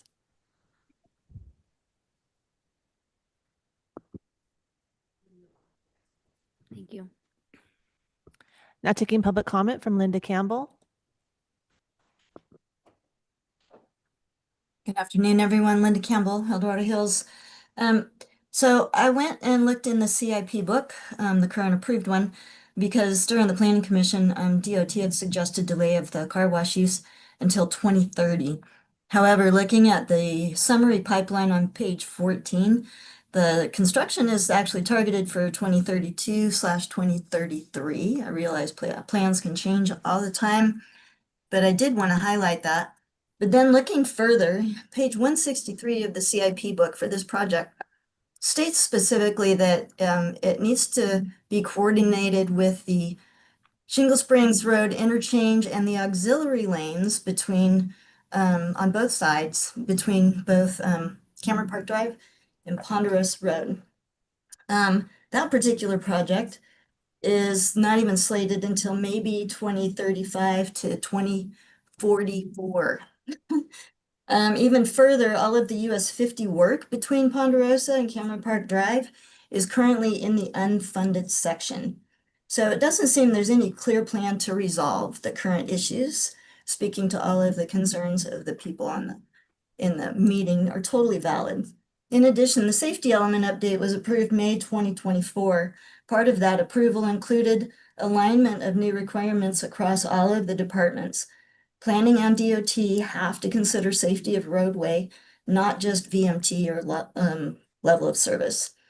Infrastructure has to be in place before the project, as noted by the appellant. There needs to be consideration of evacuations and daily safety of citizens. I appreciate the board consider the lived reality of citizens and approve the appeal to reverse the Planning Commission approval, thereby denying the project. Thank you. Thank you. Now taking public comment from Cassidy.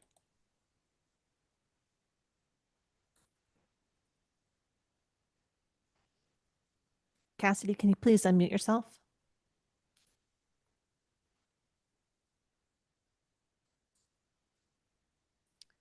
You're still muted, Cassidy.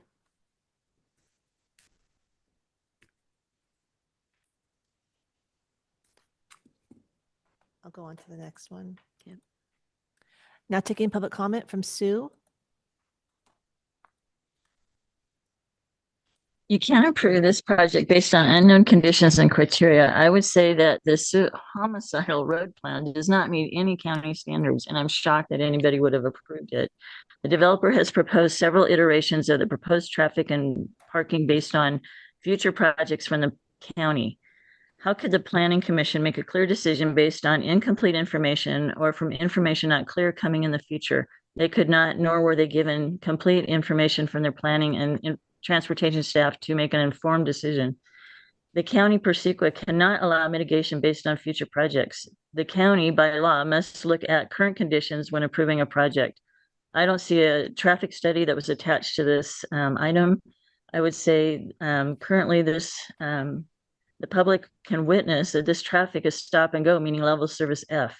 The intersection at Duroc and Shell Shingle function at LOS F. According to TCXA2, the county shall not add any additional segments of US 50 or any other highways and roads to the county's list of roads from original table TC of the 2004 general plan that are allowed to operate at level service F without first getting the voters' approval. Therefore, since this is a discretionary project and will be allowed to operate at level service F, it must be put up for a vote. The configuration of the proposed design for circulation violates El Dorado County's standard in table TC1 of the general plan, which states, in order to provide safe, efficient roads, all roads shall incorporate the cross-sectional road features set forth in table TC1. I'm not seeing that as met. The county cannot give public land to a private developer. To facilitate the desired project, one of the designs uses the public right-of-way from Duroc Road and this park and ride for the required capacity. Another thing, when you're going through this where the county's rationale, I'm doubting you read this because it's so, anyway, they rationalize policies in the plan, but they skip what it says. So here they said that the project does not create 5 or more residential units and will not create LOS less than LOSE, but the policy has nothing to do with that. In 2.16 under that, if you read it, I don't have time. We don't know until the road improvements that are made that this project can meet the standards. I'm not going to be able to read the rest of these, but I think the staff has left out a lot of things. A lot of things are based on future designs being put into place, which haven't happened yet. So I would say you need to decrease the size, remove the car wash, and require egress and ingress only on Duroc, even though that's not going to be very well. And do not give variances on landscaping. If you reduce the size, you don't need to give a variance. And you don't need to if you're not using South Shingle. And so we ask that the Board of Supervisors approve this appeal and deny the project based on traffic capacity and not able to meet county standards. Thank you. Now taking public comment from Gina Posey. Good morning, Board. Gina Posey. I'm asking that this appeal be approved and deny the project. Sorry, I have a cold, so I apologize. We clearly heard today a comprehensive analysis of what's happening in this intersection. I'm a resident of Shingle Springs, and this is one of the most dangerous intersections. There's so many lights, there's small runways. I don't care what time of the day, the lights are not coordinated. And to put another gas station where we already have two that have such ingress and egress problems is just not common sense. High school students do not have a lot of patience. They're not going to go down to Sunset, turn left, go around, get into another situation where we have to get through another couple of lights. They're just not going to do it. What they're going to do, they're going to cross the street into the strip malls. They're going to pull U-turns.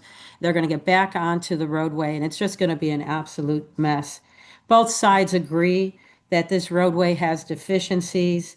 The applicant is saying that's not their problem. They shouldn't be harmed by that. But the truth is, it would be irresponsible and it would not be common sense to allow this to happen until we have improved the intersection for this roadway. I also ask, what is the benefit if this was to go forward? Are we really going to generate sufficient revenues to make it worth the inconvenience and the safety issues for our residents? Or are we just going to pull cars from the other two gas stations to this gas station with a net zero of revenue? So looking at all of this, and I want to thank the Shingle Springs Community Alliance for such a thorough analysis of this project, in particular Andy Nevis, a former planning commissioner who understands the rules and has put together a very thoughtful appeal. And again, I hope that the board will see that and will deny the project. Thank you very much. Thank you.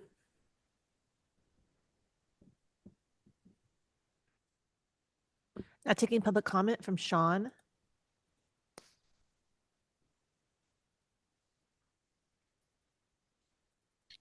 Hi, thank you for allowing me the opportunity to speak.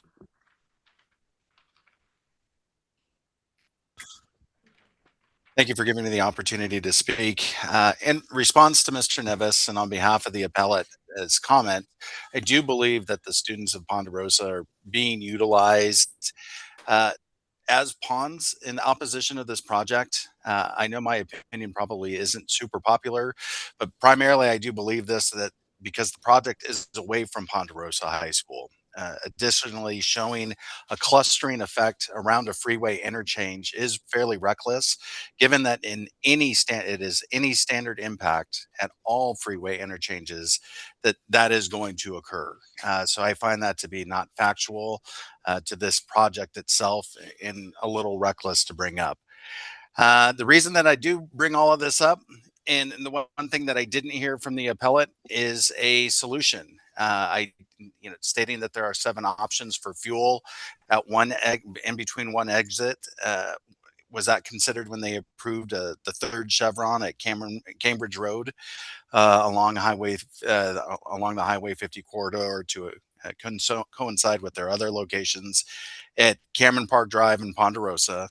So to be clear, that's 3 locations for Chevron and 3 exits.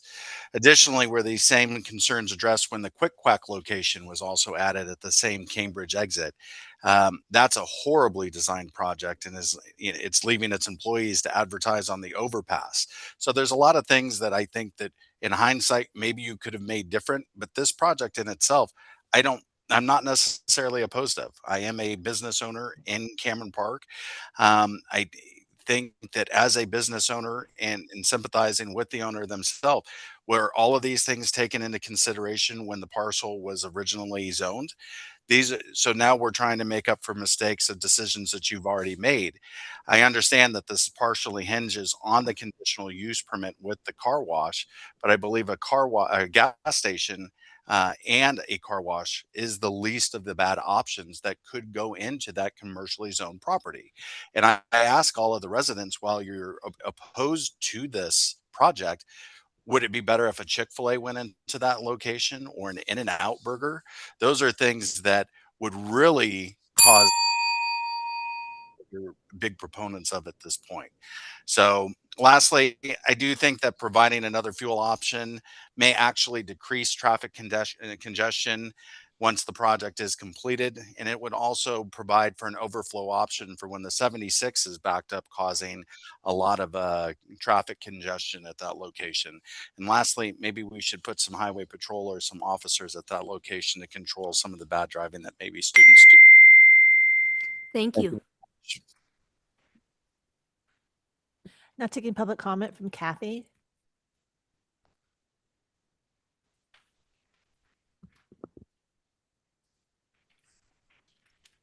Hello? Can Yes, you we can hear hear me? you. Yes. I didn't know if you meant me. I'm Kathy Lishman. Is that for me? Yes. Oh, sorry. Um, Good afternoon, Chair Lane and members of the board. I live in Placerville. I don't live in this area, but at 1:30 last week, I had to meet someone at that park and ride on the north side of town to carpool to El Dorado Hills. It was extremely difficult even getting out of the parking lot to get on the on-ramp to go down Highway 50. When we came back and I picked up my car, it was even worse. So I ended up having to turn right and went all the way down North Shingle to Missouri Flat and home to Placerville that way. And all the time I was thinking, I can't imagine the poor people who have to deal with this area every day. Apparently the applicant owns other gas stations. And while the approval of this project is in their best interest, what is the best interest of the Shingle Springs community? Thank you. Thank you. Now taking public comment from Stacy Brown.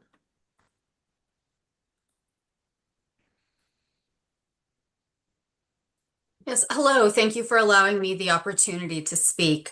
My name is Stacy Brown, and I am a resident of Shingle Springs and live off of Sunset Lane. I have concerns first about whether or not this gas station is even needed. I have never seen a line or a wait at either Gold Harvest or the 76 station. In fact, it's frequent. You can go by either, and there's only one car stopping to get gas. Similarly, in terms of a convenience store, right, there's two other convenience stores. But secondly, I do have some serious concerns about the impact that this will ultimately have by forcing traffic onto Sunset Lane by requiring a right turn out of the gas station. As someone who lives on Sunset Lane, over the last several years, I have noticed an increase in traffic on that road generally, with people using it as a thoroughfare. I am out frequently, as are other members of my family, walking our dog, just walking in the area, and it is not uncommon for cars to be driving fast, far exceeding the speed limit, in an area that really does have poor visibility due to the contours of due to the well, hill's not quite the right word, but the undulations in the road as well as the curves. I've also it's not uncommon just to hear honking as cars are honking at one another when someone is going too fast and people are attempting to pull in and out of the post office. I also have a concern with increased traffic in that area without providing for sidewalks and a safe place for people to walk. There's an apartment complex there, and there are multiple residents along Sunset Lane, and it's not uncommon to see people utilizing that road and walking along it. And with increased traffic, it will only become even more unsafe to do so. I would urge the county to wait to approve this project until after the design is completed, so that we can see truly what the effects on traffic will be. Will there be any relief as a result of the, as a result of a lot of the changes that are being made there. So thank you for your time. Thank you. Now taking public comment from Amanda P.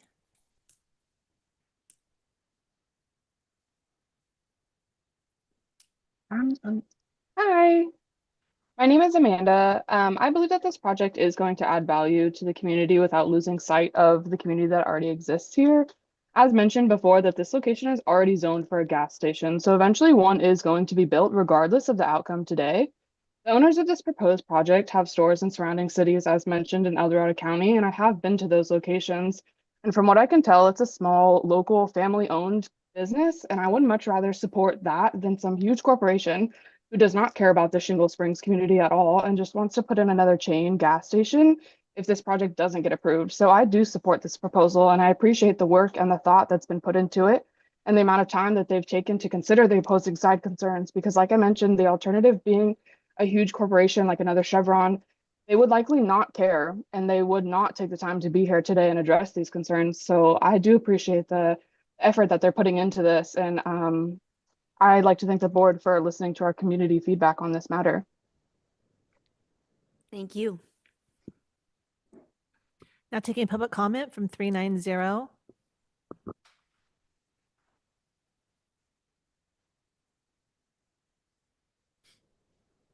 Well, hi, board. This is Ken Greenwood. At first I was thinking maybe this is not such a bad idea, but after hearing most of the input and recalling the nightmare traffic at those intersections,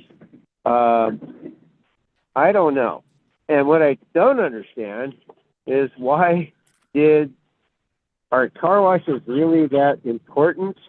Why not just have done the right thing to begin with and done the gas station by right? I don't get it. But anyway, I will suggest that you uphold the appeal and deny the project. Thank you very much. It's 32 years. That intersection has only been a nightmare, and it's only going to get worse. Thank you very much. Thank you. Now taking public comment from Reed Lyard. Lillard. Can you hear me? Yes, we can. All right, good afternoon. My name is Reed Lillard, and I'm a local resident. I'll try to keep this short. From what I've heard this afternoon, and just from following this overall process, it really seems like this project has been given a lot of careful thought and consideration. I want to point out that the applicant has repeatedly shown a willingness to listen and make revisions, which suggests that they're taking the community concern seriously rather than pushing something through carelessly. And I think that matters. So for those reasons, I do support the project moving forward. Thank you. Thank you. Now taking public comment from Roxanne. Hello. Okay, I'm going to jump all over the place probably, unfortunately. So I'm a 40-year resident myself, and that's my exit. It's been my exit for at least that long, as well as my family. And as we've all discussed, if they're going to do the interchange and that whole thing, aside from the gas station, that's really there to improve what's already wrong. And, we just keep, for some reason, we want to cover every square inch of this land in El Dorado County with concrete. And we have a general plan for a reason. It's not for developers to come here and just turn it into a Sacramento, Los Angeles, the whole thing. And I'm sure a lot of you are kind of on that page as well. But what I found highly disturbing is I did sit through the entire planning meeting, and we went from 2,000 cars in that one to 40 cars in this one, which I found to be interesting. The other part of this is the discussion was for the entire project, not just the car wash. That was what I understood it to be. And for some reason, one of the guys decided to turn it into a car wash issue only and approved the gas station, which at that point, the public can't come back and say, hey, that's not what we were talking about. So that whole thing got twisted and then approved, which didn't seem right. And while we do appreciate business owners, we do appreciate your willingness to talk to us. We're the ones that live here, and we're the ones that have to put up with all the different traffic and all the people that come here. Let's see. And the other thing too is we've got 3 gas stations there already. So do we really need a 4th one? I mean, maybe we can push it somewhere else and rezone that land for, additional parking for parking rides, something quieter that's not going to impact people living on South Shingle, which I used to, and I feel so bad because there's no other way in unless you want to go all the way around. The traffic lights, as everyone's talked about, they let 2 to 4 cars through, which is just unacceptable. And this is an all-day thing. This is not a school time thing. This is any time of the day, you're going to sit in traffic up there. And so my family and myself, we all are finding ourselves avoiding that exit and taking another one. And yeah, it's out of our way and it costs us time every day. And we shouldn't have to do that. This is our home. And you guys are there to protect our home. And we're all here talking to you guys because we want to protect our home. So I say leave SAC out of it, leave Sacramento and Sacramento. And if people don't like it here, well, you have Sacramento and you have Folsom.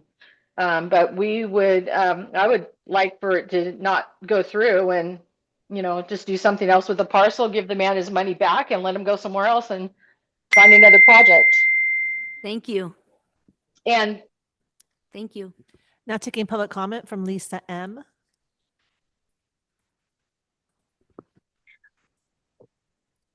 Good afternoon. I'm a local resident here in El Dorado County. I care about responsible growth and projects that add long-term value. I believe this project will be a strong addition to the community, and I support moving forward with it. So thank you for your time. Thank you. Now taking public comment from Nick Dillman. Hello, can you hear me? Yes, we can. Perfect. My name is Nick. I'm a member of this community, and I value responsible development. After hearing the details of this project, I believe it's a good step forward, and I support its approval. Thank you. Thank you. Now taking public comment from Tom.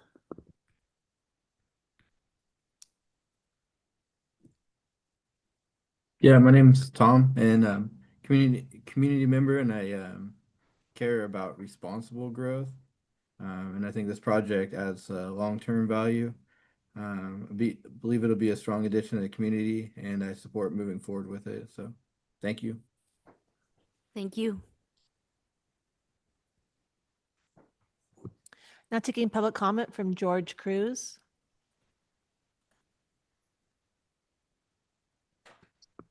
Hi, good afternoon, everybody. After hearing both sides here, it's something that comes into question, right? Do we have the job developed here? And I think that we do, yes. So I do support this.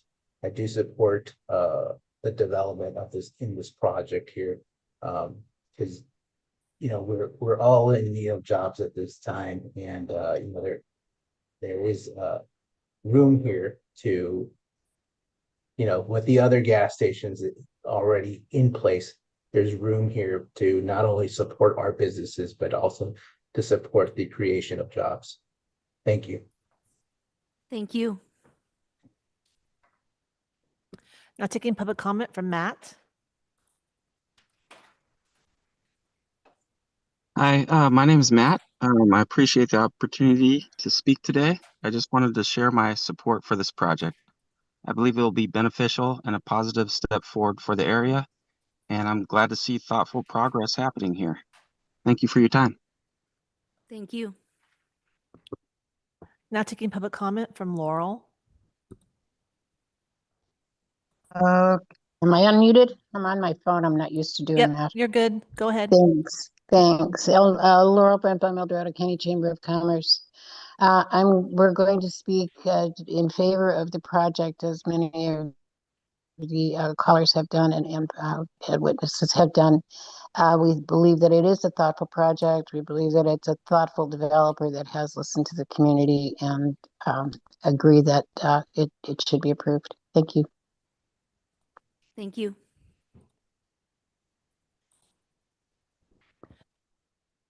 Now taking public comment from 525.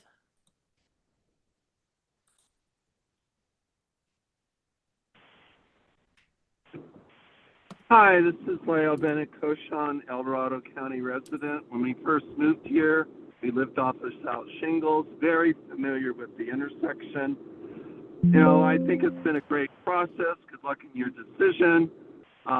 I would urge you to wait, but I don't think you can. It sounds like, the way the general plan is and everything. So I just hope that you listen, make some changes, maybe sidewalks, landscaping, and long term, I hope that this gas station, which I think you will approve, outcompetes the Shell. With that parcel, update your plan and just make that whole intersection and the entrance to South Shingle much better. Thank you for taking my comment. Thank you. Now taking public comment from Lynn. Hello, my name's Lynn A. Boys. I live off of South Shingle, 1 mile south of Durrick Road. I think we can all agree there's no argument that the traffic at this intersection is horrible for those of us that drive it every day. We plan our day around school times and we routinely wait 3 or 4 light changes. I also don't think there's any argument that the project meets a need that we still have. We have gas stations and convenience stores and even a car wash.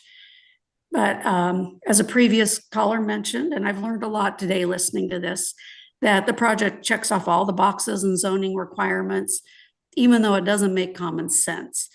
And I've also gained an appreciation for the current property owner and what he or she has been through. So I guess after hearing what I've heard, my request would be to ask the Board of Supervisors, if you do approve the project, to please wait until after the intersection is realigned and improved to help the quality of life for those of us that live here. Thank you. Thank you. Now taking public comment from Ashley.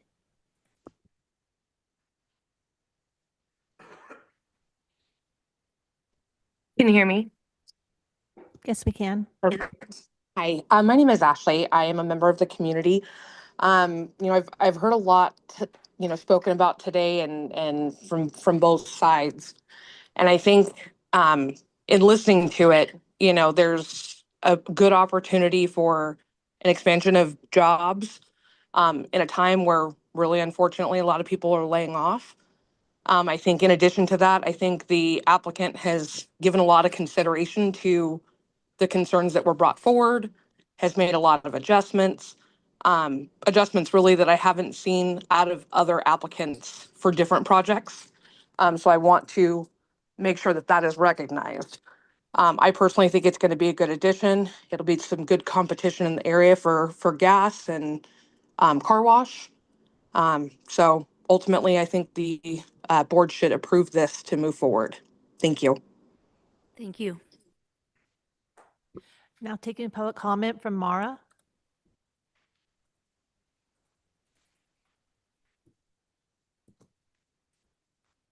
Hi, can you hear me? Yes, we can. Hi, my name is Mara. I don't usually speak at these meetings, but after listening to the discussion tonight, I wanted to share my perspective. I want to acknowledge all of the concerns raised, particularly around traffic. However, this project has gone through a thorough and required review process, including traffic analysis. and the concerns being raised do not appear to outweigh those findings of those studies. I also want to note that the business owner has listened to the community feedback and has already proposed changes that better align with the Single Springs community standards. The willingness to adapt and to continue listening to these matters is very important. This is a well-planned project, and I think it fits the area, benefits the community, and reflects a thoughtful and responsive process. I support the project moving forward as proposed. Thank you for your time. Thank you. Now taking public comment from Cass. Hi, my name is Cassie. I'm here today to voice my support for this project. I believe it reflects thoughtful planning and the applicant's willingness to actually cooperate with the community and make changes as needed. And I think it will provide jobs, as the other lady mentioned. I appreciate the opportunity to share. Thank you. Thank you. There's no additional public comment. Okay, I'm going to go ahead and close public comment at this time. I'm going to ask the applicant first and then the appellant next. You each have 5 minutes if you wish to make comments on public comment or if you have additional information you'd like to provide. I'd first like to ask staff to bring up the renderings, please. So we'll take this opportunity to address some of the public comments. The first is the comment regarding landscaping. So the project is proposing alternative compliance with the county's landscaping requirements because of the PG&E transmission lines and also because of the upcoming CIP. So what is shown in the renderings, there's a lot of hydro seed. It's not as robust or full because of the anticipated CIP. It would all be torn out. And as I mentioned, that first rendering, the first slide, yes. That's why it's extensive. And also that area that's green hydro seed, that in the future will be a sidewalk once the widening of Shingle Road is complete. So wanted to address that concern. With respect to the fueling trucks, so at no point, the approved fueling truck routes will avoid Sunset Lane. Both of them, in terms of existing conditions and ultimate conditions, will be avoiding going all the way to Sunset Lane. That is what is approved by the oil company, and that is what we propose because of the comments that we had previously received and the concerns. I want to just very generally kind of speak about the traffic. So there's this, there were a couple of comments that talked about the project analyzing something that is unknown. What has occurred is that the project has revised its site plan, revised its traffic studies to align with the approved CIP that the county completed an addendum, an M&D for. So it is not unknown. The nature and the extent of the proposed CIP, including the 2 phases, have been presented to the board. This board certified the M&D. That's been the basis of what's been analyzed. And when we say it's been analyzed, the traffic study analyzed the project's traffic impacts, meaning the project trip generation, which is a net of 760 primary new trips a day based on the existing conditions, meaning no CIP, near term, which is phase 1B, which is the Duroc Road realignment and the Sunset Lane roundabout, and then ultimate, meaning both sides of the interchange in terms of Duroc realignment and the northern portion as well. So want to make clear that it's not an unknown. We know exactly what the CIP is. And obviously as an applicant, that's our perspective, what we've heard. We do not control the CIP, and staff is likely better suited to address any questions about that. This conversation is, about a gas station. Why a gas station? Do we really need another gas station? Customer behavior when it comes to gas stations, it's all about proximity, price, and preference. But sometimes it's a brand preference. Sometimes it's, right next to my home on my way to my commute to the freeway. So there is sufficient demand for a gas station at this location. If there wasn't, we would not be here. And why not proceed just with the gas station and leave the car wash to another day? Well, I will say that the applicant could have done that, but he didn't. and quite frankly, even to the point of the appellant, that would have been kind of piecemealing. Stroud Company develops gas stations that include car washes. He's been very upfront. Is it the harder route? It looks like it has been a harder route. He could have taken a shortcut and perhaps just presented a gas station, but he hasn't. And at the end of the day, it has always been our perspective as the applicant team that this process, while lengthy and involved and costly, has put together and presented a project that is really consistent with the general plan. There is no environmental, it has not risen to the level of any significance in terms of your general plan or CEQA. So it's really put together a project that is as best that it can be. And, some of the public comments raise the point that right now a drive-through facility could be situated on this parcel by right without any discretionary review, without any CEQA. So at the end of the day, we understand and hear the appellant's concerns about traffic, and we're not, we're respectful of it. But we also want to make sure that we're relying on the records in terms of the criteria, the standards that are widely accepted. And for those reasons, we really do urge the board to deny the appeal and approve the project as it was originally proposed without this delayed opening condition that impacts the car wash. We understand that that's what the Planning Commission had every discretion and every right to do so. But we also, at the end of the day, believe that the traffic study does not merit that kind of condition. Thank you. Thank you, Ms. Ramirez. Mr. Nevis.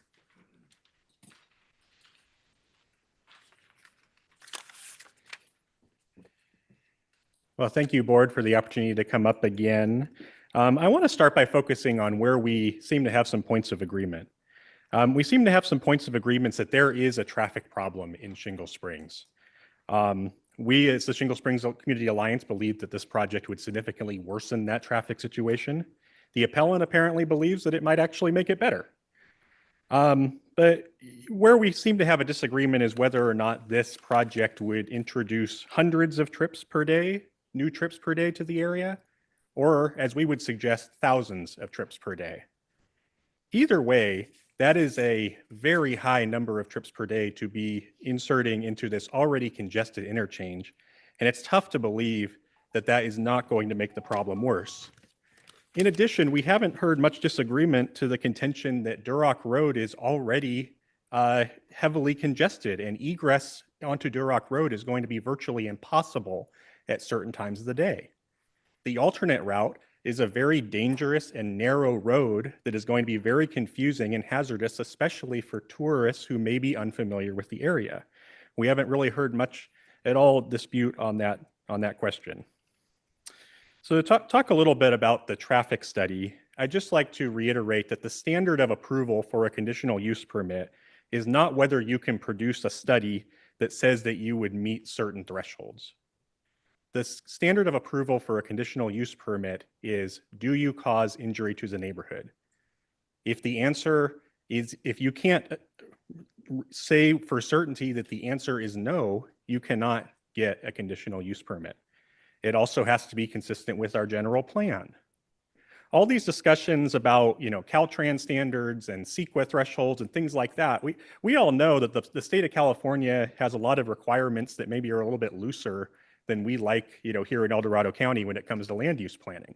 We don't take our cues on local land use decisions from the state of California. And so I would ask you to look very squarely at the requirements in our general plan and the requirements in our county ordinance that establishes how you can get a conditional use permit. So another issue that's come up is the assumptions that go into the traffic study. Again, I'm not meaning to suggest any bad motives on behalf of the traffic engineer for the applicant, but traffic impact studies are always based on the assumptions and data that go into them. We know that at least a significant amount of this data was conducted during the COVID pandemic, and we know that people have been returning to the office and traffic's been steadily increasing over the past few years. And we also, again, just want to reiterate that it just doesn't seem plausible that only 20% of trips are going to involve Highway 50 on a major intersection right next to our major tourist highway. The applicant's essentially suggesting that 80% of trips are not going to touch Highway 50. We find that very tough to believe. There was the other by right uses were mentioned, as a mention of a drive-through. By the way, a drive-through would be subject to a CUP in this zone. So if there were a drive-through proposed, I haven't talked to the Alliance about it, but I suspect that they would probably have very similar concerns. That said, there are less impactful uses. There's a lot of uses that are allowed in our zoning matrix in a commercially zoned area that I think would be completely acceptable to the community. But again, that is not what is before you today. What is before you today is a project that is subject to a conditional use permit. And the decision for the board is whether or not the criteria for approval of a CUP can be made.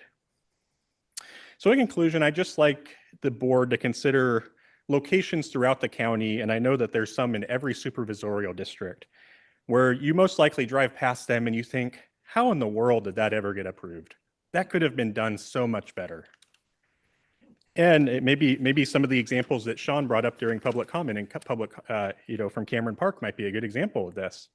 And the reason those projects got approved is because they had technical studies and experts who claimed that the impacts that did end up occurring would not occur. And so, just as I conclude, I ask you to consider the testimony of all of those behind me, as well as those who spoke online, and put community safety first. This project would be injurious to the community and violate our general plan, and thus a conditional use permit cannot be issued. Thank you very much. Thank you, Mr. Nevis. Okay, that brings us to the point where I would like to bring it back to the board for deliberation and or action, questions, comments.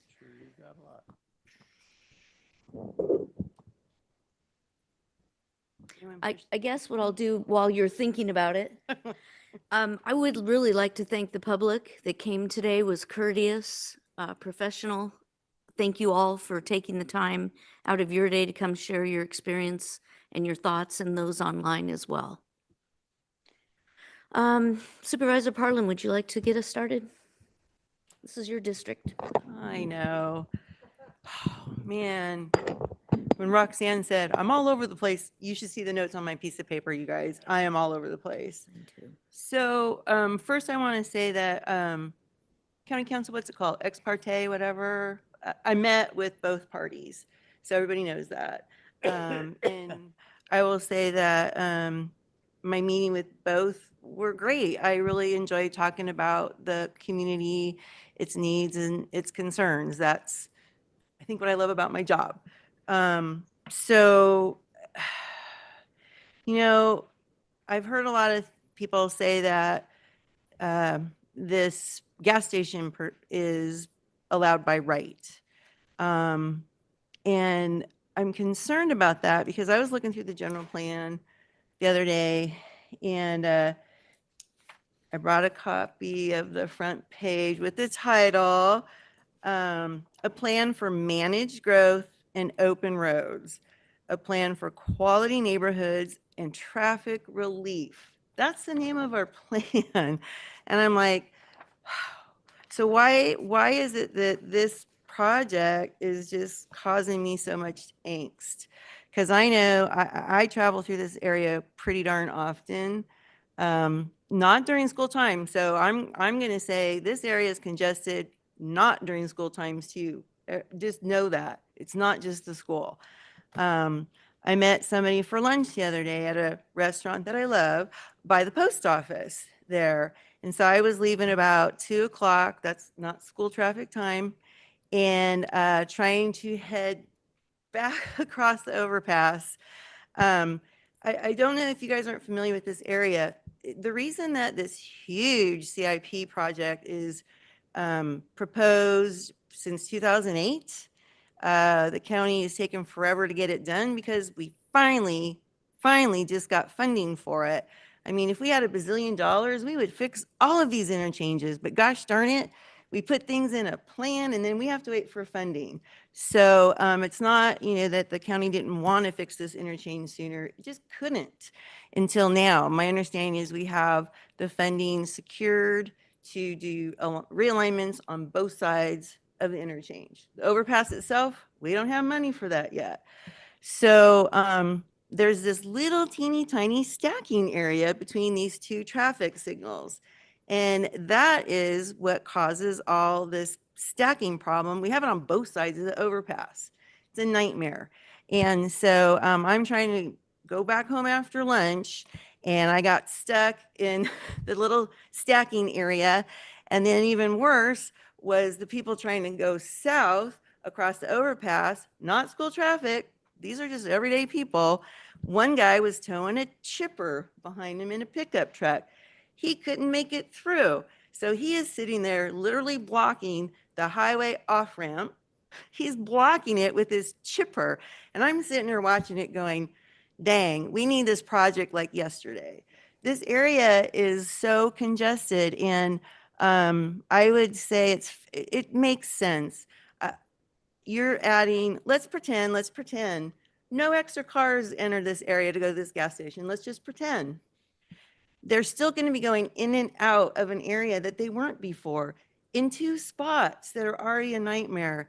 It's common sense that this is going to create more congestion.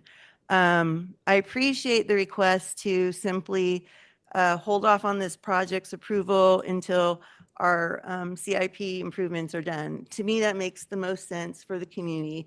You saw the data, the traffic incidents in this area are incredible. They happen often. You go by there, you see them. I don't know how people get themselves in these predicaments in this area. It's crazy. They literally fall off when you're going eastbound off the Ponderosa exit. Somehow they roll off and they end up down on Direct Road. I don't know how they do it. It's crazy, but it's happened many times recently. I also looked at the general plan and I found policy 2257. And to me, it says that we can actually delay this project. And so I'm going to read it out loud. Maybe county council or somebody wants to look at this, tell me if it's correct. I think that policy fits our plan for managed growth, because just because the zoning area says that something's allowed, if the infrastructure is not there, we should be able to say, whoa, not yet.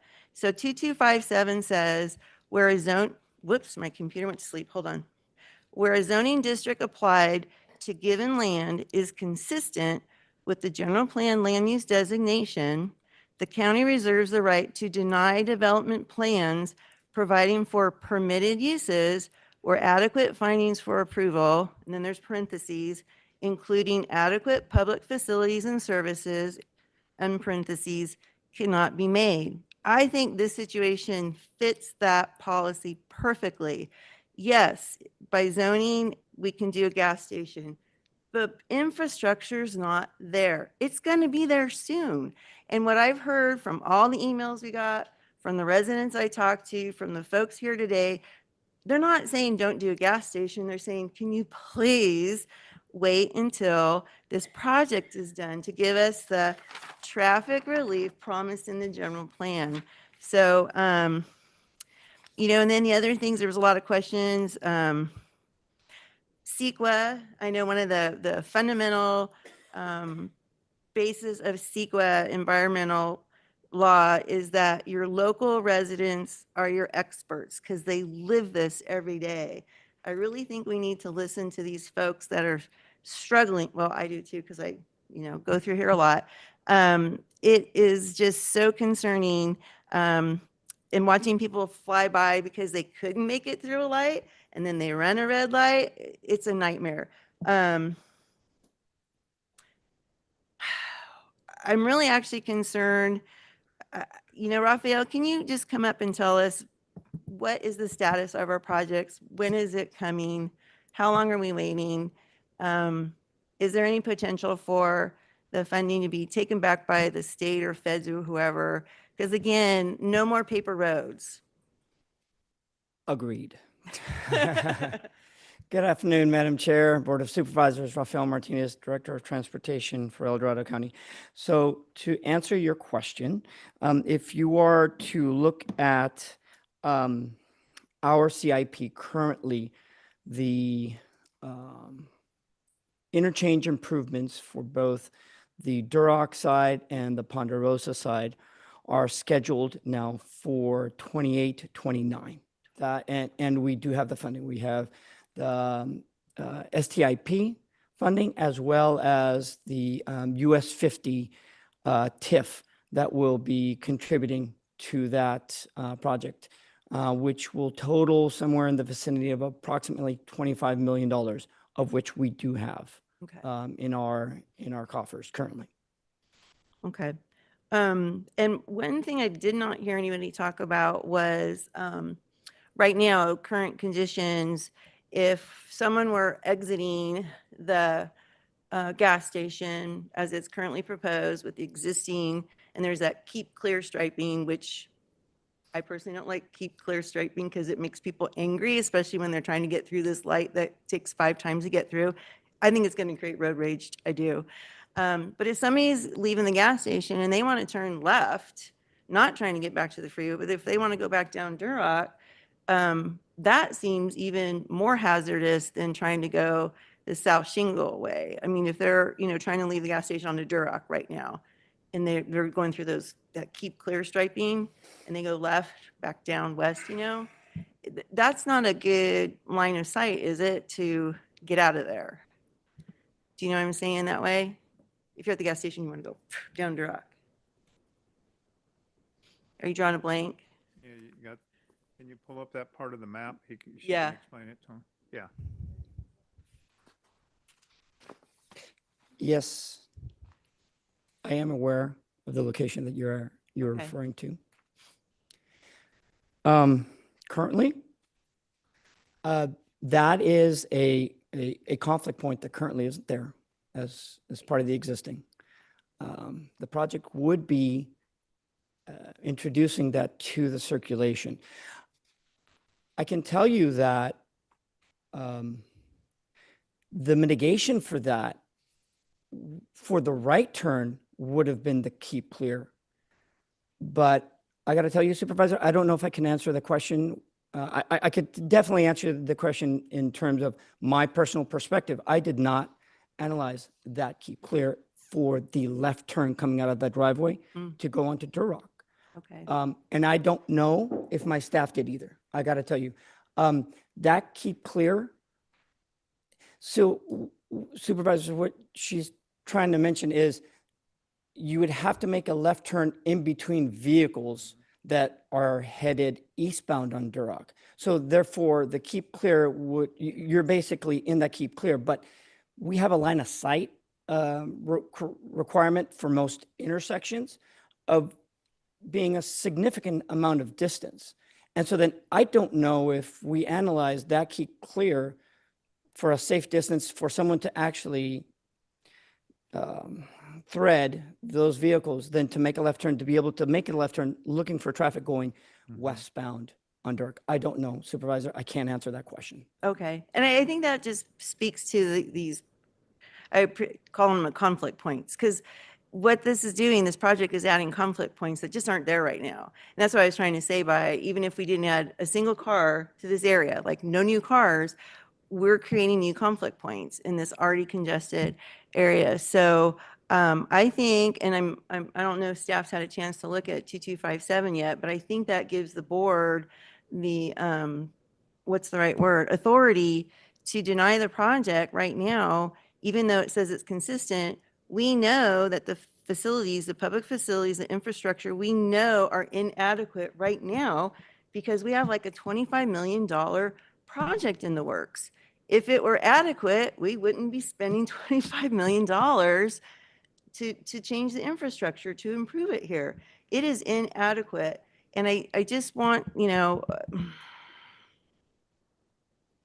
Mark, I don't want you to think that I think badly of your project. I don't. I appreciate you bringing it. I just think the timing is off. That's really it. I do. So I really am asking the board to either approve it with the condition that they cannot start construction.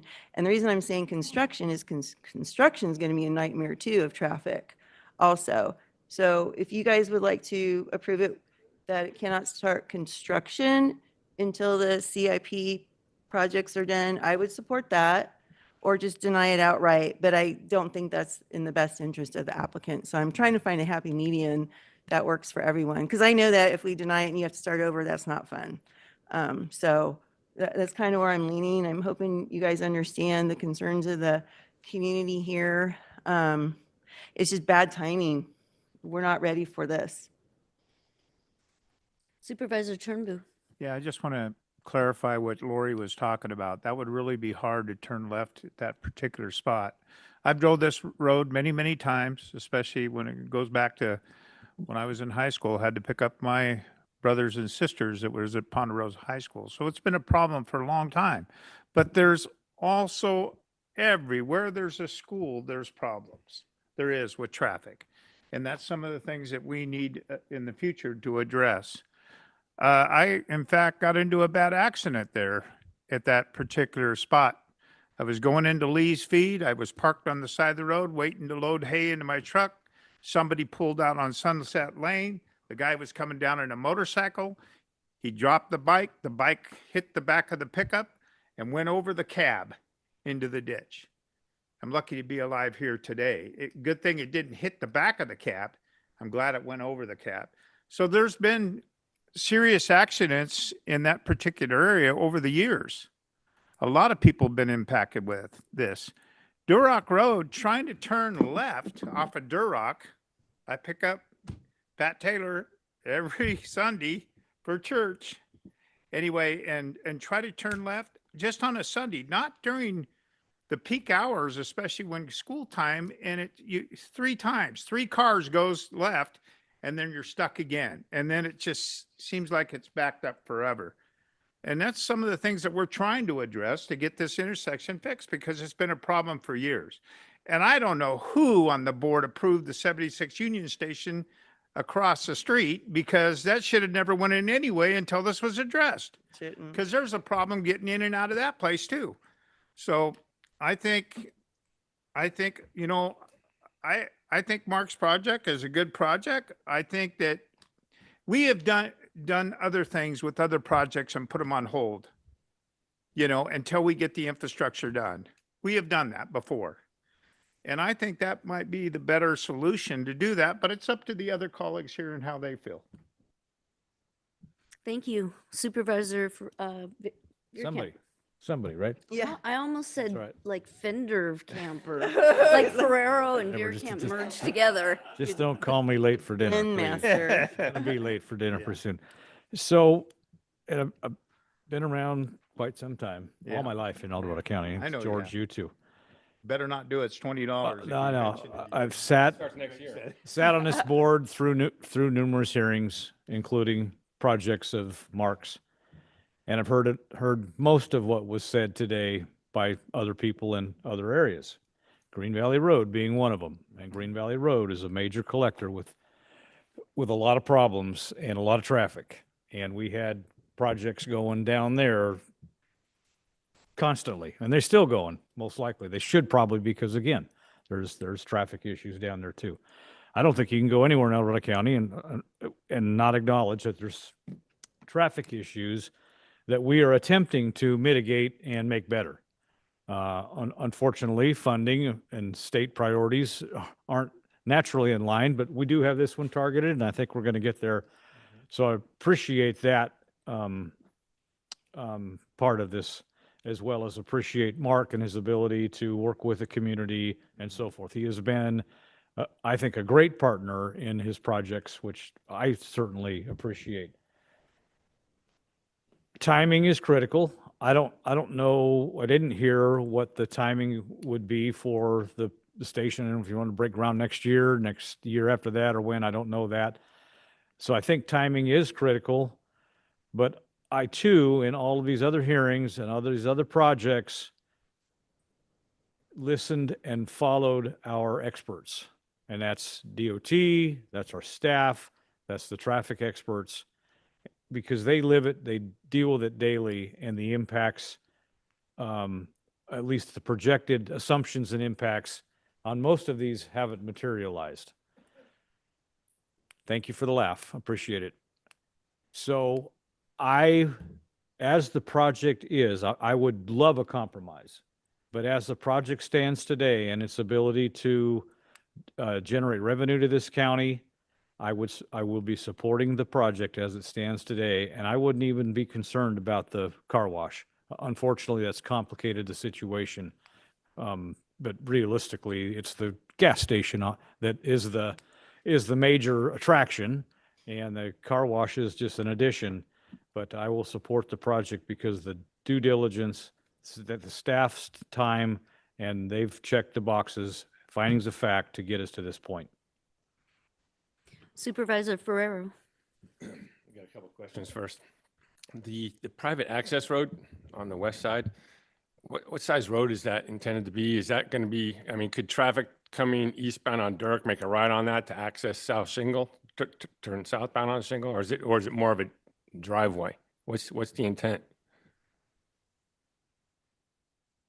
In terms of the private driveway in the existing Plus project, yeah, somebody could turn from Duroc Road through the private access road and then turn right on South Shingle Road.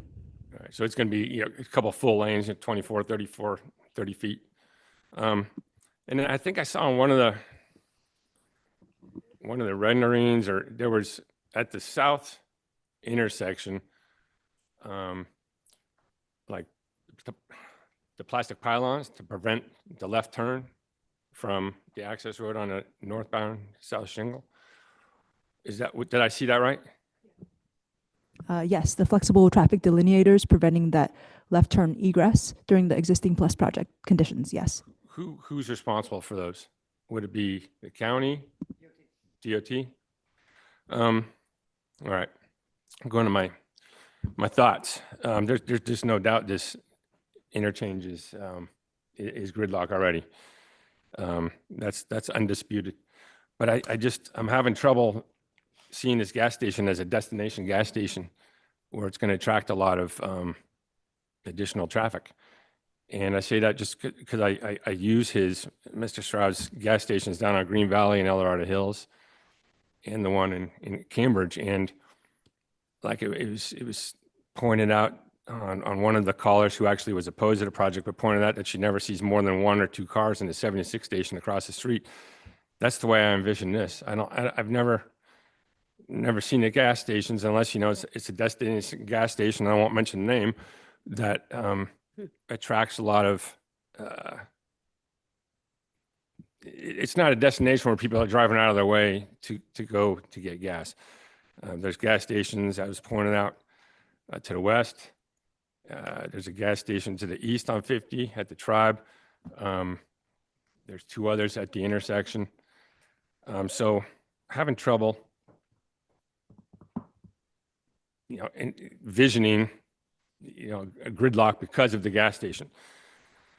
This gas station is, the way the entrances and exits are designed, very similar to the gas station in El Dorado Hills that has a right-hand turn only lane, or right-hand turn only to go eastbound on the Green Valley. And then on the other entrance on Sophia, you actually can only go right also. There's no right or left option. It's just you have to make a right-hand turn, and it works fine. I am a little concerned with just placing those plastic pylons there because I know they get run over, and I know people are going to run over them. So I guess, is there anything we could do in that center divider of South Shingle to put like a raised curb up in the interim, if this is approved, to have a raised curb in that center divider where the double yellows are, to physically prevent people from making a left on the South Shingle and going northbound?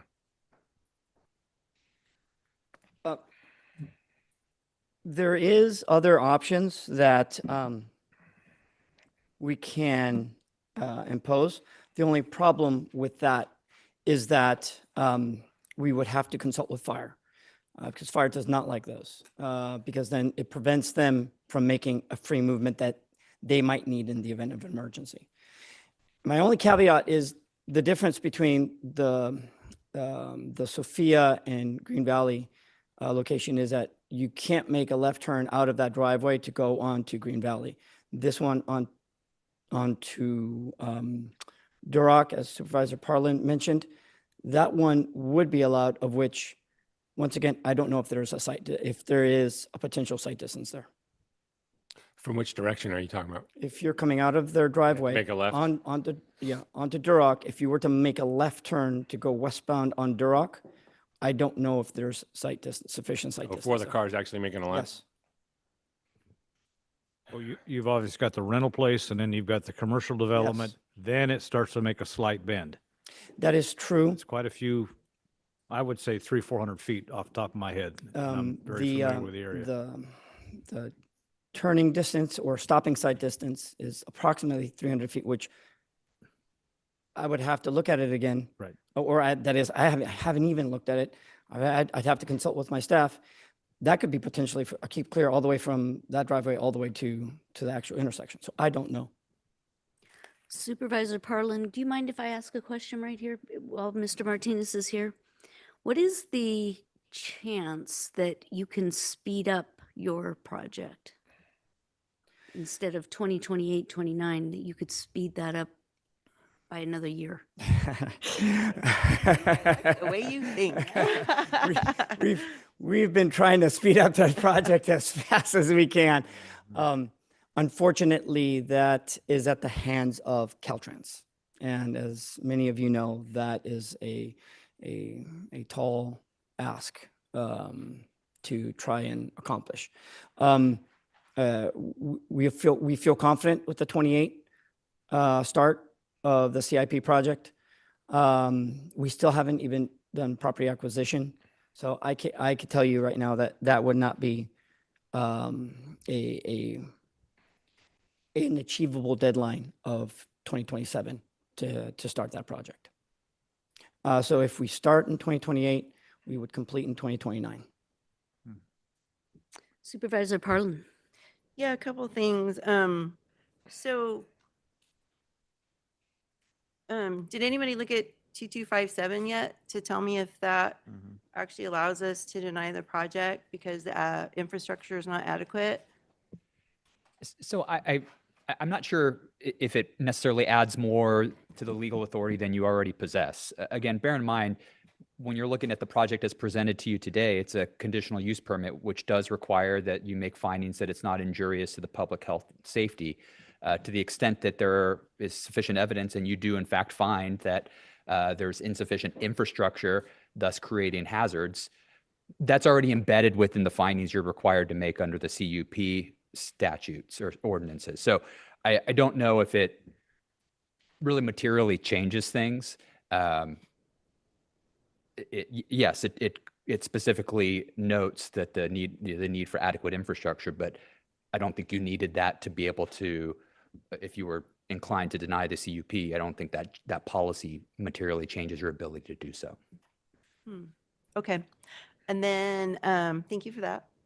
And then, Supervisor Veerkamp, I hear what you're saying about revenue generation. I know that's one of your priorities in the county, but I honestly don't see how this particular project is going to generate revenue for the county. It's just going to shuffle around. They always have that analogy about the pie and so many people buying gas. It's just going to shuffle it around. So I don't think it's any new money. Like, it's not a new project to the county. I get what you're saying. I'm all about revenue generation. I want to support business, but I also appreciate public safety. This community has been waiting. Like I said, I remember the first meetings in the community were in 2008, talking about this project. It's been long waited for safety. So I get it, but I just don't think that truly this is going to generate new revenue for the county. So then the other thing then is now I'm really concerned. Rafael, you're saying that particular newly created conflict point wasn't analyzed. Do we need to send it back for analysis? I don't know. Supervisor, I can tell you that I personally have not analyzed it. And just by looking at the exhibit, there's a potential there that there might not be sufficient line of sight distance. Okay. God, I don't like this at all. I mean, at a minimum, I think we should send it back for analysis. Just better safe than sorry. Because what if we do approve it and then it turns out it doesn't meet the line of sight requirements? Then what happens? How does that work? At that point, we would have to talk to the applicant and see what other mitigating factors we can do in order to make sure that we have adequate line of sight. Okay. Well, how can you do that there? This area is a nightmare. That's all I can say. And I really would appreciate it if the board would approve this with the condition that construction does not start until after those CIP projects are done. It just seems to be, to me, that's the best compromise is we're not making the applicant start over, but we're also acknowledging the community's concerns for safety in this area. I think the safety data was really clear. I appreciated that map being put together by the appellant. That was really helpful. It was information that I think we all knew, but we hadn't seen it in dots. And the fact that it's 2.4 times more than the average out there, this area is very unsafe. So I guess I should just make a motion then to do that, right? And then we can go from there. You can do that if you want. We do still have a couple supervisors that want to chime in, so I don't know if you want to wait, but you obviously are free to make a motion whenever you want. Oh, okay. Do you guys want to keep talking? You want me to make I a got a motion? question or two, just Okay. should be minor. Go ahead, George. Supervisor Okay. Turnbull. One of the big questions, talking about site, if you're trying to pull out of this particular intersection to turn left, you know, it's going to be really hard because the cars are backed up and turning left, and then people are turning on Duroc Road, and they're going to end up in a bad accident at that particular part of that intersection. Have you guys done any kind of studies, maybe to even, like Raphael, like Lori was talking about, a stop sign or another additional stoplight? Dear God. I know we don't need it because we already got a mess as it Yeah. is now, but. Stop talking. But anyway, I don't know, when that new road gets put in that goes down the Sunset Lane, that'll kind of bypass that anyway to turn down Duroc Road, So correct? yeah, the circulation that would come about with the improvements of the interchange would completely mitigate everything that we're talking about here today, 100%. There is no doubt in my mind that we have analyzed thoroughly as to how their project works with our CAP after it is constructed, after it is built. Transportation and traffic were hyper-focused on the exit that was on South Shingle and what the site distances were, the left turn out of there, what the mitigating factors we would need. And we talked to fire clearly about on that one. The fact that we would have to restrict the left turn coming out of that and make it a right turn only. And then Mr. Nevis brought it up, and after seeing the line of cars on Duroc, a light bulb went off, and you just mentioned it, making that left turn, because the problem is with the keep clears, there is a possibility somebody would keep clear, but then there is a possibility they won't. Yeah. And so then if we don't keep that into mind with reviewing the circulation, that could be an issue. And another question on Sunset Lane, being that's going to be probably another thoroughfare to people to get around to go to Motherload Drive, is that going to be a possibility to be widened? Because that's a narrow road. Well, once again, that's going to be rectified with the interchange. Yeah. Okay. Because then with the project, there'll be a roundabout there and people won't go on Sunset anymore. They can just turn around and go back to the freeway. So Right.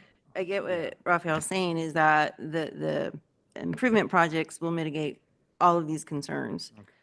The only other issue, or the only other possible application, would be a right turn only. But then that would limit the circulation in terms of people trying to go back to Ponderosa meter. Right. So, because then they can't make, that is, I'm sorry, going back to Cameron Park, going back to Cameron Park. If somebody wants, let's say they want to go there and then go down Duroc to go Cameron Park, they couldn't do that. That would be the only issue with that. So we'd have to relook at the circulation and how that works altogether. Okay. Supervisor Veerkamp. Yeah, this might be Andy, in the letter from the Alliance, and I'm assuming you referred to it in your presentation, talking about the, I believe it was traffic accident study. Yeah. And they were in the top so many. Yeah. When I pulled that up, you Yeah. can click right on it, and it's a 21 study out Yeah. of Berkeley. And it's for the Shingle Springs It's like proper Shingle area. Springs It's large if you look at the Yeah. boundaries of that. So I just wanted to make sure and point that out. And I didn't see Shingle Springs listed in the top 10 of any one of those categories. So somehow you extrapolated. So again, the point we were making is that we're significantly above the statewide average. I'm not claiming that we're the worst in the entire state or any particular area, but if you compare it to the statewide average, that was the most detailed study I could find that actually broke it out by census designated place rather than Understand, I bigger just- zip codes or. I had a hard time counties. correlating Yeah. how you got to that Yeah, being that's how. higher than the state average, because I didn't see that. Yeah. And then secondly, to Mark, Yeah. is there a way to make this work and extend out your timetable to what Supervisor Parlin's alluding to? You're the one that's in business. You're the one that's got to make it penciled, and you're the one that's on the hook here. But obviously, there are some concerns, and I understand that. I just, that's a question for you.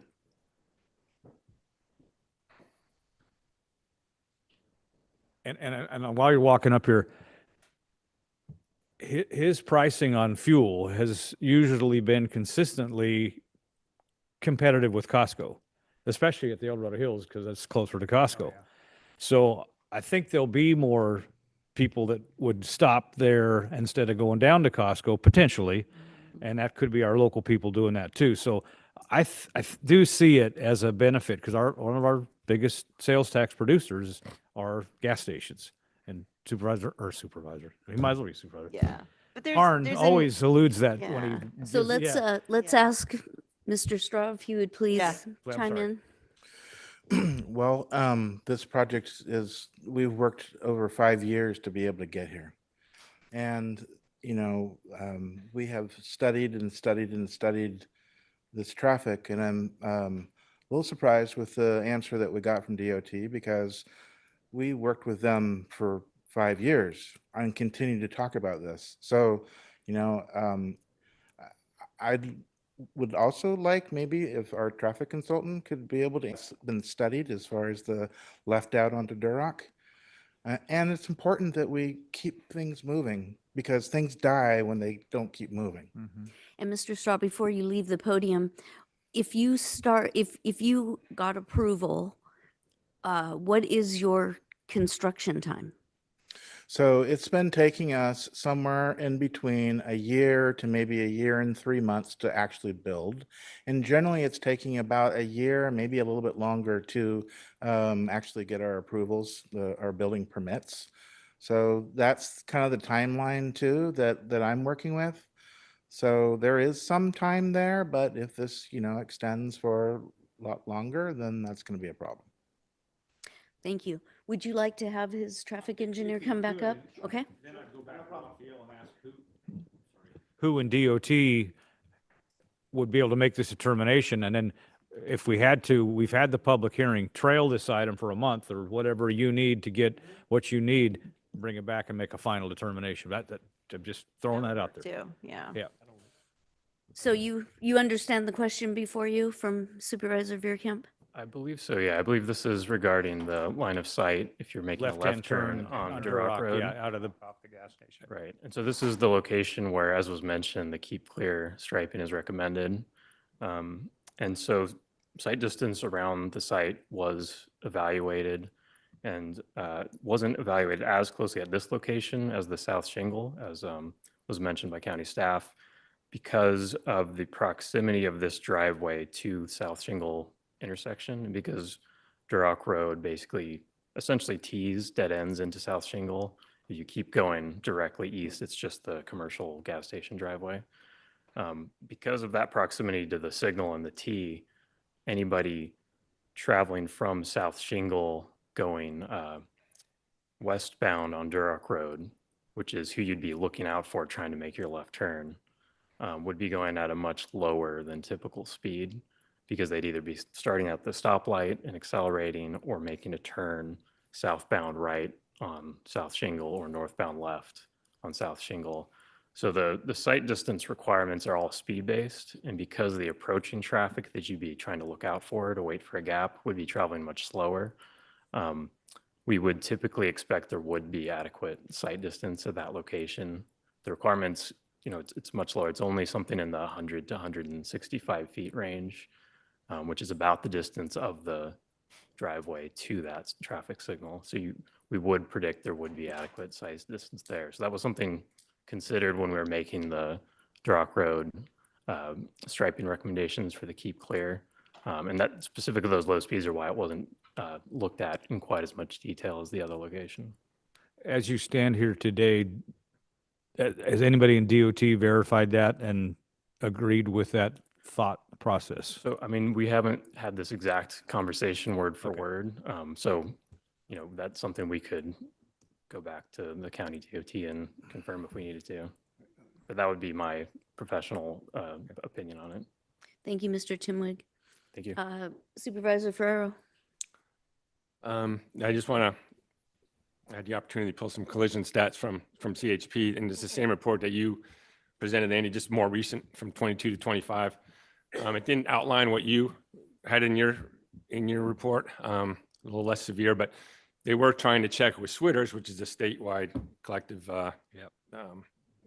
stat, and to see how this fits in as a percent of severity in the rest of the state. And I made that request on Friday. I haven't got it back yet. So, but I do have like they point out that there's been no fatal collisions since 22 to 25 in that area. A handful of injury accidents, and there's no doubt there's accident. There's a ton of property damage only accidents. Sure. There's no disputing that. All right. Can I, Mark, can I ask you one more question? Do you mind? I'm sorry. We should.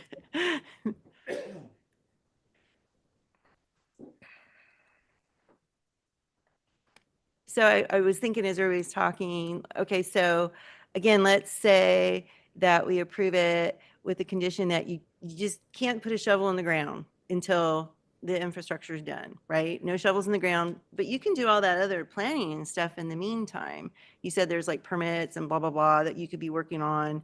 No shovels in the ground until that project's done.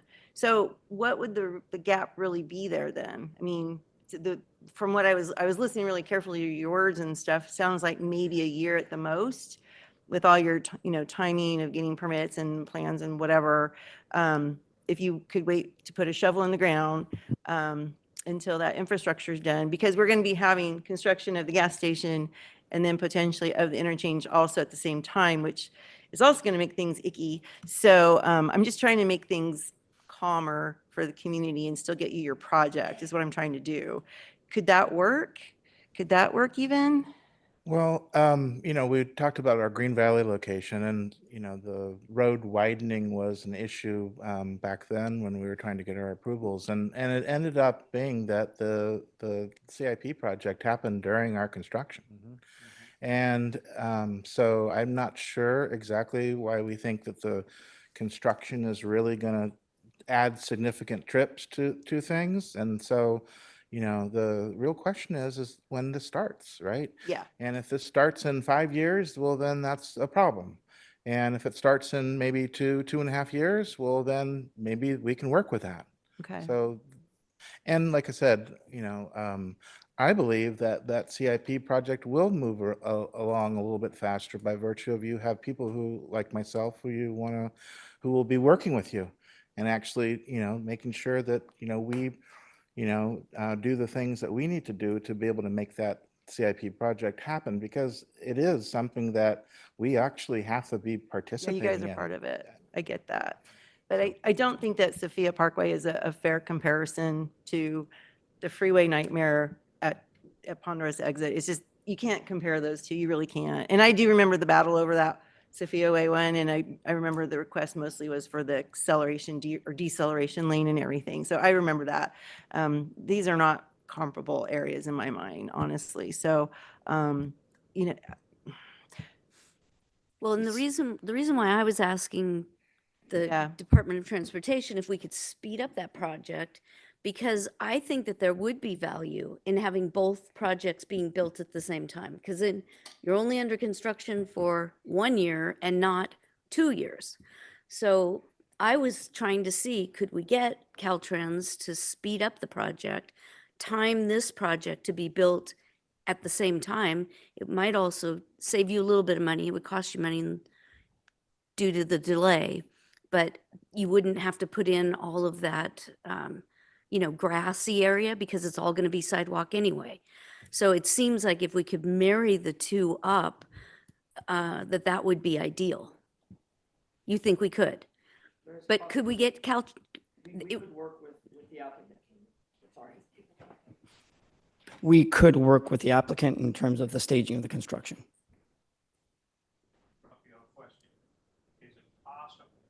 Is your mic on? It's not. Is it possible that the Caltrans could delay it even more? Or they got it proposed and they're going to start on that particular date? Do we know for a fact? So all I could tell you is our current estimate and Caltrans's estimate is that we start construction in 28. Okay. We do not, the interchange has been in the planning stages, as Supervisor Parlin said, for over 20 years. So we don't see any further red flags, neither does Caltrans. So unless there was a dinosaur bone buried underneath one of those locations that we've already done all our exploratories, and I don't foresee that happening, that is still our projected start date is 28. And my CIP engineers have been working with the applicant's engineers in terms of the alignment, the design. Unfortunately, like I said, this one driveway potentially got missed, but we could definitely continue to work with the applicant so that maybe there is a conjunction in terms of the collaboration between the construction of both projects. Yeah, because once the interchange goes in, that we're not going to have to worry about Duroc Road. And if that part of it anyway. frankly, if we had all construction done all at one time, we just ripped the Band-Aid off as opposed to starting construction and Yeah. starting construction of another. So Start again. that might be in all parties' best interest. And we're going to go Supervisor Veerkamp and then Supervisor Ferrero. So I'm going to try something, and that would be that we approve the project but no shovel in the ground till 28. And that would be in conjunction with obviously the improvements of the freeway and off ramp and so forth. Do we want to maybe, Wait, there's a motion?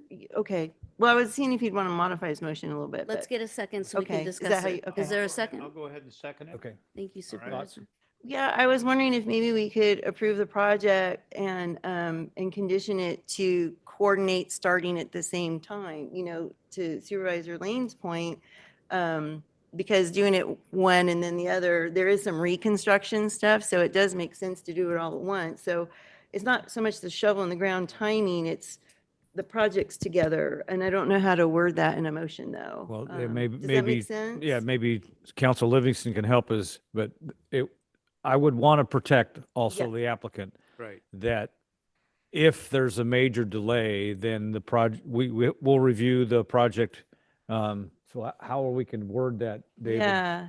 To Yeah, be able to open back up and If I reconsider understand the it, start I date. think what you're suggesting is maybe a somewhat of a variation on what the planning commission itself was trying to wrestle with, which is to say, though they were focused more on solely on the car wash, not the entirety of the project, but I think what they were suggesting, they put in a fixed date, right? And I think that was in order to kind of protect against unreasonable delays in construction of the CIP project. So though I think you're talking about, you're talking a broader prohibition, not just the car wash, but the construction of the entirety of the project. Right. I might suggest that it's kind of an alternative. It's can't commence construction until perhaps the earlier of commencement of construction of the interchange project, or and I'd leave it to you to decide what that year might be. Okay, because that would allow for the two projects to kind of collaborate better and then not have to do some construction and then reconstruction because of all of that, right? Is that kind of, Yeah, would that allow for that? I think so. Did I capture what you were going for, Yes, Supervisor yes, Veerkamp? yeah. I'm not sure what that And I date think is. that's where I'm going. I was going to mention, I want to support what the planning commission recommended, and I do want to protect the applicant. So I was going to suggest before you made that motion to have a hard date, either upon completion or start of the state project, or Not later than. 2030, whatever that date is. But just so there's a line in the sand that says, eventually he's going to build that project. Right. And I want to see that. I think it's a good project, and but yeah, I think we need to have some type of either similar to what you just mentioned, or a hard date. So, David, do we need to bifurcate the car wash from the other?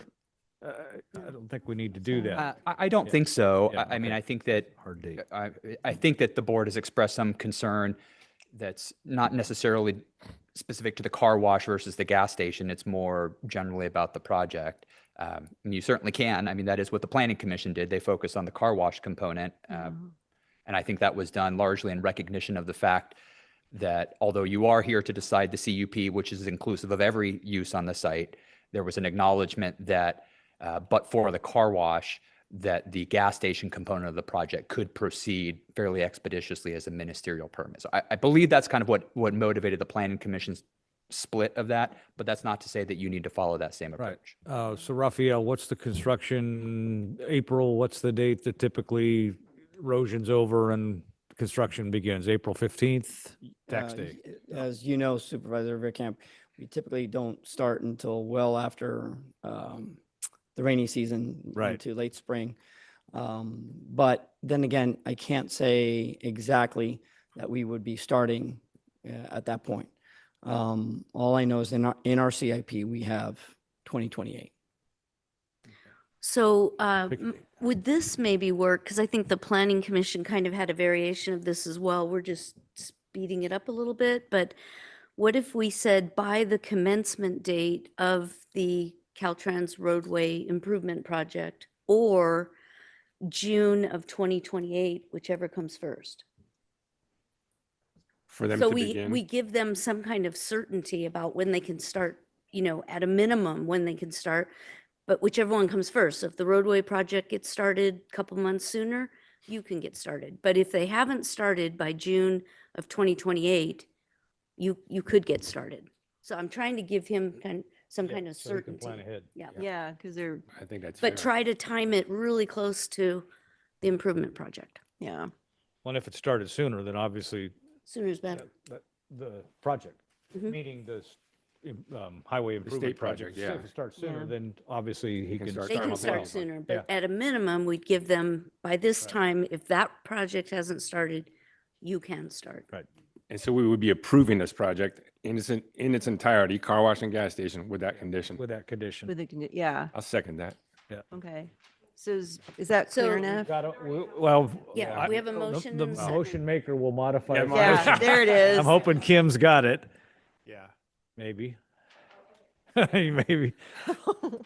I feel like Supervisor Parlin with all my notes here. Sorry. It's okay.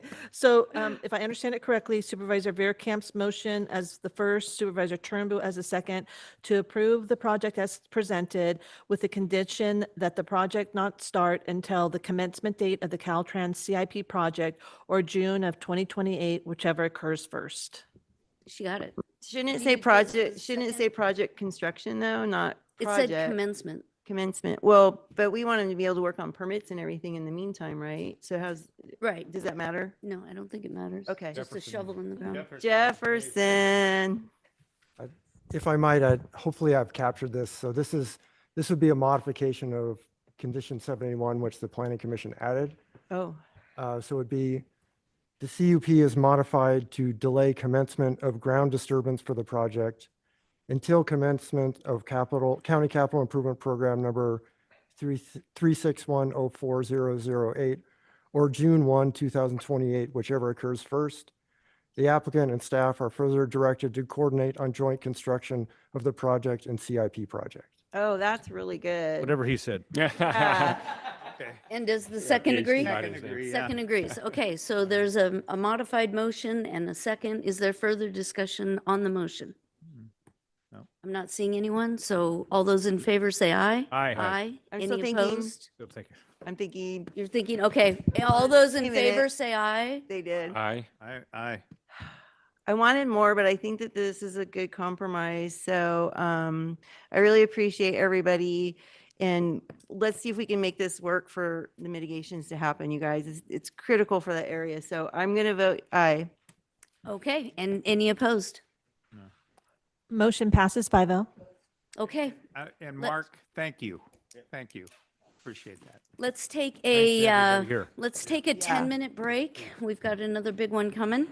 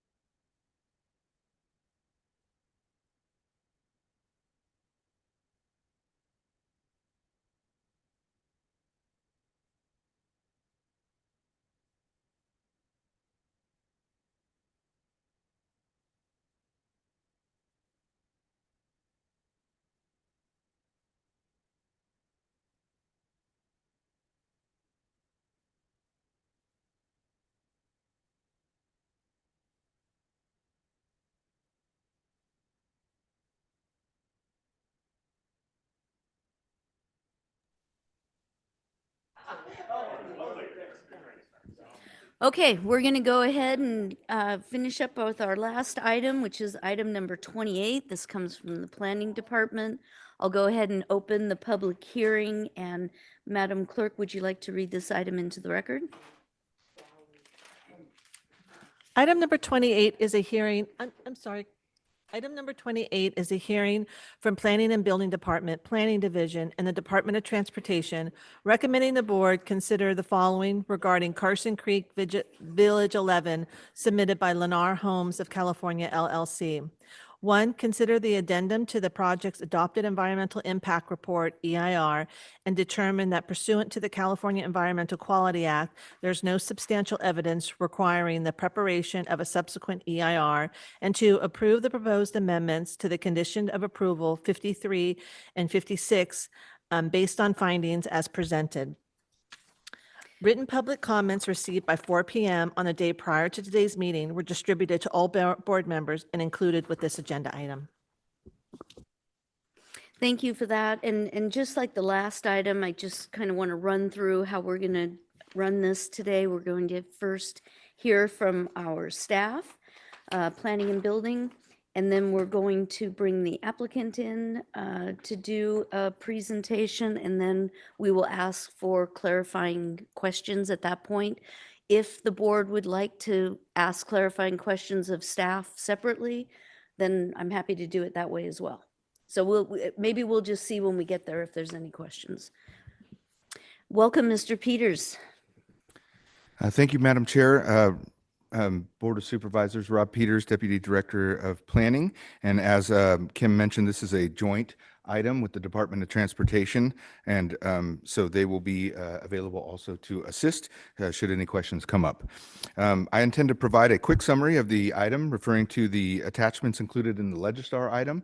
And then note that additional details were provided in the staff memo, which was Legistar Attachment A. As Kim stated, today we are here to discuss a request from Lennar Homes of California to amend two conditions of approval, 53 and 56, for the Heritage at Carson Creek Village 11 final maps for units 11A through D. And the request is to modify the timing of the construction of the required offsite improvements, including secondary access to Royal Oaks Drive and Latrobe Road, as well as the traffic signal at Latrobe Road and Royal Oak Drive intersection. And I'm going to go ahead and share my screen here.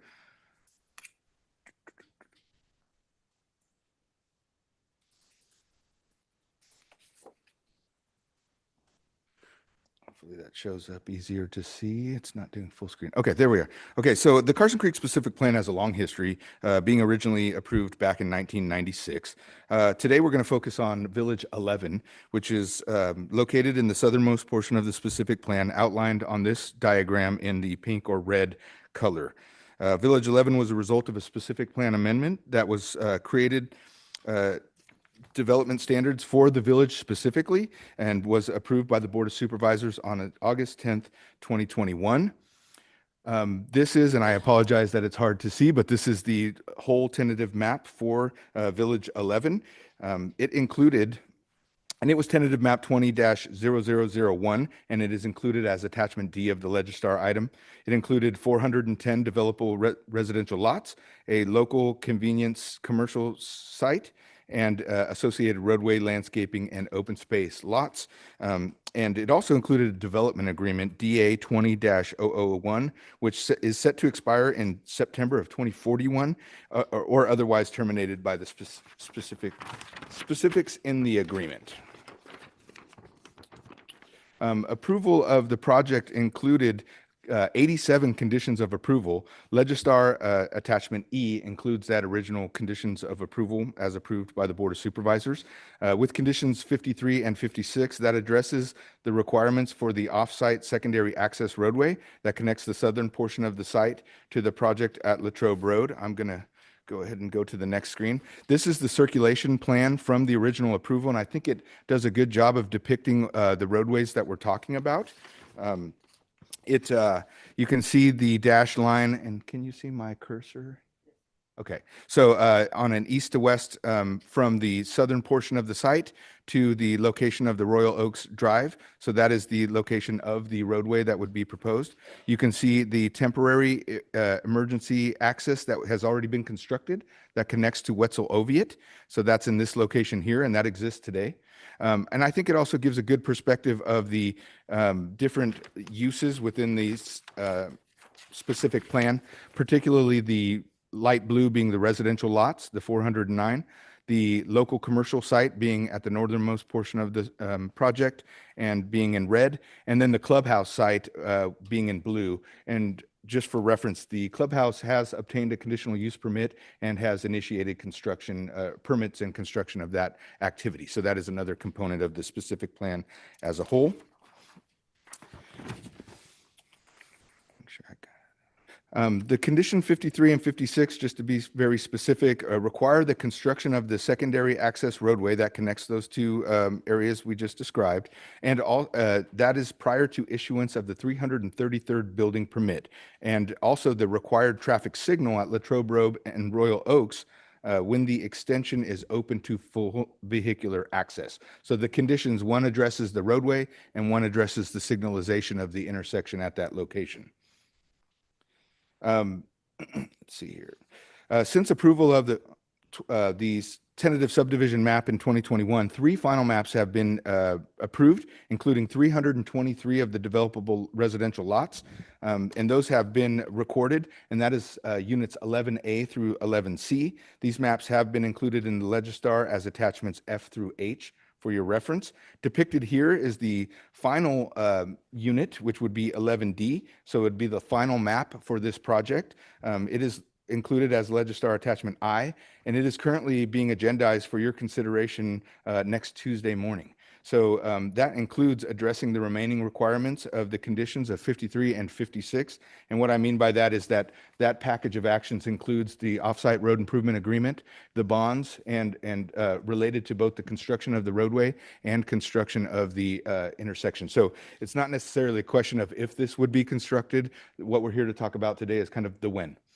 So that has to happen either way. And again, that is agendized for next Tuesday morning once the agenda goes out. Let's see. And I honestly, that concludes sort of the attachments or the exhibits that I was prepared to share. I want to go into a little bit of sort of what's been happening on the activities by the applicant and the reason that we're in front of the board today. So because of the multiple final maps that have been recorded that are subject to the conditions of approval for the tentative map as a whole, so one tentative map, multiple phases with subsequent final maps.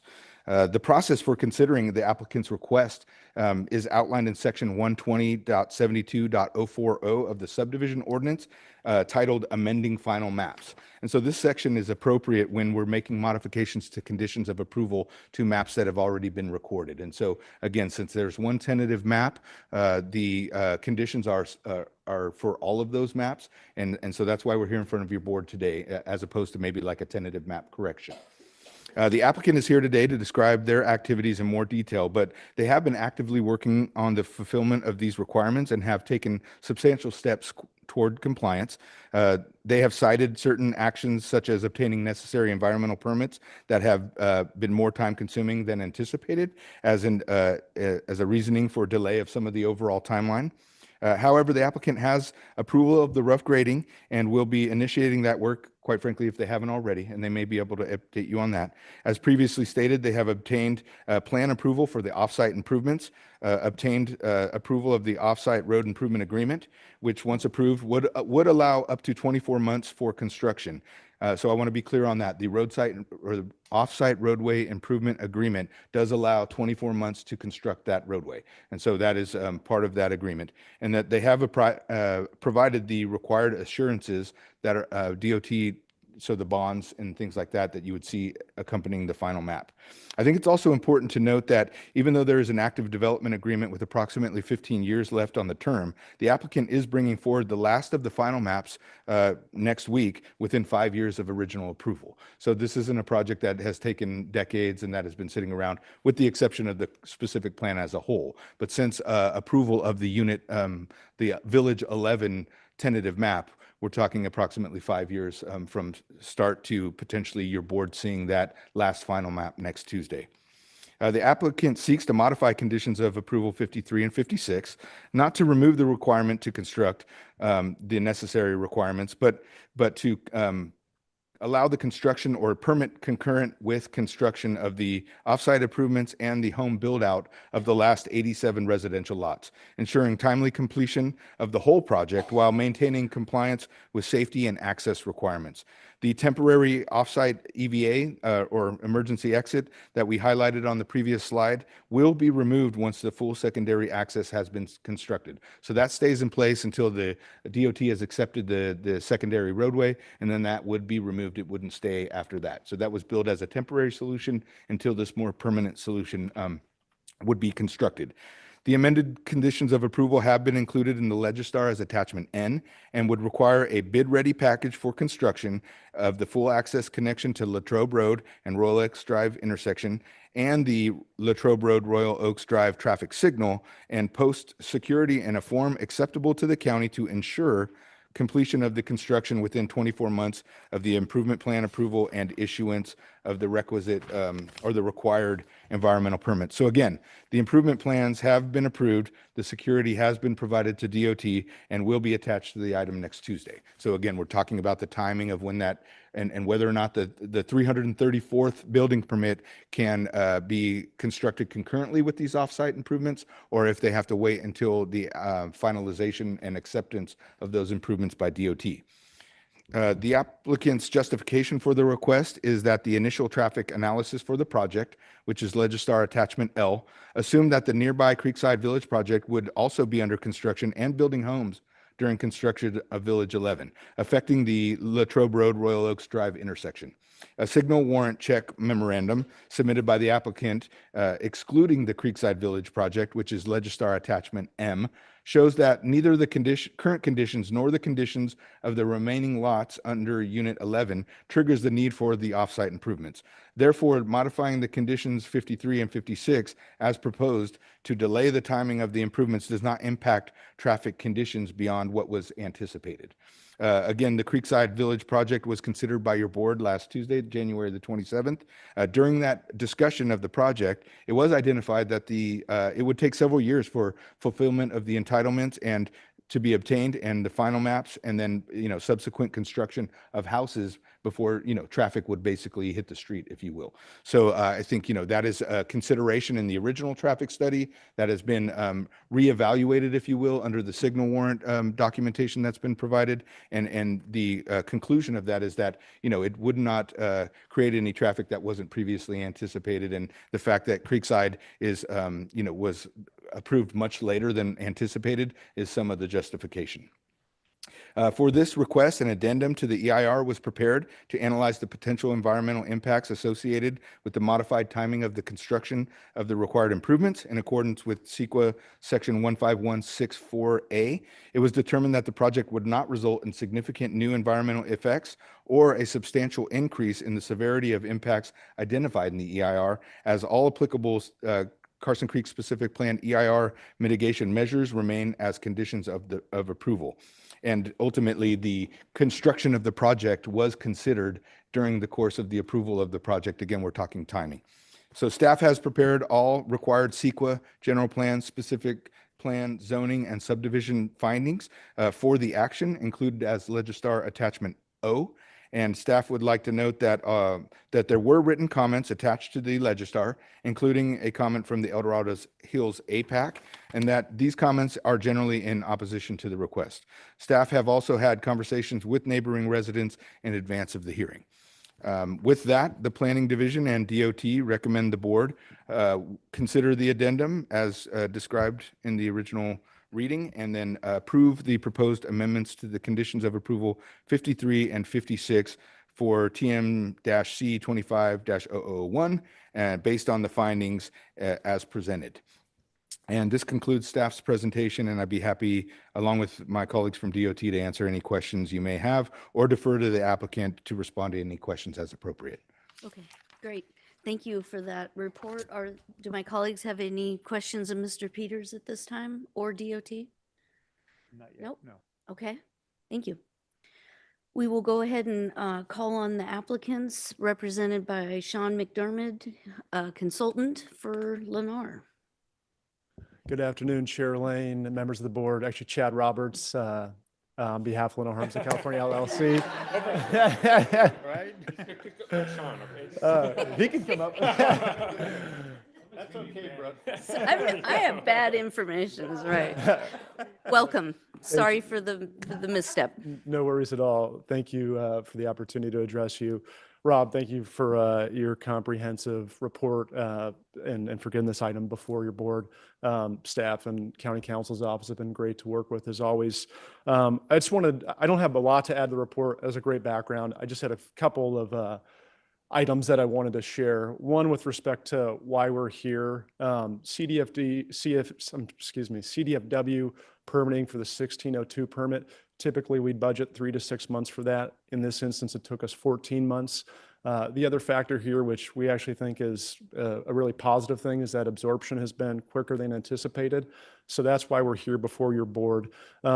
Supervisor Parlin, I know you talk about paper roads. I do want to assure you this is not a paper road. Lennar has approved grading plans, approved offsite improvement plans, as Rob noted. Next week before your board will be the 11D final map. Lennar's already executed the improvement agreement, has already provided the security. Lennar has ordered the signal equipment, the mast arms, the signal cabinet, and the pole. We anticipate delivery in September. A construction contract has already been awarded.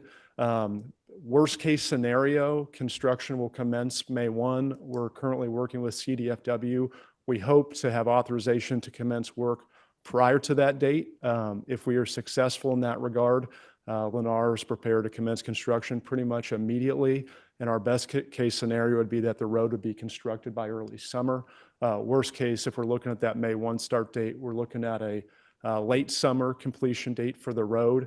In any event, we think that we'll have the road complete prior to September delivery of all of the signal equipment. And once we have the signal equipment, a couple months, and our anticipated schedule will be that construction is complete by the end of this year. Rob, the only thing I would quibble with in your presentation, you said it wasn't a matter of if, but when. We actually don't think it's a matter of when either. This is the construction schedule, for better or worse. Really, the only item before you, we think today, is whether or not Lennar will be able to continue building homes while this road is being constructed. That's the nature of our request. Nothing we do here today, unfortunately, is going to expedite construction of the road. From our perspective, all that would happen is it's going to halt construction for Lennar of home building activities, delay TIF revenues to the county, and candidly, extend the period of time that residents are dealing with construction out there.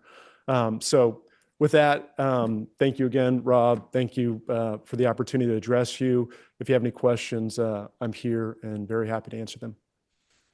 Great, thank you. Are there questions of the applicant at this time? We'll start with Supervisor Turnbull. Yeah, I just got a question, and we know the traffic congestion is there, and we've talked. And I appreciate that you're willing to start on this road right away to impact that road. And you've already worked out with George Carpenter on the wind project to work together to make this happen. But I was talking to Raphael the other day, and we have a problem with Robert J. Matthews Parkway, especially when people come in and drop their children off at that school, the John Adams Academy. And the traffic backs up along that, and it impacts your development on Heritage 2 and Heritage 1, because all that traffic backs up even on Golden Foothill Parkway. So I would like to see if it's possible that the county, yourself, and George Carpenter work something out that we can extend a road that goes into Robert J. Matthews Parkway that would help alleviate that traffic congestion because people can come in, pull the kids, drop them off, go out. This is a big problem, especially on Investment Boulevard, because it's a congested mess. So if there's any way possible that maybe we could all work together to maybe resolve this problem. You know, there shouldn't have been ever a school in a business park anyway, but it happened. And we have a problem. So I would like to see if it's very possible that we could work with DOT and yourself and the school too, because the school doesn't have to go through a lot of these studies. Am I right, Raphael? Yeah. So I would like to see something that we could do to resolve that problem, and that would help a lot, And especially when it comes to Duroc Road. I think, Supervisor, that's something Not that, Duroc, but yeah, Latrobe Road. I got Duroc on my mind. Sorry about that. We just got that done, so. so I think that's something we can ask them to take on advisement, but that's really not the item that's I know that, before but us I'm today, just so, bringing that up. Yeah. I understand that, but it's just something to look into. got it. In the future, yes. Okay. Are there questions, Mr. Ferrero? Yeah, a couple. So you're thinking best case scenario, a year completion with the signals? Less than a year, year end for completion of the or the signal improvements. Will that road be opened without the signalized intersection if they get delayed or? I would. Well, it has to, or does the signals, do they have to be in order to open that road? I would defer that question to your DOT director.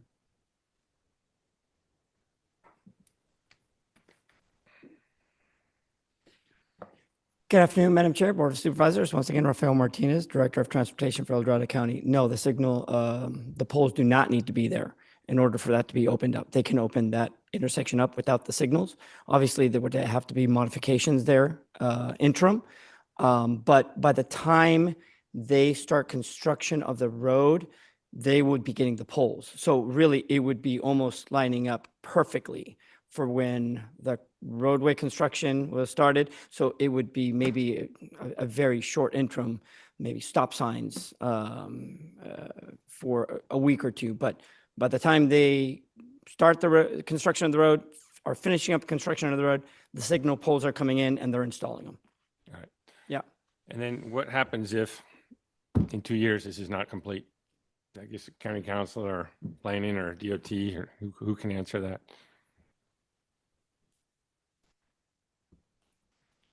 If the road's not done in 2 I just years. want to make sure I understood it. If the road's not complete as promised in 2 years, My understanding of the happens? process would, yeah, it would be that the applicant would be working with DOT, like you, I think, have seen in recent board items that for some sort of extension.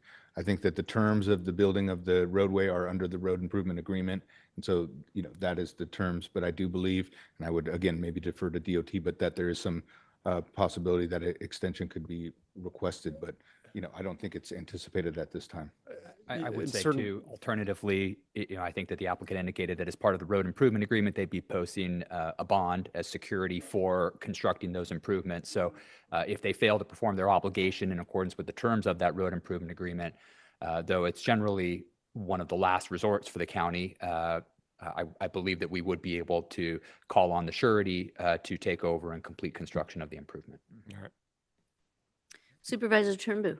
Yeah, I just want to make sure also that bond covers, especially construction costs, because we know that they go up a lot too. So I make that in consideration. One of the other issues that down there on the Latrobe Road, anyway, that's been going on at that particular intersection. Is it possible that we could actually make it wider so eventually that it could go to 4 lanes? I mean, I know. I'm not used to being in the position of deferring can to your put pressure on DOT director multiple times, but I can't say I've got the answer to that question, Supervisor. So the road's going to be, you're going to pave the road, you're going to put a new road and paved, and then there's going to be gravel shoulders, correct? Correct. Okay, and then the wind project will come in and then extend the road wider and then put the additional sidewalks on, working together with them, correct? That's my understanding. Okay, all right, that's all I have. Thank you. Other comments? Okay. I'll bring it back to the board for deliberation and/or action. public comment? Oh, yes, sorry.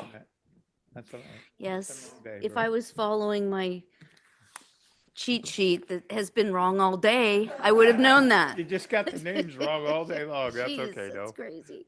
All right, we're going to go ahead and take a public comment on this item.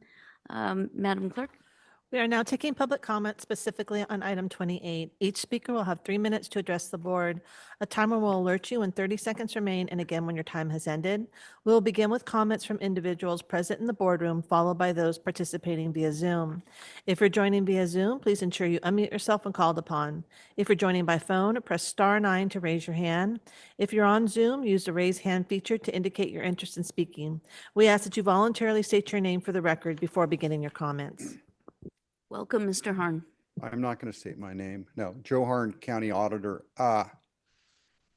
I give unauthorized informal reprimands to a lot of people. I give them to Raphael once a week. I give them to county supervisors. I give them to county council a couple times a day. And so I'm going to start this off because I'm not a man. Raphael will tell you I'm not into excuses. I'm not into accepting Lennar's excuses related to the permitting taking too long. And so they're getting a reprimand right now. Lennar has a long history here in the county. They were part of a joint venture that I'm going to make this short because about $22.5 million to the county so that we could build the Silver Valley interchange. And they got their $22.5 million back with no interest over the years as we collected TIM fees in the future. So that was a big deal to the county. They also spent that same partnership or spent a lot of money on fixing the White Rock, Latrobe Road. They spent big money, 20 million. As Nixon would say, I do not recall. But they advanced to the county big money to work on Latrobe Road. They've also advanced big money to the county so that we could improve the Bass Lake Road Country Club intersection, which was at Raphael. Of course, he makes stuff up. He said that was just about the worst intersection in the county of El Dorado at the time. And so Lennar's was in a partnership that advance funded the money so we could complete that improvement. One thing about what I'll call it the Valley View specific plan DA and the Blackstone tentative map, that DA required the partnership to do certain things. And this is why Dave Livingston lost his hair. We, because he's trying to keep me keep track of what I'm up to all the time. We asked, with frankly no authority, we asked that partnership to advance $2 million to the county so we could complete the El Dorado Hills Library, and they did. And that wasn't in the DA. That's just a condition we added to the Blackstone map. So I'm very disappointed that Larry and Chad are here today. But they've done in the past, not Chad, he's too young, but Larry and Lennar have been involved in advanced funding, a lot of money to the county so that we could get some things done that the public needed and deserved. In summary, to get me enthusiastic about the Blackstone map back in, I think it was 2004 or 2002, they sweetened the pot by offering the $2 million after they were asked for the library. So I'm hoping that it's possible they could offer us something today to sweeten the pot. We have a traffic problem on Latrobe Road. We all wanted this improvement done at 333 units. It's possible they could offer us something today that county council, he's starting to give me that look again, as he frequently does. It's possible they could sweeten the pot some way today. I guess I'd like, I'm going to go over time if I can. Yeah, you're well over time. Yeah. This Carson Creek Heritage Village 11 DA, this is the highest community benefit fee we've ever collected, $4,700 or $4,800 a home that goes straight to the general fund every time they pull a building permit. They pay triple. The homes out there pay $75 a year for the ambulance, the CSA 7 Western Slope ambulance system, where everybody else pays $25. They pay a special tax, so the county, the project will be revenue neutral. This was, in terms of financial stuff, this Carson Creek Heritage Village 11 DA has the most money for the county out of any DA we've ever had. So I'm hoping the applicant will come up here and somehow soothe our pain over the fact that this road improvement won't be done on time. Thank you, Mr. Harn. I got another question. We're going to continue with public comment and then we'll come back. Okay, good. Okay. Are there other members of the public that would like to address the board? Welcome. Hi, my name's Susie Yost and I live at Carson Creek. And although the back road is not near where my house is, I think it's necessary. I would like to see them get their extension, and I know that they will be done by December of this year.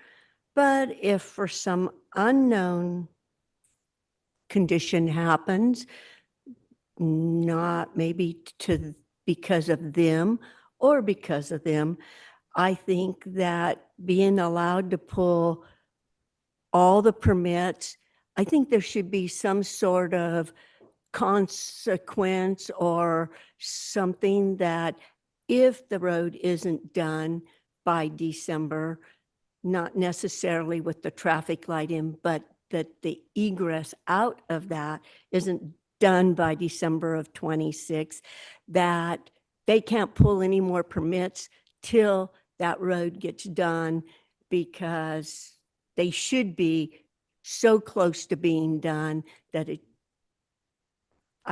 so if that's all I'm asking is that there be something, so if something doesn't happen, it's not, oh, well, now I have another year and we don't have to worry about it. Thank you. Thank you.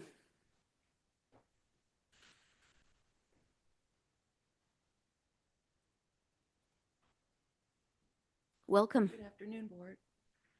Thank you for allowing me to speak. Of course. My name is Gail Jones. I'm a homeowner at Heritage Carson Creek. I'm concerned about safety in terms of evacuations and getting people out of our community if there were a problem. I understand that we are a medium risk community, not a high risk. That's all given, but we've seen strange things happen in very many places. And so when I look at our current evacuation route, I have concerns that some of the people who live in the community with the smaller cars that are not all-wheel drive compatible, that they would not be able to get out. And I think that's a real concern that we should be addressing. I see the heavy equipment out of our back gate. It hasn't moved yet. That makes me wonder what kind of timing we're looking for really in terms of completing the road and the signal in a timely manner. I have to say that the traffic on Latrobe goes past those signals so fast that I think it's an accident waiting to happen, and maybe more than one.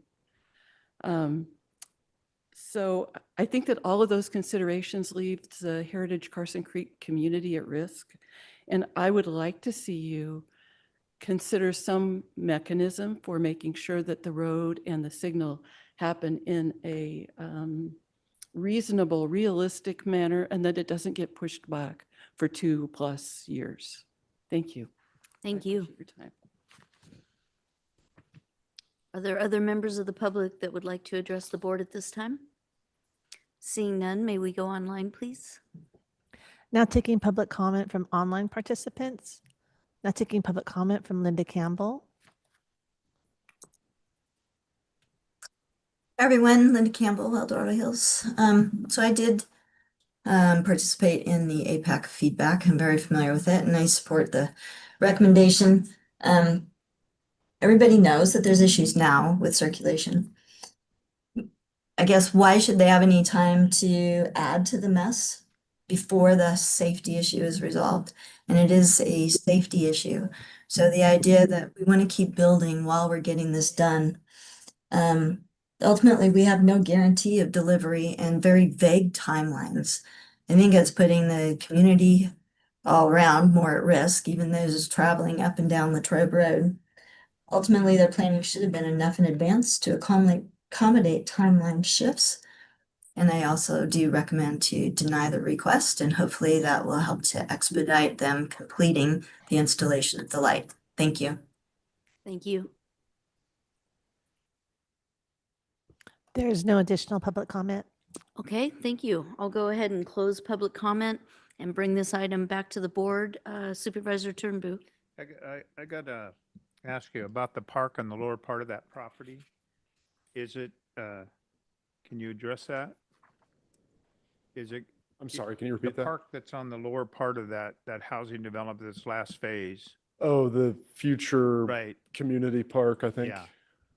Now, is that going to be tied to the CSD, or is it going to be actually maybe the residents would be responsible for that park? You're talking about the community car Right. location that is outside of the boundary of Village 11. Right. I don't know what the current status of that park is. You don't know? Okay. But I was that's not just part of, curious that is about not that. part of Lennar's Oh, it's department. not? Okay. I know you had it all marked off. That's why I was wondering about, so. Yeah. Okay. All right. That's all I had. Supervisor Parlin. Yeah, I was trying to understand if we take APAC's suggestion to deny the changes to the conditions of approval, what does that mean? Thank you. So Rob Peters again. My understanding of the scenario would be that then when we could still proceed with the final map, because I believe there is a small delta of units that between what we have now and the 333rd permit. But my understanding was then that construction of additional residences would stop until those improvements were completed and accepted by Department of Transportation, and then that 334th building permit could commence. And so if anybody sees it differently, welcome to have their comments as well, but that's how I understand it. And how many total are there in this project? 409. So I think there are 87 residential units in 11D that would be moving forward. So between that, it's approximately, in the mid 70s between when they hit that number, I think, and when they get to 409. Thank you. Other questions by the board? Mr. Ferrero? You saw my hand. Did. Yeah, thank you for bringing up APAC. And the way I understand is we'd be delaying the construction of the remaining buildings. I certainly don't want to set a precedent on amending conditions of approval. I'm Right. disappointed this has not been done already. It's Lennar. They probably should have anticipated the delays in permitting, but the road's not going to get built any faster, regardless of our actions today, I don't think. Correct me if I'm wrong. The only thing it will do is delay the remainder of the construction for the remainder of the homes, which actually I think will have a negative impact on the people that live in Heritage now. It's just going to delay construction for another year or so, instead of being able to work simultaneously. So I think I support this reluctantly, and disappointed we're here, but and certainly don't want to get, like I said, getting the president of amending conditions of approval, but I don't see an impact to the community if regardless of our decision today, really.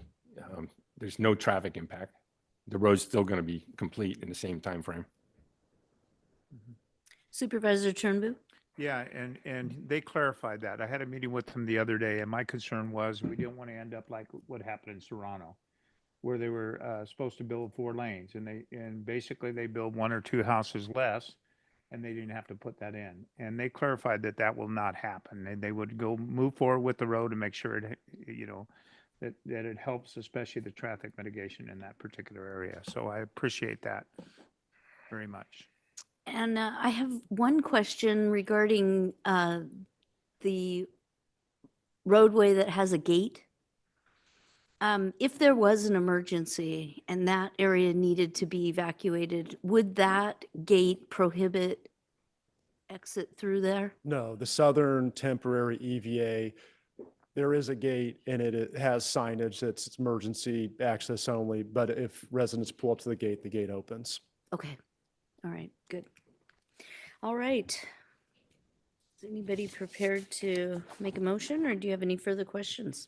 And so the bond is there and just in case. So how long are we waiting then for, I guess that's the big question then. Like, if it doesn't get done for some reason, the road, what triggers us to do the bond? Is there a time delay, time frame or something? Or like, how long are we waiting if, right? Kind of, that's what I asked about the 2 Yeah. years. I mean, if we're, do we have clarity on that? Was that clear enough? It's a two-year timeframe. Now, they're starting sooner. Right. So, I mean, so they would have to agree to something sooner, of which, that would be, we'd have to redo everything right now. So, Okay. but right now we have a 2-year agreement on those bonds. Okay. On that surety. So, but Mr. McDermott said that they were going to be starting construction here very shortly. So, I mean, once they start construction, it's in their best interest to finish it.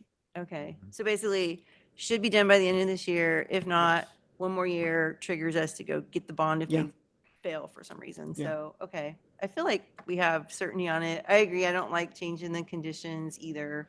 But I feel like we're not going to end up with paper roads, which is important. So thank you for that. We have the money to do it if all else fails. So I feel like this one's covered. we're not delaying the road. The road's already delayed. Yeah, So no matter what we do here, it's going to expedite that. yeah. That's the way I see it. Okay. Do you want to go for a motion? Yeah. Whose let's try. district is it in? Yours? Yeah. You go for it. Let's see. Just, Huh? you can say just approve as staff Well, that's recommends. what That's the I'm gonna easiest way do. to do it, just, That's what I'm going to say. Okay, will you stop? It looked like you were gonna, it looked like. All right, sis. All right, sis. You don't have to read it. That's my point. You don't All have right, to read it. okay. Just say staff recommends. Staff recommends that we approve this project. I'll make a motion that we do. Second. Okay, there's a motion. Is there a second? Second. Thank you. There's a motion and a second. Is there further discussion? No. Okay, seeing none. All those in favor say aye. Say aye. Any opposed? Okay, Motion passes 5-0. thank you. I know, but I was going. All right, we're going to go ahead and adjourn into closed session. Okay, we're going to go into closed session. We're going to come back out. Can we do twin problems next week? 'Cause It's yeah, at your discretion. we still have a couple big items to go. Yeah, we still do. Okay, so let's adjourn into closed session. We've already taken public comment on this. Correct. And I am not anticipating any necessary reports, so the board will be adjourning directly from closed session with the time of adjournment noted in the minutes. Thank you.